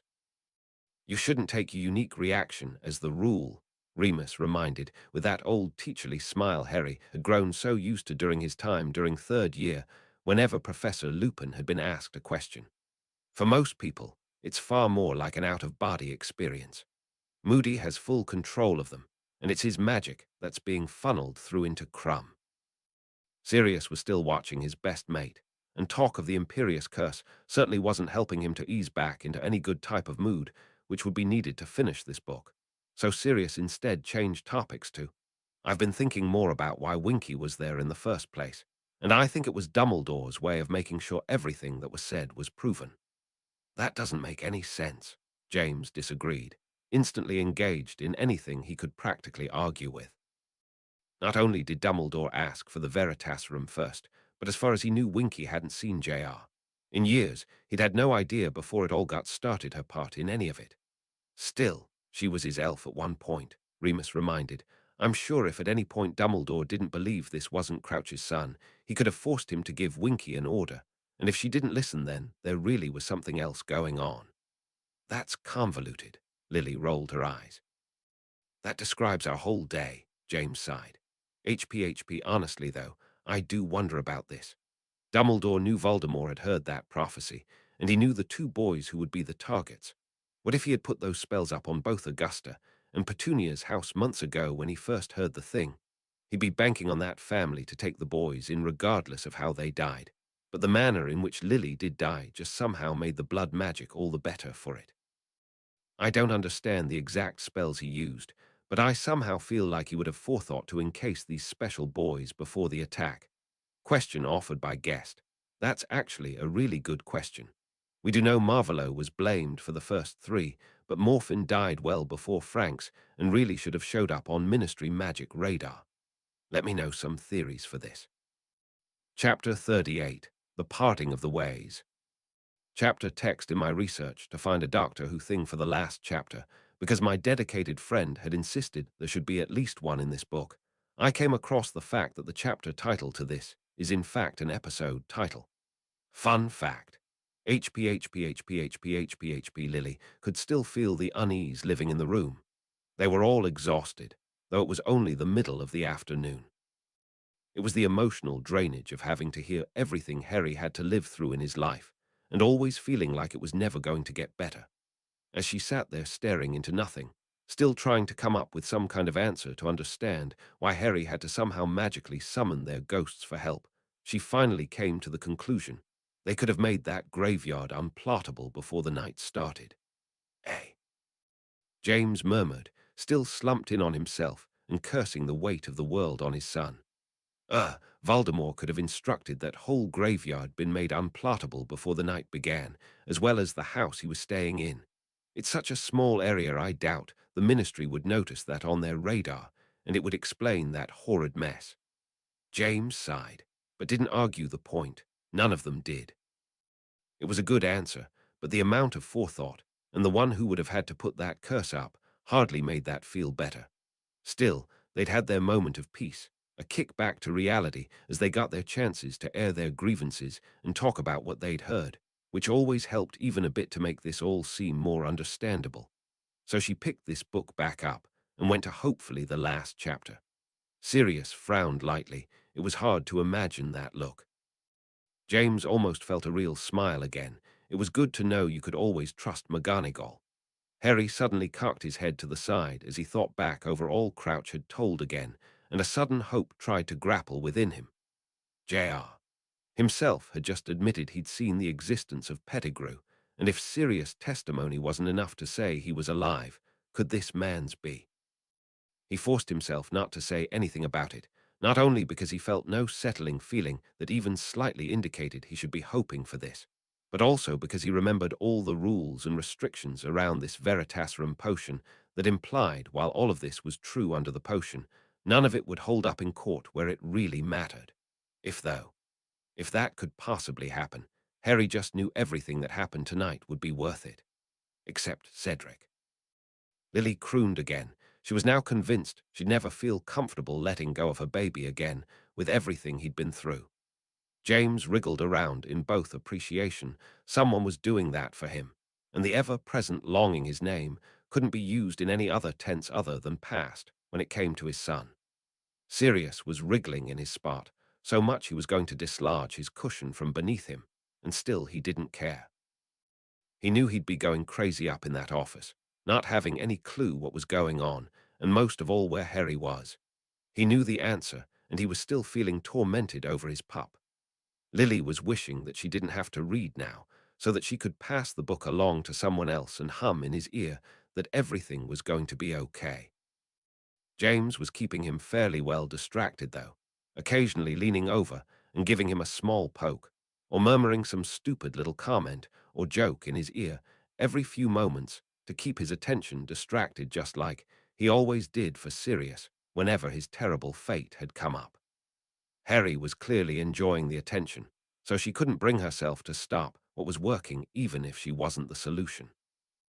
Remus shook his head viciously from side to side. That image was still going to be the one to haunt all of them the longest. Lily could hardly get it out in any intelligible way. Harry made a noise deep in the back of his throat. He still felt raw and exposed, as that memory was forced to the forefront as sharp as if it had happened just hours ago. He didn't care he was physically older now, that he could feel even now this wasn't the worst or deepest loss he'd feel. It was the first, an innocent person that Harry had led to death, however unintentionally, and no amount of comfort anyone could offer was going to make that feel any less. Lily felt something deep rattling her lungs as she forced that out. She couldn't even begin to imagine the pain of what those parents were feeling. She'd thought the worst thing in the world was not being there for her baby in all of this, but suddenly she realized how much worse it all could be. If her and James hadn't been there that night, if they had come back and merely found their infant dead. No, she couldn't even begin to picture such a thing. Remus closed his eyes for a moment in a soft thank you for this not having happened to Cedric yet, that no one would have to feel the loss of this when they had some way to fix this. Harry gave his godfather a shaky smile that meant everything to him. He cared so much for Mrs. Weasley, for all of them and everything they'd done for him. But in that moment, Sirius was the only one in the world he'd wanted to see, and his godfather had been there for him. Really, Sirius, with the "I told you so's" now, thought that was my line, Remus muttered for him alone. Sirius managed a brave enough smile for him, wanting to make the snide comment he'd only done it because Remus hadn't been there to. But that would only make them all feel worse, as they kept having to remember the distant person that Remus had changed into. James met Sirius' eyes for a moment in silent agreement. The two had never felt closer in that moment, where they both knew where they stood in helping Harry. Lily remembered how angry she'd felt at Moody, trying to get all of that Voldemort information about Harry out of him while he still needed a nice rest. And now she was all the more angry at Dumbledore fixing to do the exact same thing to Harry. He bleeding deserved to have one night of peace before he had to relive all of that. Hopefully Sirius would come over his shark any moment and tell their old headmaster to shove it and escort Harry to the hospital wing. Harry could feel a smile gracing himself as he remembered this. Somehow he knew just how precious that bird was to him. He'd saved his life more than just that night with the basilisk. Of that Harry was sure, and it involved this night somehow. James made a frustrated noise equal to how Lily was reading. He was going to choke Dumbledore with his own beard before he got the first question out. "He told you Voldemort came back. Details later," Remus muttered petulantly, no matter how much he knew Dumbledore wouldn't go for that. "Thank you, Sirius," they all told him sincerely. Sirius agreed so much that was the right course of action he didn't even rub it in. "Oi!" Sirius yelped at once. Dumbledore shouldn't have even bothered calling him up there if he wasn't going to allow him to take care of Harry. "Guess at this point we should be grateful Sirius was even invited up there," James sneered, still having to fight the urge to break something more every moment. Sirius had to swallow hard at hearing that, though. Much as he was loath to admit it, he couldn't deny Dumbledore was right on that one. He'd just give anything for it not to have to be done to Harry ever. It was clearly going to be done. Lily and them were going to have to listen to it all one more time, so instead she said the only vague thing she could at that moment that wouldn't hurt. "I still want a phoenix, by the way. It's on my list of future presents for you, dear," James vowed. Sirius was jerking and twitching in place now, every bit of him telling him to somehow, some way find something to say to make this easier on Harry, but Remus held him back with just a small shake of his head. Like Harry, Lily just wanted to get through this part as fast as possible, and nothing anyone said could make it better, so best to be done with it. James made that promise to Harry now, that if at any time he wanted to stop this could all be over, he didn't have to handle more than he was capable just for them.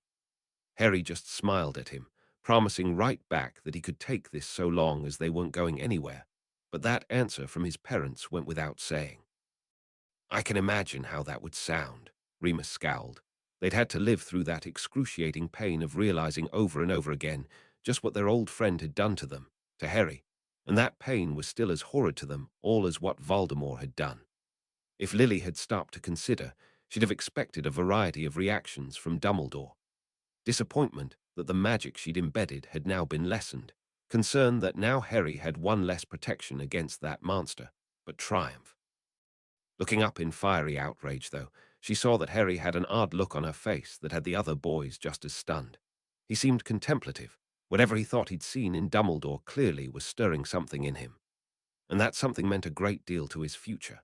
Lily still wanted to yell, rage, and scream about Dumbledore's reaction, but for the first time since that graveyard had been mentioned, Harry didn't look as bad anymore, so she'd take this moment and keep it for later.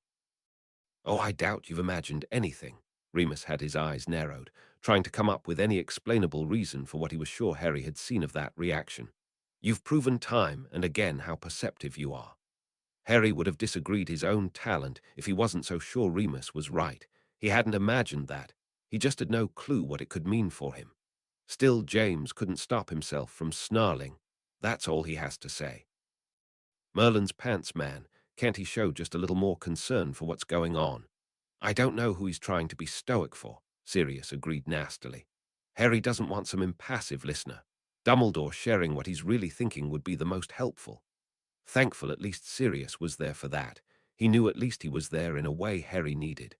James had his arm tight around Harry while rubbing his hand up and down Lily's spine. He'd never be able to put into words everything he felt about that moment.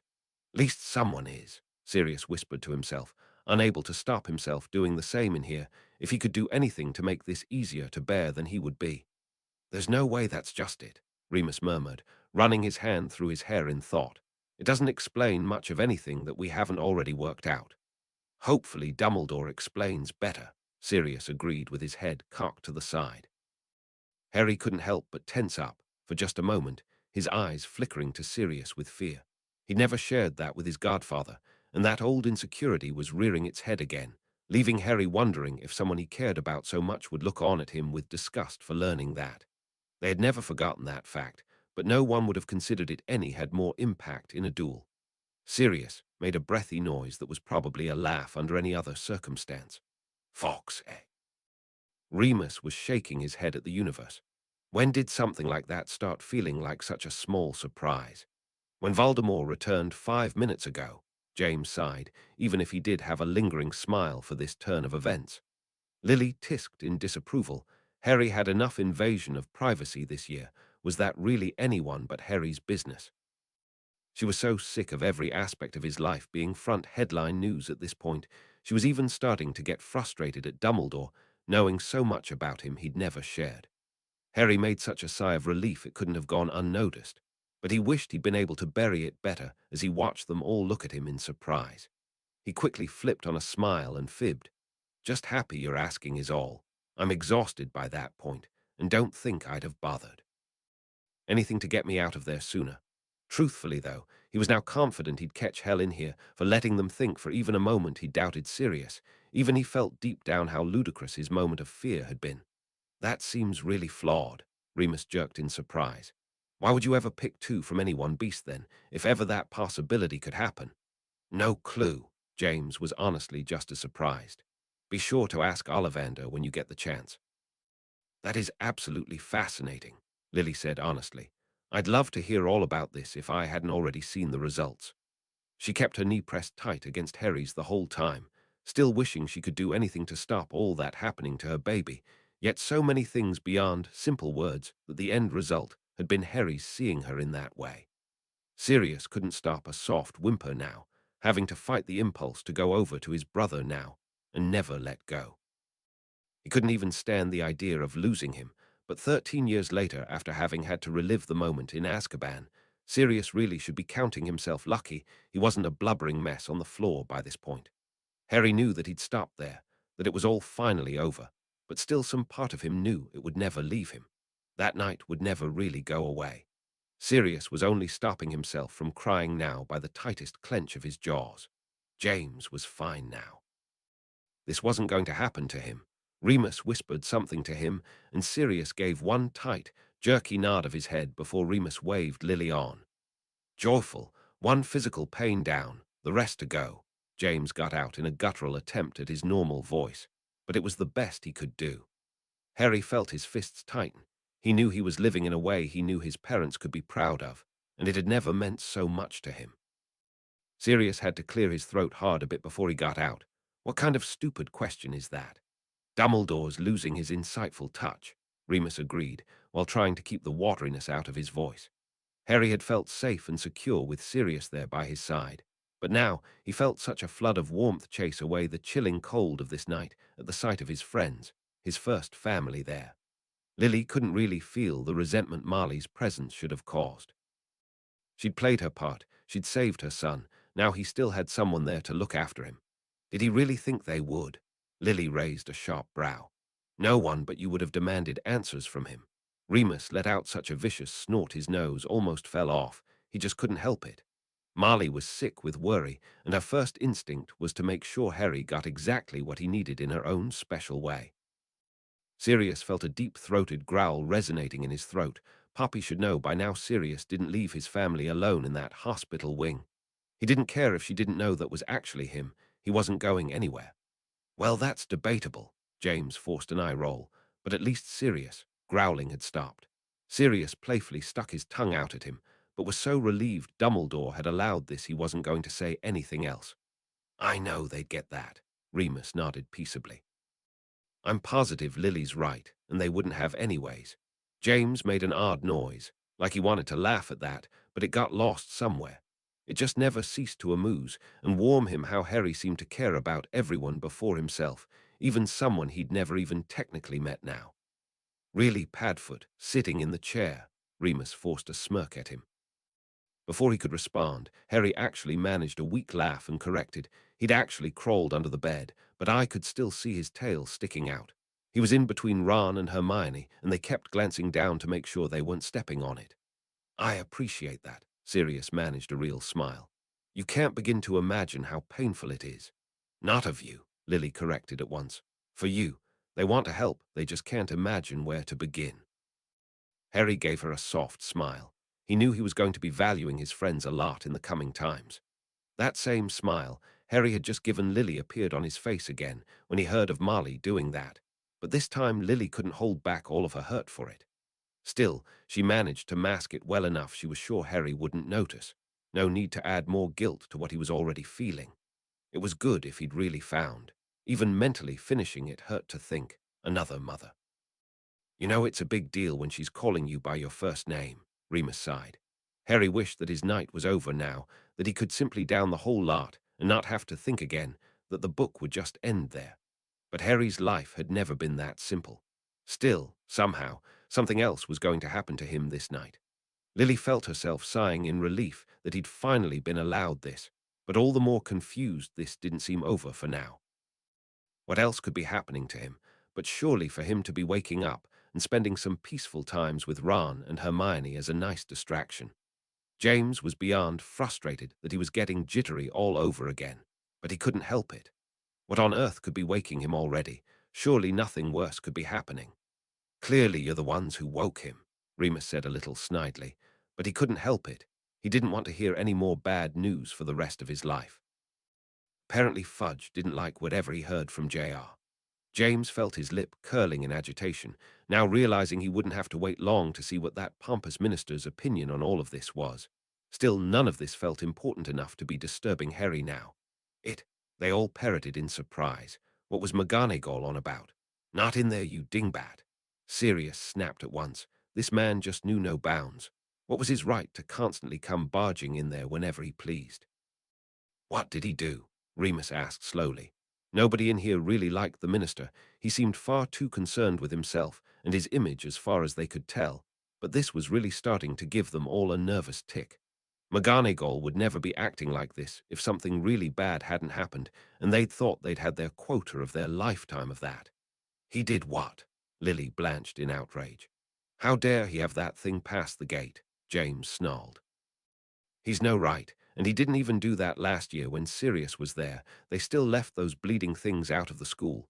Maybe that's his point, Sirius mumbled. After what I did last year, he finished with a wince, but it was obvious where that was leading. Still, McGonagall never would have allowed JR. To be Remus cut himself off with a terrible wince. He couldn't even get the word out. He's too important. He needs to testify to all that he knows so that the proper measures can be put back in place with Voldemort's return. I'm sure McGonagall wouldn't be shouting about this if she'd had any say in what happened, Lily whispered as she forced herself back to the book. How did this still keep getting worse? He still should have had the headmaster's permission, Remus hissed under his breath. He wasn't letting that one go. They disliked Fudge before, but this was a new level on his part. She's been known to do that, James nodded absently. Sirius couldn't stop himself glumming to Remus, to any shot of warmth he could find. He never wanted to hear that again. It turned him into such a mess imagining for even a second that being his fate. Remus was quick to reassure, promising they'd never let that happen to Sirius, but it was hardly being made better. Sirius was in that very room. It wasn't a kind distraction, but still Lily couldn't stop herself asking, why would it attack him at all? The Dementors had no idea he was an escaped criminal. He wasn't around JR. Long, James grudgingly told, his hatred for those pestilences bleeding into his every word. But even being around you for a brief time, a Dementor can begin to learn to sense you. It knew he shouldn't be alive. It was confident it had buried him, so it went with its basic understanding he was dead enough to. His voice failed him in disgust. Lily didn't like to keep thinking about this, and decided she understood enough she wasn't going to keep asking. I know I'll never forgive him for this one. James viciously agreed. Well, it's never exactly pleasant to hear, Lily groaned, but she was already sick of having to hear this all again. Dumbledore needed to excuse this man already, escort him out, and let Harry go back to his much-needed sleep. There was no reason for this all to be happening in front of him. Oh, how I wish I could deny it, Sirius muttered. His eyes still hadn't come back to this world yet. A smile. Remus cocked his head to the side in confusion. He'd heard of some odd reactions to people being told of what all Voldemort had done, but this wasn't one of them. Oi, quit dragging my name into this already, Sirius muttered obstinately. Remus was just so relieved Sirius was forcing himself to act normally he didn't even smack him for it. Well, who else's orders would he be under? James scoffed in disbelief. It certainly wasn't his own master plan. He'd still be under the imperious curse. I think I'd pity him wanting to try and pretend this didn't happen if I didn't already want to crack him over the head. Remus shook his head in disgust. Besides, he said it all under Veritaserum, and J.R. hadn't seen it coming. Lily agreed. He had no way to mentally prepare himself. He'd been knocked unconscious the whole time, so not one bit of it could be recounted as a lie. Wish Fudge had just been there when it happened now, Sirius sighed. I want to skip all this and go straight to the part where they all come up with a brilliant plan to get rid of Voldemort this time. Harry was watching them all with a look they didn't understand. Was that a bit of pity? What on earth were they missing? About time, Lily rolled her eyes. Why wouldn't he? James began dangerously, hints of a growl beginning to appear in his voice again. There's good old Padfoot, James murmured to himself, appreciating more every moment that if he couldn't be there for Harry, he certainly had the best substitute in the world. Lily's voice was beginning to sound quite menacing as she cottoned. Those continuous looks at her son were not leading to anything good, but this made no sense. Fudge had been shown since the very beginning that he liked sucking up to Harry. Why would he choose now, at such a crucial moment, to do the opposite? What was he playing at here? What? Remus spat in disgust. He refused to even pretend to understand what Fudge was implying until he came right out and said it. What was his problem with Harry? Was he so ludicrously keeping his head buried in the sand in fear he wasn't going to see what was going on until Voldemort popped up in front of him? No one could be that daft. Can't exactly blame them, Harry muttered with a twisted little smile. Fudge was doing quite a show, acting like an idiot. Harry had no delusions from the very beginning. He did not like this minister, and now he completely understood why. He'd forgiven Mrs. Weasley for believing all of those terrible things Skeeter had written about him because she'd never treated him the worse because of it. She clearly still cared about him, despite all the bad such as the Parselmouth and the mad spells everyone now thought he had. She'd never even mentioned that. She'd only ever been angry with Hermione because she'd thought she'd done Harry wrong. This was leading somewhere Harry had no doubts was going to be unpleasant. That's none of his bleeding business. James' voice cracked. He was so sick of yelling that. He couldn't deny he wasn't pleased when he'd found out, but that had never stopped him from thinking of Harry as a different person for even a second. What was wrong with people that they automatically kept looking down on anything even slightly different? Harry couldn't decide if he was more affronted at being looked at like a madman or outraged the minister really wasn't believing this. Both were muted by his own wondering of just how bad this was going to get. He knew those around him believed him because they'd lived through it with him. He knew his friends believed him because even at their worst, they'd never really turned away from him. Ron's actions during this year had hurt, but it had been made clear that he actually had believed Harry hadn't done this. He'd simply let his jealous go a step too far. Harry had forgiven him for that, and he had no doubts Ron wouldn't let him down again. The first time this had happened, Harry thought it was anger, as Dumbledore put together something had happened to his long-standing friend. Now Harry was unimaginably touched by realizing Dumbledore was defending him in this way. Something I'd have gone around sharing, though, Lily sighed. No one has, Remus blustered.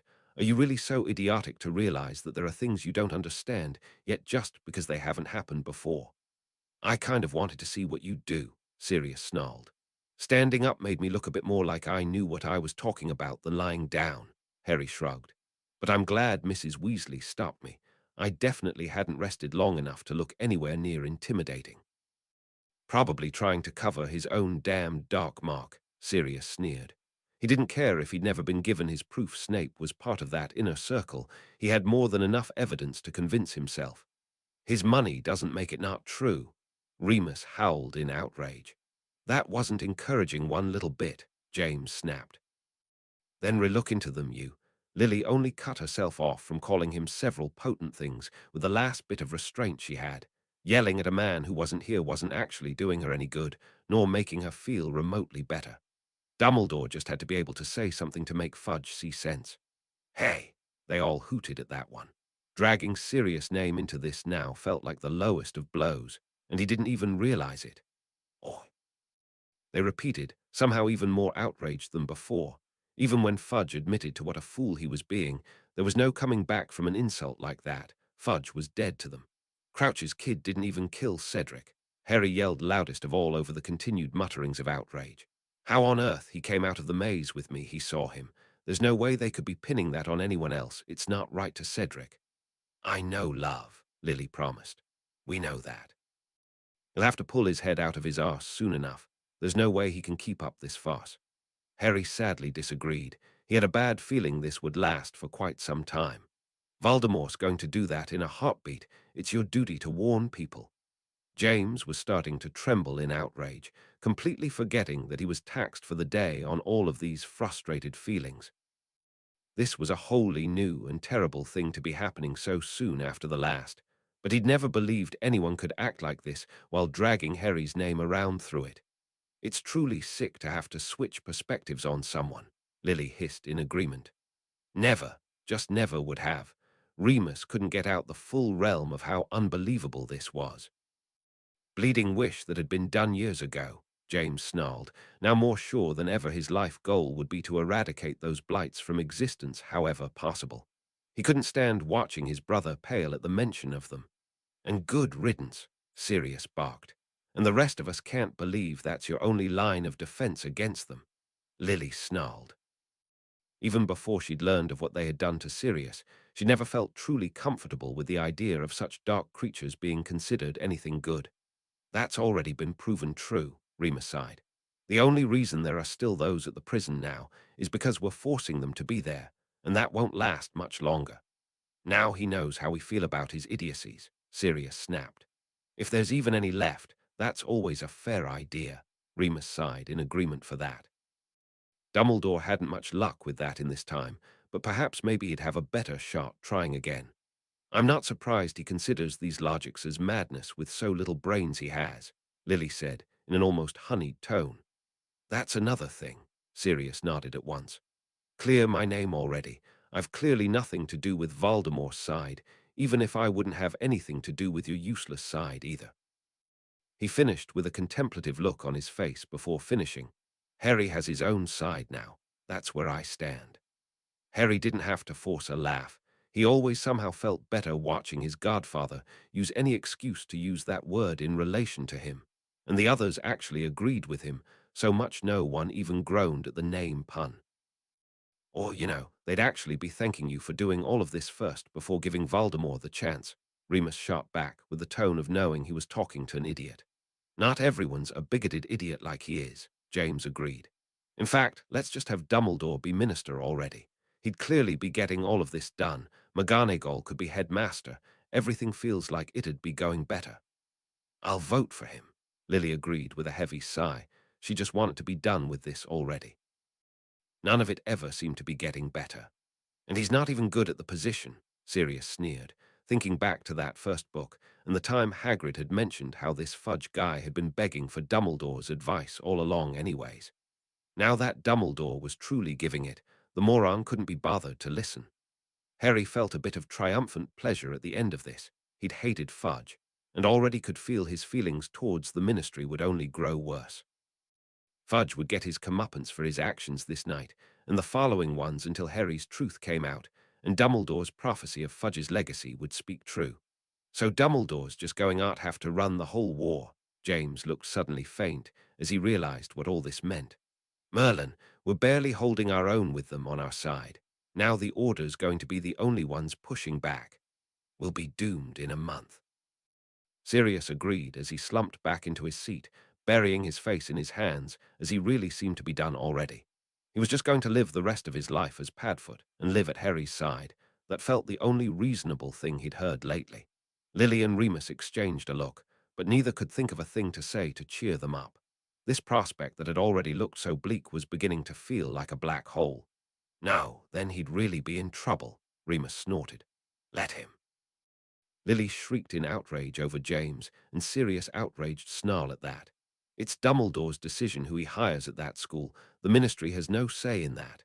No one even knew about Moony or Hagrid until after the fact, James agreed with pure violence. Why is everyone acting like they'd be tearing the school apart? Keep him. Harry ground out, sounding far more angry than he even had while speaking of the minister.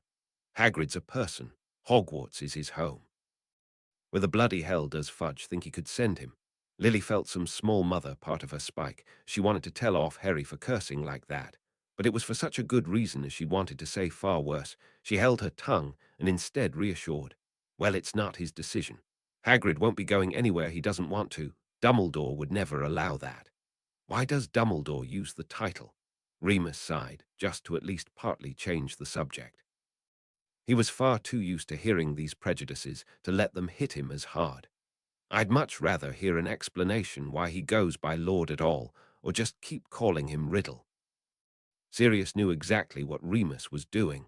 They were still going to have a good gripe at him any day now, about their insistence when they left here he should get his butt up to the castle, and get that Dada job for himself, and his trying to avoid topics every time.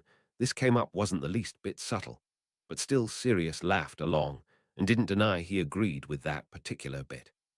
I'm sure he just doesn't have the brain cells for any more useless remarks, Lily told. An ultimatum threat seemed to have gotten through to him. James cocked his head to the side. Future notice.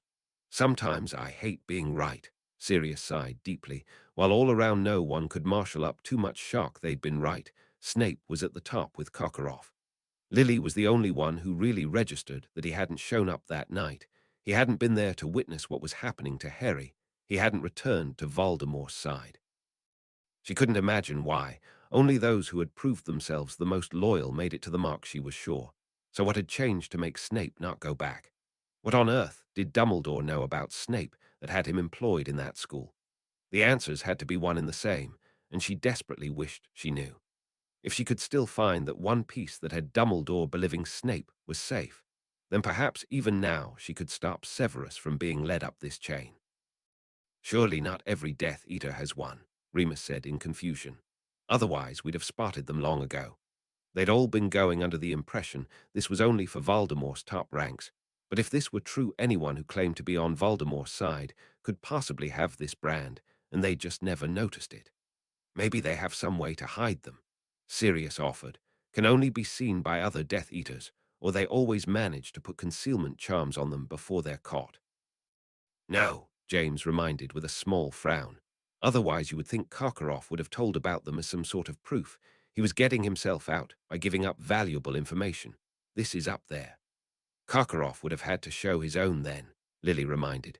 And if he was trying to prove he wasn't on that side anymore, well, that doesn't seem like a removable type thing.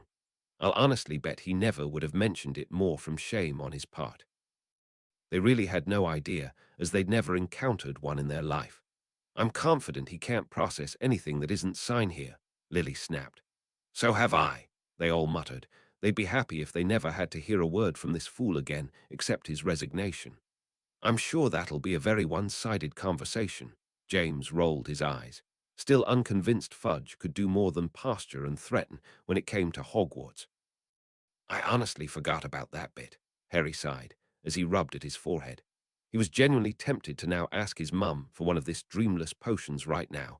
He'd had more than enough memories sweeping through his mind today. While Harry did manage a smile for that, he knew there was no family more trustworthy than the Weasleys. There was something that left him feeling on edge. Surely the family would come out whole, though. No one else would have to die because of him. Fudge can eat slugs as far as I'm concerned, Sirius snarled at once. Looks like Dumbledore's following his own advice, Remus sighed, already sagging back into his seat in exhaustion. He had not a clue if Maxime would consent to go and do any such mission for Dumbledore, especially while she went around denying what she was, but they were all happy his first thought went to her rather than Hagrid. They'd rather keep him as close and safe around Harry as possible. It can't have been more than an hour since all this has happened, and that poor thing's still down there, Lily cooed in concern. Winky had done some pretty bad things in the name of her family, and while she hadn't contested any of it for her love of them, she still didn't think Winky should have been left to suffer like that after such a shock. Is he mad? James yelped in concern. He'd been keeping a steady head count, and he'd heard no exit of Snape, or Marley for that matter. Sirius needed to stay right where he was. I think it's a good thing. Sirius had a slight grin on his face. You said it yourself, Prongs. The more people who know about me, the better. Whether he hadn't been keeping track and realized Snape was still in the room, or he was just happy he'd be getting his opinion in again, Lily didn't bother asking him. The smile dropped right from Sirius' face. There was something funny in there. He was sure he'd feel a laugh that he'd scared the dickens out of her at some point in his life. But now all he really felt for that reaction was sad. He'd never wanted his name to be so associated with anything as terrible as what he'd been framed for, and Marley's reaction was a hard blow. The others all saw it, but they couldn't think of any way to comfort him except for Remus to poke fun. Well, she's already been the dramatic one. I don't think everyone's going to have such a vivid reaction to you, mate. Yeah, Sirius muttered, trying and failing to put a smile in place. You think if my name had been Minor Brown people would cut me some slack, Sirius sighed. I know you'd still find a way to pun your name to death, so it's no real difference to me. James gave him an innocent enough smile. I'm sure Ron just loved the chance to tell his mother to shut up for once, Remus pointed out. Well, that I get, Lily huffed, still feeling white-hot anger over the last encounter between those two and Remus. The way that had gone down felt inexcusable to her. James made a noise that was supposed to be a laugh, but it was too mocking, bitter, and twisted to really count. James was honestly faint at the idea the two hadn't already cursed each other yet. Hey, look, Harry agrees. Remus shook his head in disbelief. Well, then we're all doomed. Sirius curled his lip in disgust at the idea of touching Snape. His hand would never get all the grease off. That's exactly what they're doing. James rolled his eyes. Of all the people Dumbledore could have started this Sirius's innocent crusade with people, this guy just had to be the first. Sirius wretched at the thought and shook his hand in an overtly exaggerated disgust. Lily was ignoring him, finding it childish even if she was more on Sirius' side than Snape's now. Hey, look, I'm still alive, Remus huffed under his breath. Sirius just sighed, distracted at once from Micro inspecting his hand to make sure it didn't have residue from just the thought, to watch balefully at Remus. He had no comfort for the mess of his future, making him feel all the more awful considering everything his friends had done for him at every turn. No offense to Dumbledore, James arched a brow at these instructions, but is Sirius the best man to be doing that? Think he's much better off sticking around Hogwarts around Harry, considering we still don't know the count of how many people won't curse him on sight. Maybe Dumbledore has been telling people, Remus said hopefully. We know both of those names as Order members now. Perhaps Dumbledore has been planning for a return for some time and keeping them all in the loop of everything he's been suspecting this year. It was certainly a nice thought, one they all hoped for, as James hadn't meant that in any way as a joke. The more people who knew the truth about Sirius, the better. Remus was honestly just surprised he had a place to be laying low at. Considering the past few days, he'd been thinking of himself in a ditch with his useless self lately. But at this rate, he was convinced nothing of what he'd been doing would ever be explained, and everybody in here was mostly avoiding the subject altogether as well, so he wasn't going to be the one to bring it up. Sirius sighed as he caught Harry's eye, but he tried to explain for him. You know I'd love nothing more than to stay by your side, but time really is of the essence here. I'm positive I'll see you again that summer. He held a dangerous glint in his eyes as he said that, thinking more than Ripper having a chunk out of Vernon was long overdue. Harry still didn't agree. He wanted Sirius to be with him at all times. He felt safer with his godfather there, but recognized forcing him just to stay there for just another week, and then purposely trying to avoid him being at the Dursleys made no sense. Still, Harry couldn't erase a deep sense of pain, forcing his heart to start beating extra hard.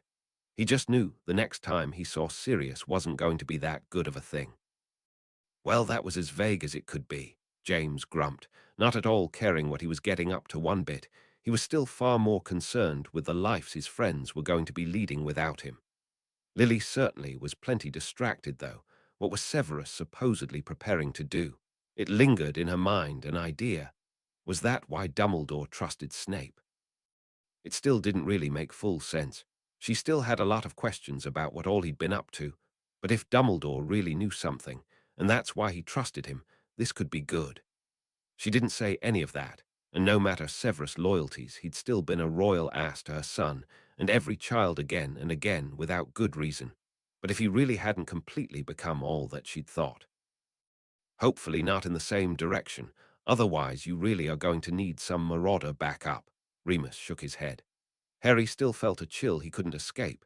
He just knew Dumbledore was going to have a conversation that should never exist, and still Harry could feel his headmasters wasn't the only one who'd be seeing them. Really can't imagine what to say in a moment like that, Lily whispered in agreement. Really, we've seemed to say plenty, Sirius got out with an honest attempt at his sarcastic voice. Hopefully that's a foreshadow of something, James sighed. He knew how it could feel to want to offer up something he knew the other wouldn't take, but it didn't mean you had to stop trying. Nothing I couldn't buy before them, Harry whispered to himself. He'd never felt he deserved anything less. Oh, Harry, Lily groaned. Please, love, tell me you're not blaming yourself for this. Harry said nothing. He couldn't think of anything to say. He could already feel the months of his life weighing on him already. Of every single way, he desperately tried to come up with some alternative way where Cedric wouldn't have died, and all of them circled back to Harry should never have let him take that cup. He should have seen it coming. He should have known something was going wrong. He should have. But that was him at 14 and 15, when he'd had no one to tell him otherwise. Now serious words still echoed in his head from last year about how he shouldn't blame himself for everything Pettigrew did, and Sirius had managed to get through to him with that. So now, though he still felt the loss of Cedric's death, there wasn't that guilt eating him alive from back when he'd first laid eyes on the body. He tried to explain this. It got pretty jumbled with his recurring mind returning and how he was trying to keep himself distant from that mindset. It was less painful. He must have gotten some of it through, if Sirius' proud smirk was any indication, and his mother stopped watching with those eyes. James kept a careful eye on Harry. He didn't want to crowd and hover over him, but he'd do anything for Harry to know he'd never think less of him for something like that. His son wasn't looking at anyone, but didn't look ashamed either, just more like he was praying the subject could be changed already, and James could get that. Remus all too well remembered that feeling. His friends used to look at him like that the first few times he'd woken up from a transformation. No one wanted to feel vulnerable in front of their friends. Harry tightened his hold around his mother now. He may have memories of this now, in this room, but before that night, well, he'd been experiencing a lot of things for the first time. True pain wasn't just one of them. Lily still felt like there was a deep hole trying to swallow her dry every time she was forced to hear something like that. There was just no way that could ever feel better, even if Petunia hadn't been the worst excuse for a person in the world, and her son had been treated right all these years. Her name not being there would never not hurt. The worst part of hearing this, the very worst feeling in the world, was that Harry was still only 14 in all of this. At that age, James was learning to become an animagus to help his friend. He was running the Forbidden Forest, seeing how far he could push a teacher this week. He was having fun and the time of his life, and making students laugh while the world outside was dropping bodies. James had chosen to be in this fight when he'd left school, when he'd had to grow up and realize laughing wasn't going to make everything better. He'd still had his childhood to learn that, though. Where was that for his son? Sirius gave a soft laugh, the joke slipping out of his mouth. Guess Hermione got jealous. She thought she was the only one who could mother you. It actually worked. Harry could see right through that sarcasm for the joke it was, and felt the smallest bit better for just that moment watching his happy-go-lucky godfather crack a joke before the shadow of Azkaban ate him. If it was unofficial before, Remus would have normally bust a gut laughing now that Harry was adopted by the Weasley mother. It was just too depressing watching Lily force this out to really catch that humor. He'd find his moment to tease later. Unlike Sirius, he didn't always think throwing out every bit of humor that came to mind and hoping they all worked was a good plan. That's over, Lily whispered as she passed the book to James. There really couldn't be anything worse left, right? Theory offered by Belial 666, thanks. Chapter 39, The Beginning. Chapter text Happy New Year's. To guest, I always appreciate constructive criticism. Sadly, I can't help it. I really do overanalyze everything, and I'm sorry if it did bore you. But I hope you are enjoying the other parts where I do try my very best to make this as emotionally real as possible. To other guest, I'd always planned on an O after this reading series to answer all of those questions, and the reason Harry's there will be in the last chapter of the last book. Hope you can hold on until then. HP James sat there for a long time just staring at those stupid pages. He knew the sooner he got started, the sooner he'd have his chapter over with. There really couldn't be that much left. It was just so hard to force any more out. Because even with the end in sight, Harry being forced back to the Dursleys again somehow felt worse every single time. Harry wasn't looking any more eager to hear any more. Those feelings were still washing through him, the guilt and memories still filling his every space of mind, yet himself now trying to force an understanding this wasn't truly his fault. All he could think to do was just keep looking for something else to think about and cope with this in his own time slowly like he'd been doing. So it was Harry who gave his dad a gentle nudge and asked him to get on with it. Least they had Sirius' crappy sense of humor to distract them.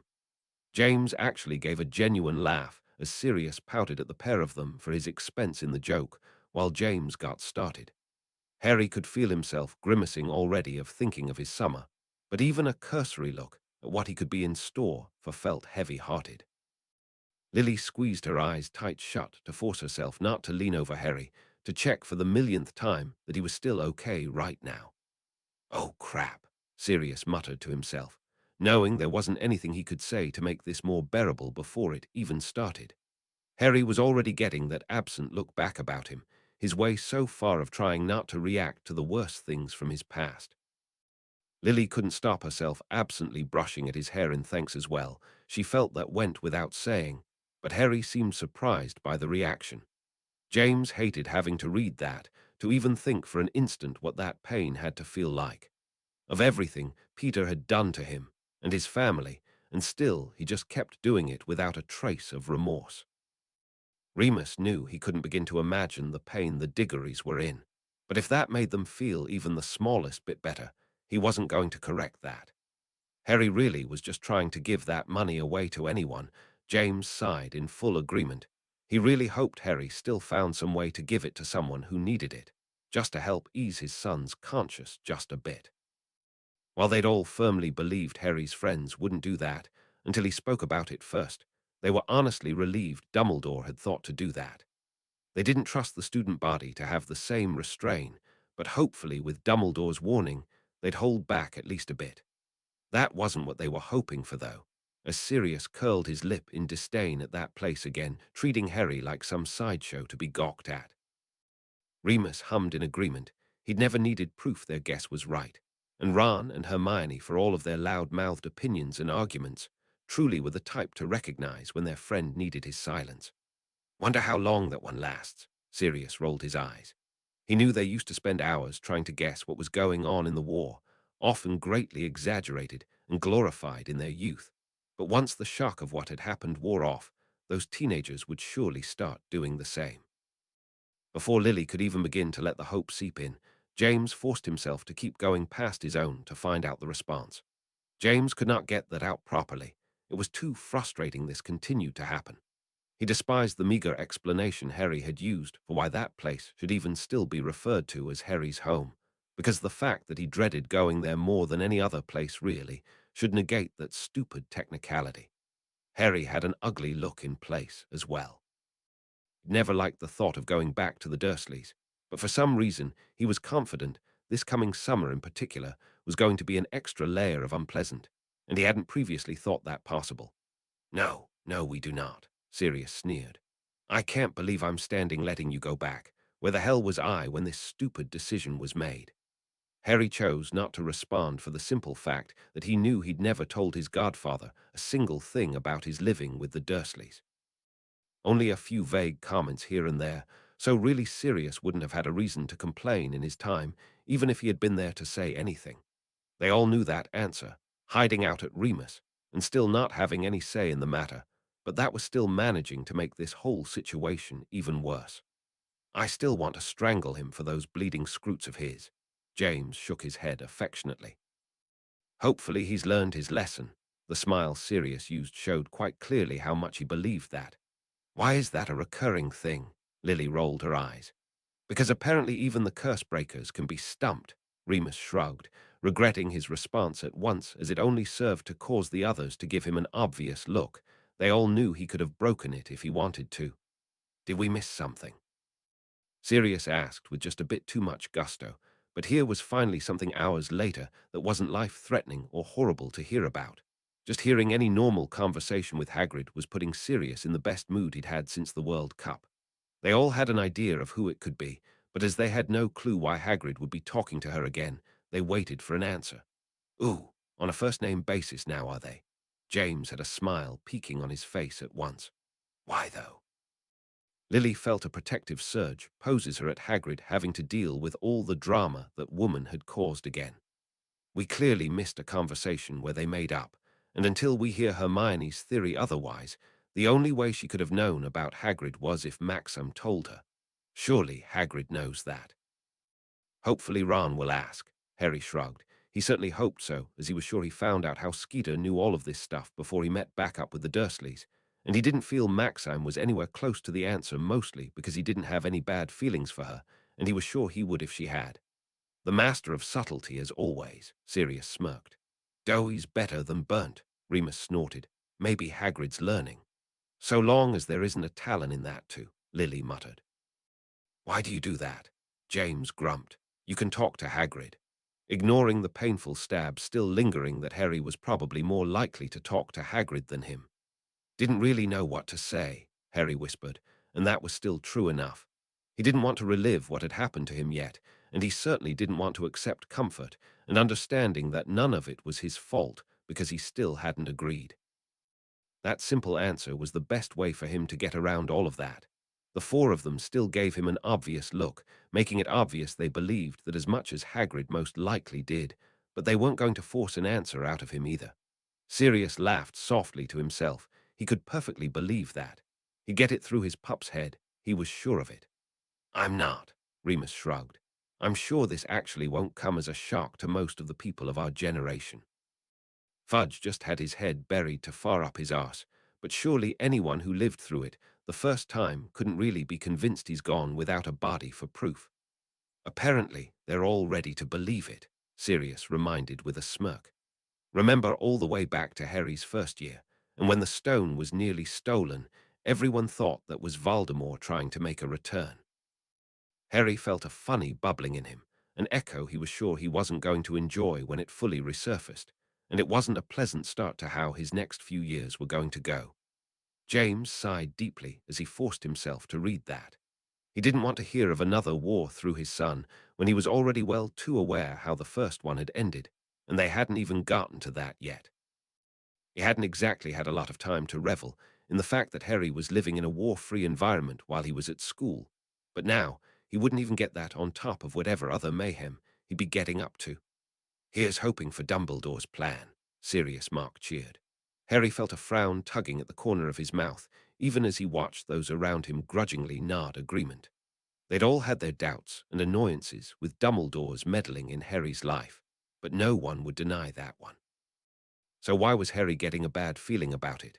Hagrid gives the best advice. Remus smiled pleasantly enough, though he knew better than to even pretend to hope any more that Storm wouldn't come raging in far sooner than they'd ever hope for, like never. Harry blushed deeply and tried to utter something, maybe a thanks, maybe a denial, but James wouldn't hear either. He caught his son's eye and gave him a wink, stating, I can back that up. Harry's face somehow managed to turn even more red as he returned the smile in thanks. Oh, they all muttered. They hadn't at all forgotten this, and it was reassuring that Hagrid had only said it was to be over the summer, but it still sounded odd to their ears. Hogwarts without Hagrid was unthinkable. If the job was anything like the Order members were thinking, though, it could be infinitely useful. And why not? Harry grumbled. He tells us all sorts of other things. He'd meant it more as a joke, It just hadn't come out that way. He could already feel the beginnings of true annoyance at not being told something he had every confidence was an effort to stop Voldemort at whatever he was doing. Really wishing I could have sat in on that conversation. Sirius rolled his eyes. Most likely, Remus said, with a mysterious little smile that didn't fool Harry one bit.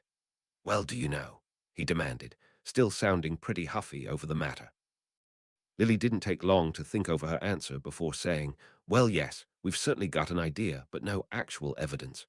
When Harry just kept looking at her, she rolled her eyes at him and said, come on, Harry, you know the answer as well as I do.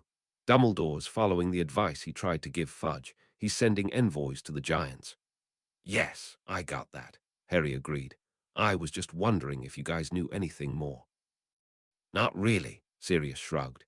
If Dumbledore had tried that this time around, we don't know anything about it. He likes to keep all his eggs in separate baskets, if you know what I mean.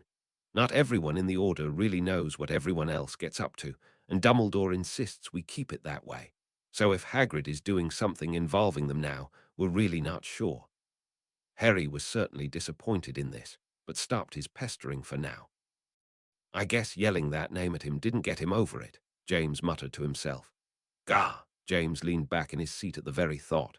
Talk about a poor subject change. I'd rather discuss Voldemort.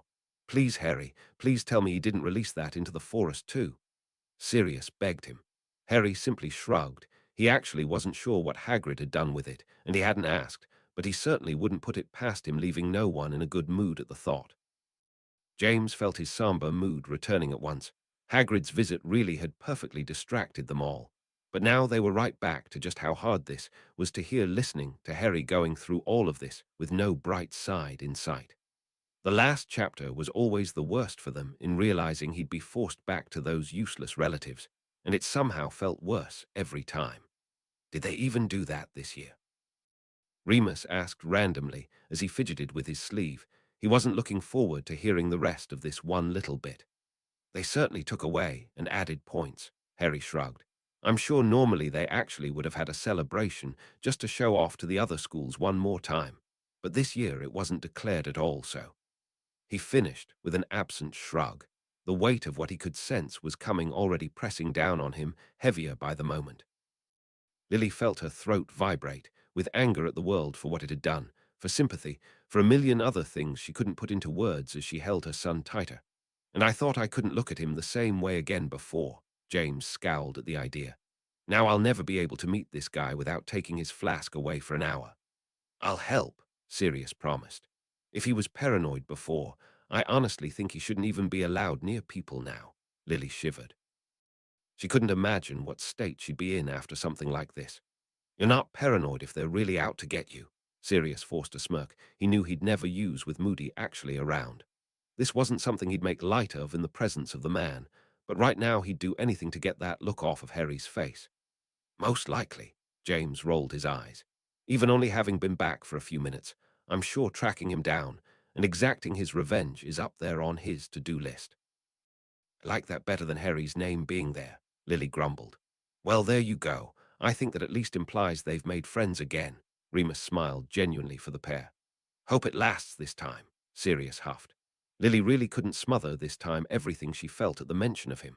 She so desperately hoped that somehow, whatever he was out there doing was for the good side, that he really had realized the errors of his ways, and at least in some small part been the man she'd once known again. Whatever that involved, maybe then at least he'd have something else to focus on rather than torturing her son. I've some ideas, Sirius muttered snidely. He was a Death Eater after all, and it would be some irony indeed if Dumbledore really was trying to use Snape's influence in those ranks for his side.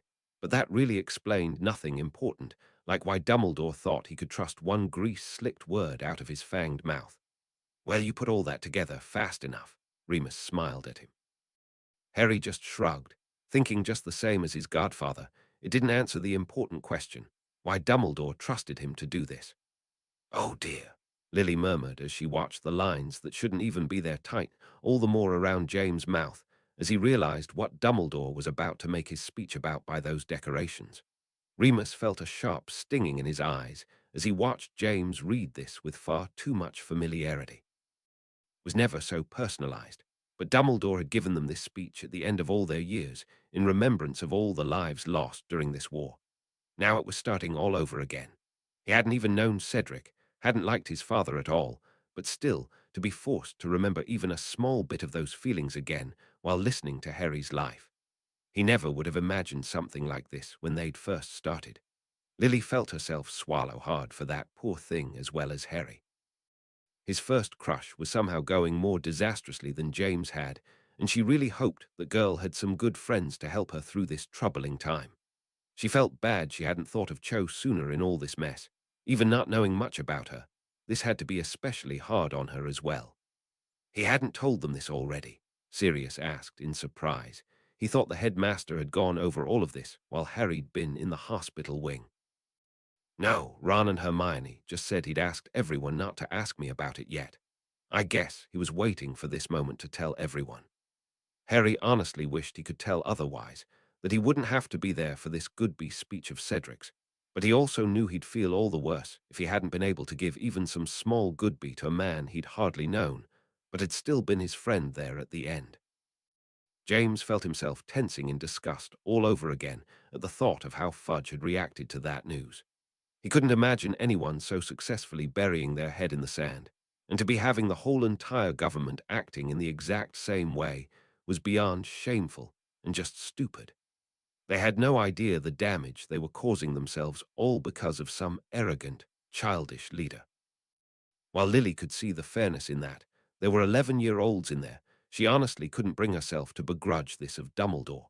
They had as much a right to know as those of age how a fellow student had died, even if they couldn't fully grasp it yet.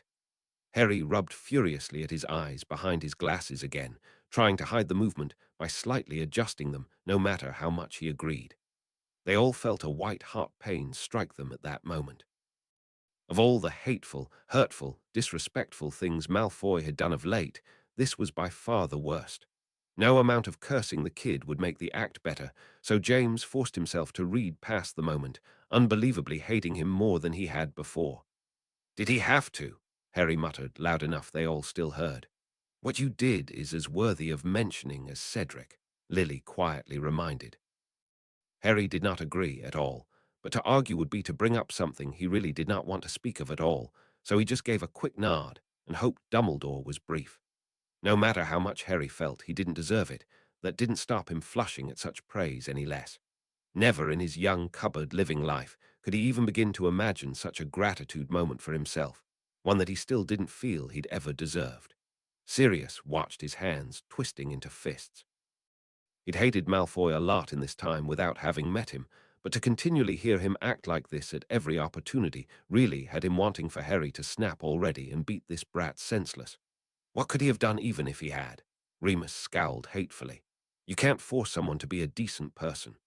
I can see that fear, Remus sighed. Every student there would be afraid the rest of the world would turn on them, having a Death Eater as a headmaster. If Durmstrang had a bad reputation before, that kind of news won't be helping it.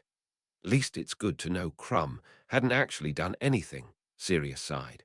Still feeling bad for his part he'd unknowingly played. Harry closed his eyes for a moment to linger on the warmth he felt beating through at those words, at his dad saying them.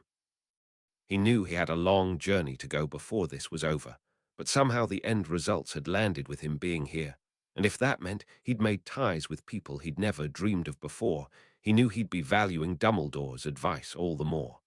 Even realizing that the speech had ended, they all still felt something of it linger in them. They were still bound, and determined to never let this happen to Harry, not again, and not to Cedric. Yet Dumbledore had never given a more profound speech, one that every one of those students as well as them needed to hear. I'd be more worried for your mental sanity if it did, Sirius snapped to get rid of the tightness in his throat.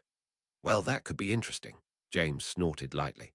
I'm sure Ron's hoping to see more of her, Remus agreed, having much more fun laughingly thinking if Ron would ever realize if he had even the slightest feelings for Hermione with Fleur hanging around.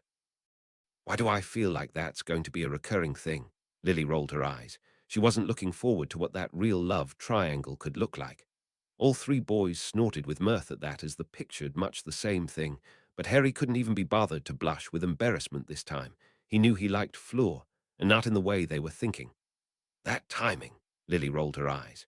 Why am I not surprised, though? James rolled his eyes at the exact same time as his wife. So I'm guessing he wasn't watching Fleur get in her carriage and fly away. Sirius raised a brow. It's really hard to put a finger on which of these girls Ron likes. Remus Mark rubbed his jaw.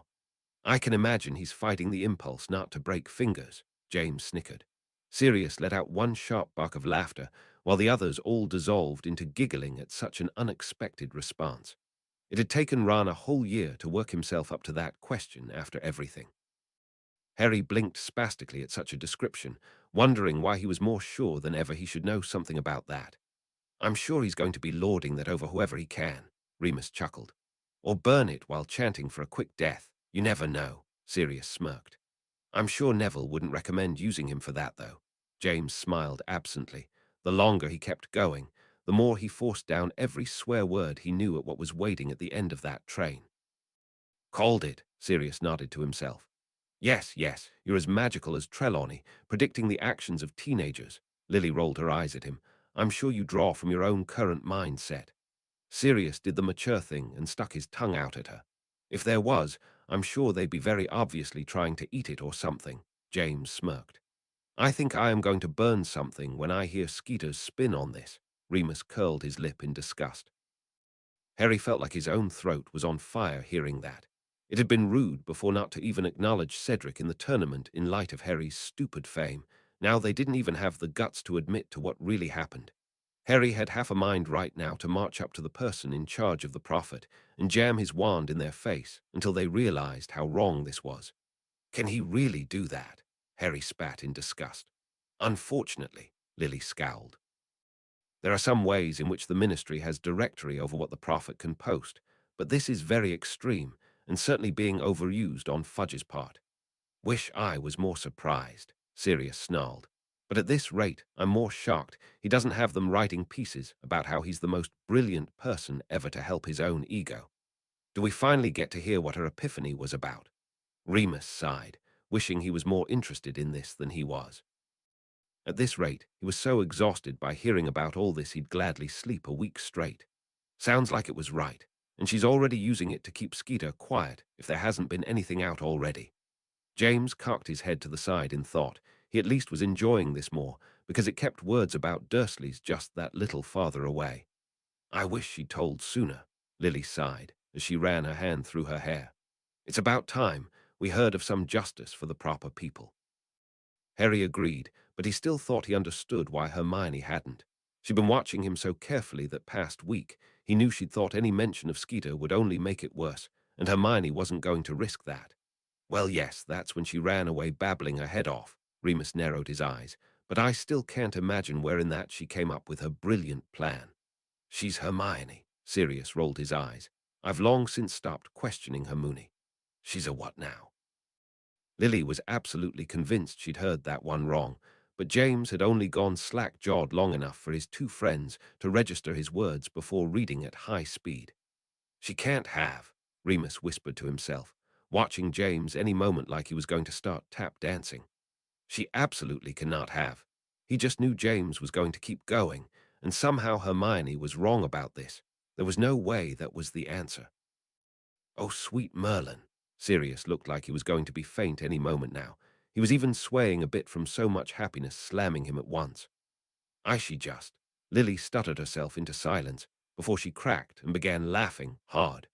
Shock, and finally something good happening like Skeeter getting the ultimate comeuppance of Hermione catching her at this, as well as the absolutely gobsmacked look on these boys' faces, had Lily in near hysterics. She was laughing so hard.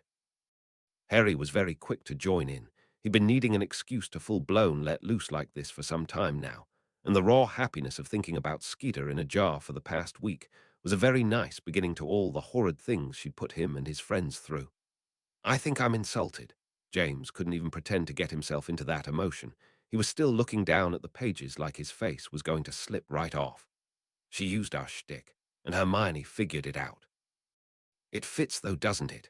Remus was looking on ruefully. A beetle. Couldn't name a more perfect thing for her to be using to get around. She could have been at every one of those locations, and no one would know. Most likely does it all the time, follows people around like that until she gets what she wants. Sirius still wasn't convinced he was hearing this right. Of all the purely ironic ways Skeeter was going around finding all of these secrets out about people, and she was using something illegal to do it.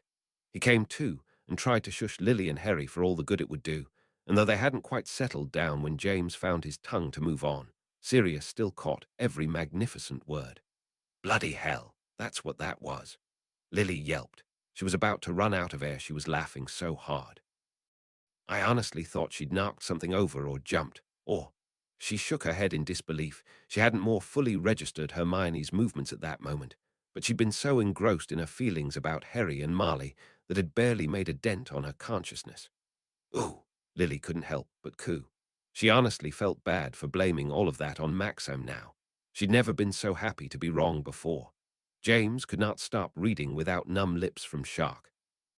Hermione had put all of this together right under their nose, and they hadn't even noticed, not to mention just what Skeeter had done.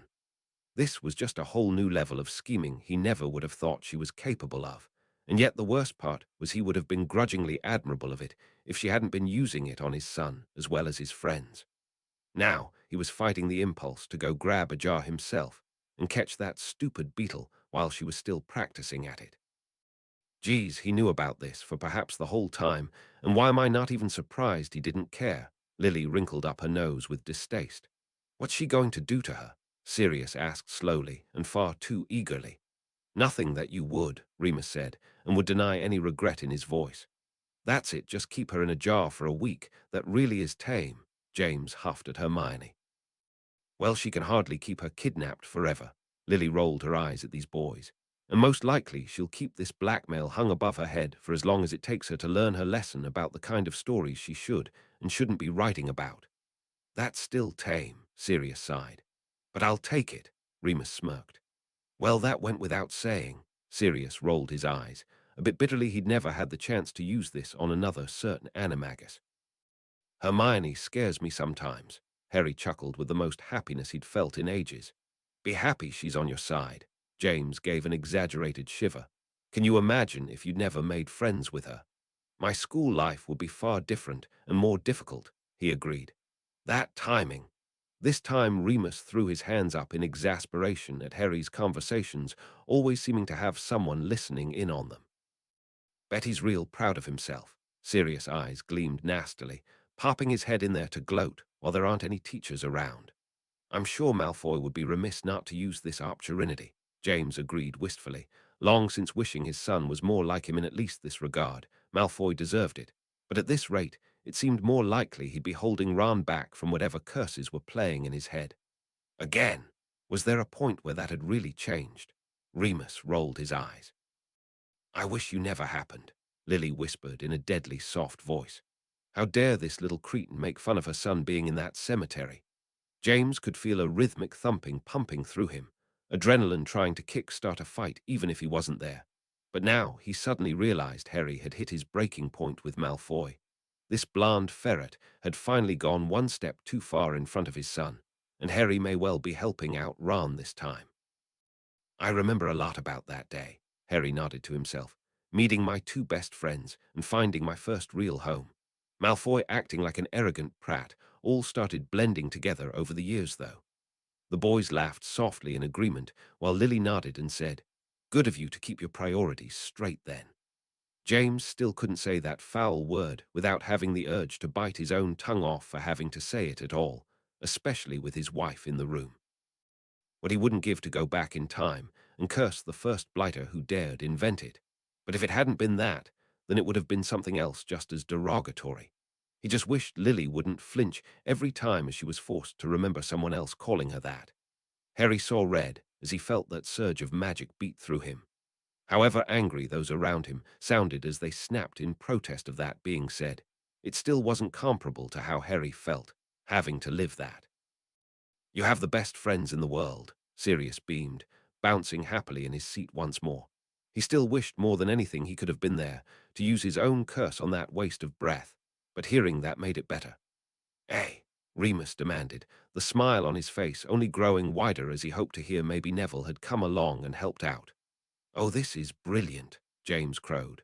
Somehow these twins just kept getting better every time they heard about them.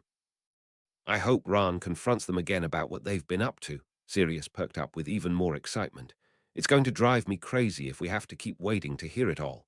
They might never tell Ron, Lily reminded with a shrug. I doubt they really think it's his business. Stop being a killjoy, dear, James told her pleasantly as he turned back to the book with his first real smile in a long time. A proper entrance, then, Remus smiled. I'm taking notes, Sirius beamed. So long as I'm not the test dummy for whatever new experiments you're thinking of, Remus chuckled. Course it matters, James yelped. They can't honestly think this wouldn't have some long-term effects no matter what's going on, Remus agreed. Something really bad must have happened. Sirius frowned in concern. That doesn't sound like them at all. Lily had to resist the impulse to remind this was a good thing. As she agreed, she really did want to hear what on earth they'd been up to. James really did keep expecting the surprises to be over already, yet this was the last thing he'd have ever called. He what? Sirius yelped at once. For what? The only thing they've had to do with him was their bet. Remus had his eyes narrowed. But Harry, you said you saw him pay them back, so I can't even imagine it. Harry nodded his agreement, as dumbfounded as them, and yet there wasn't a grain of him left leaving him unsure this was true. That was a jump, Sirius frowned. I just can't figure out what he did do. Can you blame him? Lily defended at once. He's been acting shifty all year, clearly going out of his way to try and help Harry along, and now he knows the end goal was for him to win. All right, woman, keep your hair on. Sirius leaned slightly behind Remus to get those sharp eyes off of him for a moment. So this is about that bet, Remus muttered. This still wasn't making much sense to him. He did what? Sirius roared in outrage at once. That absolute git, James snapped. Did he really think he could get away with that just because they were minors? How dare he pull that stunt? Maybe it was just an accident, Harry tried wistfully, even if he could already feel it not to be true. Lily tisked. A common person wouldn't just make a stupid mistake like that. What I don't understand is why they tried blackmailing him about it, or what they even had over him and why. Why not just tell their dad? He'd have found a way to sort it out. Let me keep going, James groused. Hopefully we get a bit more of what all's been going on. Oh, come on, Ron. You just learned your lesson about that earlier this year, James snapped, his voice coming out more testy than he'd meant to because he was still so agitated about this. So it wasn't just them. Remus' frown deepened. Had Bagman really thought he could get away with tricking so many people? Surely he couldn't be so stupid. He was a prominent member of the society, being the head of department, not just a Quidditch star. What an idiot, Lily said faintly at the very idea of someone getting themselves into that kind of corner. Did they ever get more details? James tried digging, like what kind of trouble this was. Can't imagine it was worth ripping so many people off, Sirius huffed. No, James agreed. Just curious is all. The poor twins, though. Remus kept wincing every time he added a new layer of bad for this situation in his head. That was all their savings. And with how many must know about this, I can't believe this hasn't been taken public already. It'll take them ages to get their proper winnings back. Sirius let out a low, throaty whistle in surprise, as he vaguely recalled thinking someone had mugged him back during that, and he'd been sort of right, but nowhere near close. Remus almost wanted to laugh as he recalled that odd moment in the Three Broomsticks, how apparently the answer had been hovering just behind him the whole time, and they'd had no clue. The world sure worked in a strange way. That's why he was trying to help you win, James rubbed at his forehead, though somehow I hate him more for this than our own idea. But Harry did win, Sirius perked up. So at least now Bagman can at least make a start on putting this right. Remus didn't quite agree. He felt like he could spot a loophole in that bet, but hopefully he was wrong. Ouch! They all winced in horror. This just wasn't right what had been done to the twins. Still Harry tried. Can't they? I don't know. I hate the Ministry too much right now to want to ask them for anything, but I'm sure they can make this right somehow. He was absolutely convinced now the twins had to get their start up somehow. I don't see it, James groaned. It's really not in their place to fix this. That was a private thing going on, not really their problem if all bets aren't held. This is so wrong, Sirius groaned as he started fidgeting in place, his mind still racing for a way to make this better. There's got to be another way for them to earn all that back. I'll really tear into someone if they can't start their shop because of this mess. They'll have to start at the bottom now, Remus tried to pacify. It'll be harder to work their way up, but with luck, they'll get in at Zonko's and go from there. James groaned like he'd been punched in the gut. The final blow of learning what had been done to the twins really was that extra kick he didn't need to make this situation worse. Everyone looked the same. Like at any moment, they were just going to snap the book closed on James' fingers so they could pretend just, for one time, Harry wouldn't have to deal with them. James perked up with interest just for the simple fact he got to put this off for a moment more. But one glance at Harry, and he really was eager to keep going. Harry had a smile in place. That same impish look James had learned meant he was going to be proud of his son. "Oh, you aren't." Sirius began grinning so widely already his teeth were already starting to flash. "But he is." Lily squealed as she began clapping her hands with excitement. Both James and Sirius were laughing boyishly with excitement. They couldn't have been more proud of Harry thinking up this, but Remus caught Harry's eye with pity. "What on earth makes you think they'll take that more than any other Weasley?" Harry's face was set. He was not taking no for an answer. "Because I'll dump it down their pants if they don't. I don't want it or need it, and they'll have some use for it that I never will. I'm sure I get them to take it, and they'll be brilliant about it. Of that we've no doubts." James giggled, forcing his laughter to cut off so he could see how this played out. "In the best way possible." Sirius beamed. "Now that's just a waste." Lily rolled her eyes, even if he didn't mean it. He could at least give it to some sort of charity, even if she did find this just as worthy a cause. Most of their laughter was dried up as they really got a feeling for what Harry meant, but it only flamed their enthusiasm for the idea all the more. They were sure Fred and George would cave to that. They had already proven how true they felt that was with how they went about their school life. Wasn't this the reason they wanted to win in the first place? James sighed wistfully. Now they get the best parts all to themselves. "This is brilliant," Sirius agreed. He couldn't have come up with a better idea. "A lifetime's supply, honestly," Remus snickered.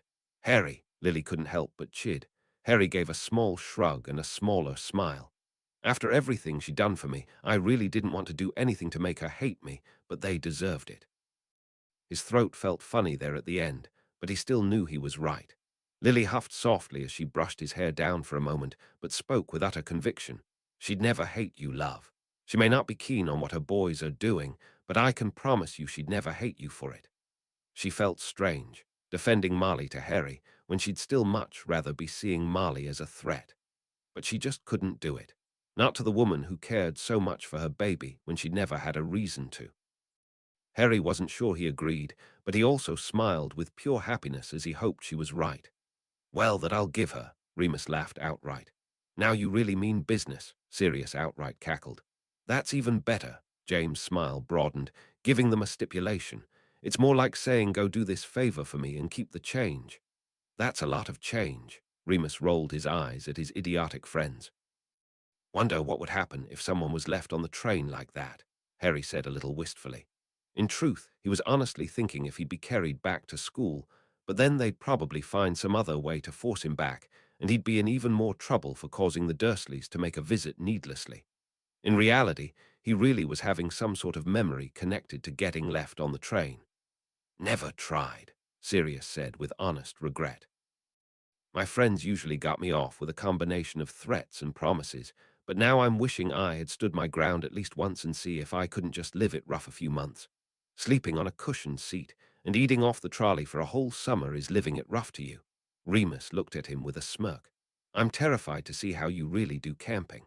"No camping," Harry said quickly, trying to wave his dad on before this could spiral further.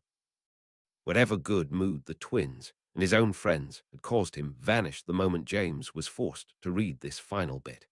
If he couldn't change Voldemort's return, the one thing he knew he'd give his life for again was for Harry to not have to go back with those abusive people. Lily could feel copper slick on her tongue. She was biting it so hard not to rage about Dumbledore making decisions like that for Harry. He should never be forced back into their company. Sirius was in such a nasty mood picturing that stupid walrus within arm's reach of his godson again, he didn't bother to make a sarcastic comment about that. "This book's over," James whispered as he closed this book for the final time.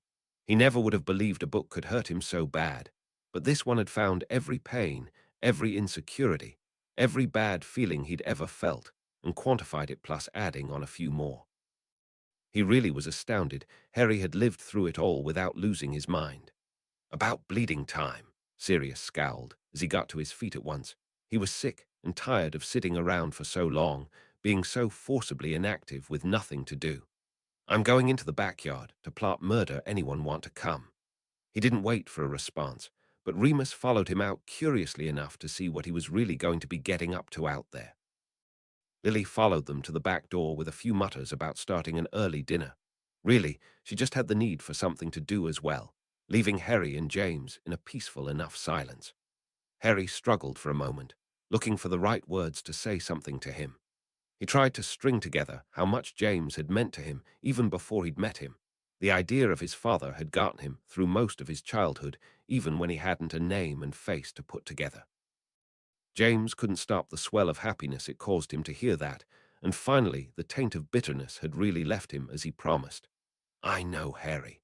I wish more than anything you hadn't had to wait so long to meet me, but I really couldn't have picked anyone better than Sirius to be there for you. He acts like an idiot, but you'll never have a better man on your side. Harry forcefully ignored the tightness in his chest as he nodded his agreement, saying, I'm sure I get to enjoy that to this very day. He's probably losing his mind right now when I came from. James found a laugh somewhere in him for the odd idea alone, but then he really turned on Harry and said, Hey, just in case Sirius didn't get this through your thick head that summer, you do know nothing that happened was your fault, right? Harry leaned back and away from him, trying to ignore the sudden shakes and shivers.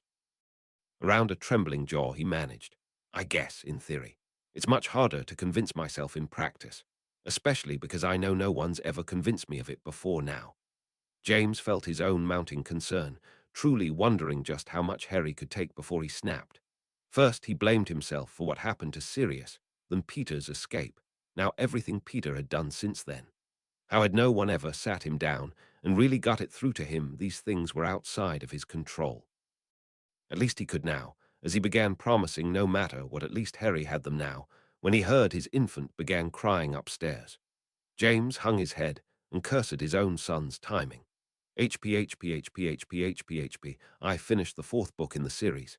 I feel like that's about as much of an accomplishment as completing the previous 3. I probably need to stop using so many exclamation points for everything, but I'm just so dang happy. I am 99% sure my eyes rolled out of my head while I was passed out after I saw the final results of the level of attention this fic got. Words don't cover it, people. Thank you isn't big enough, but thank you. Thoughts on Goblet of Fire. From the very beginning, you can tell this book wasn't going to be like any before it.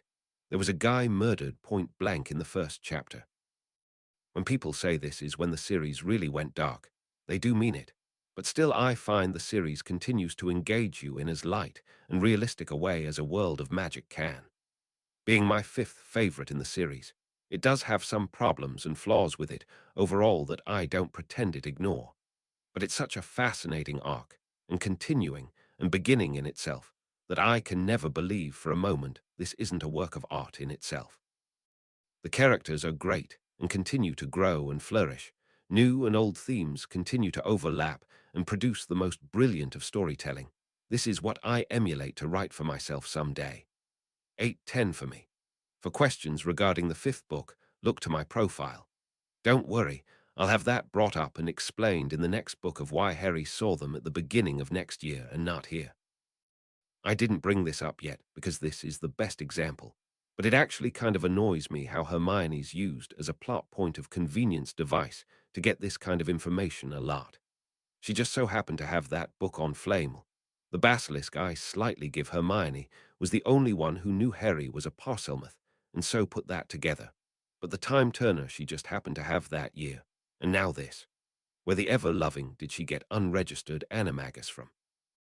Beetles are so common, it really blows my mind how she put that together.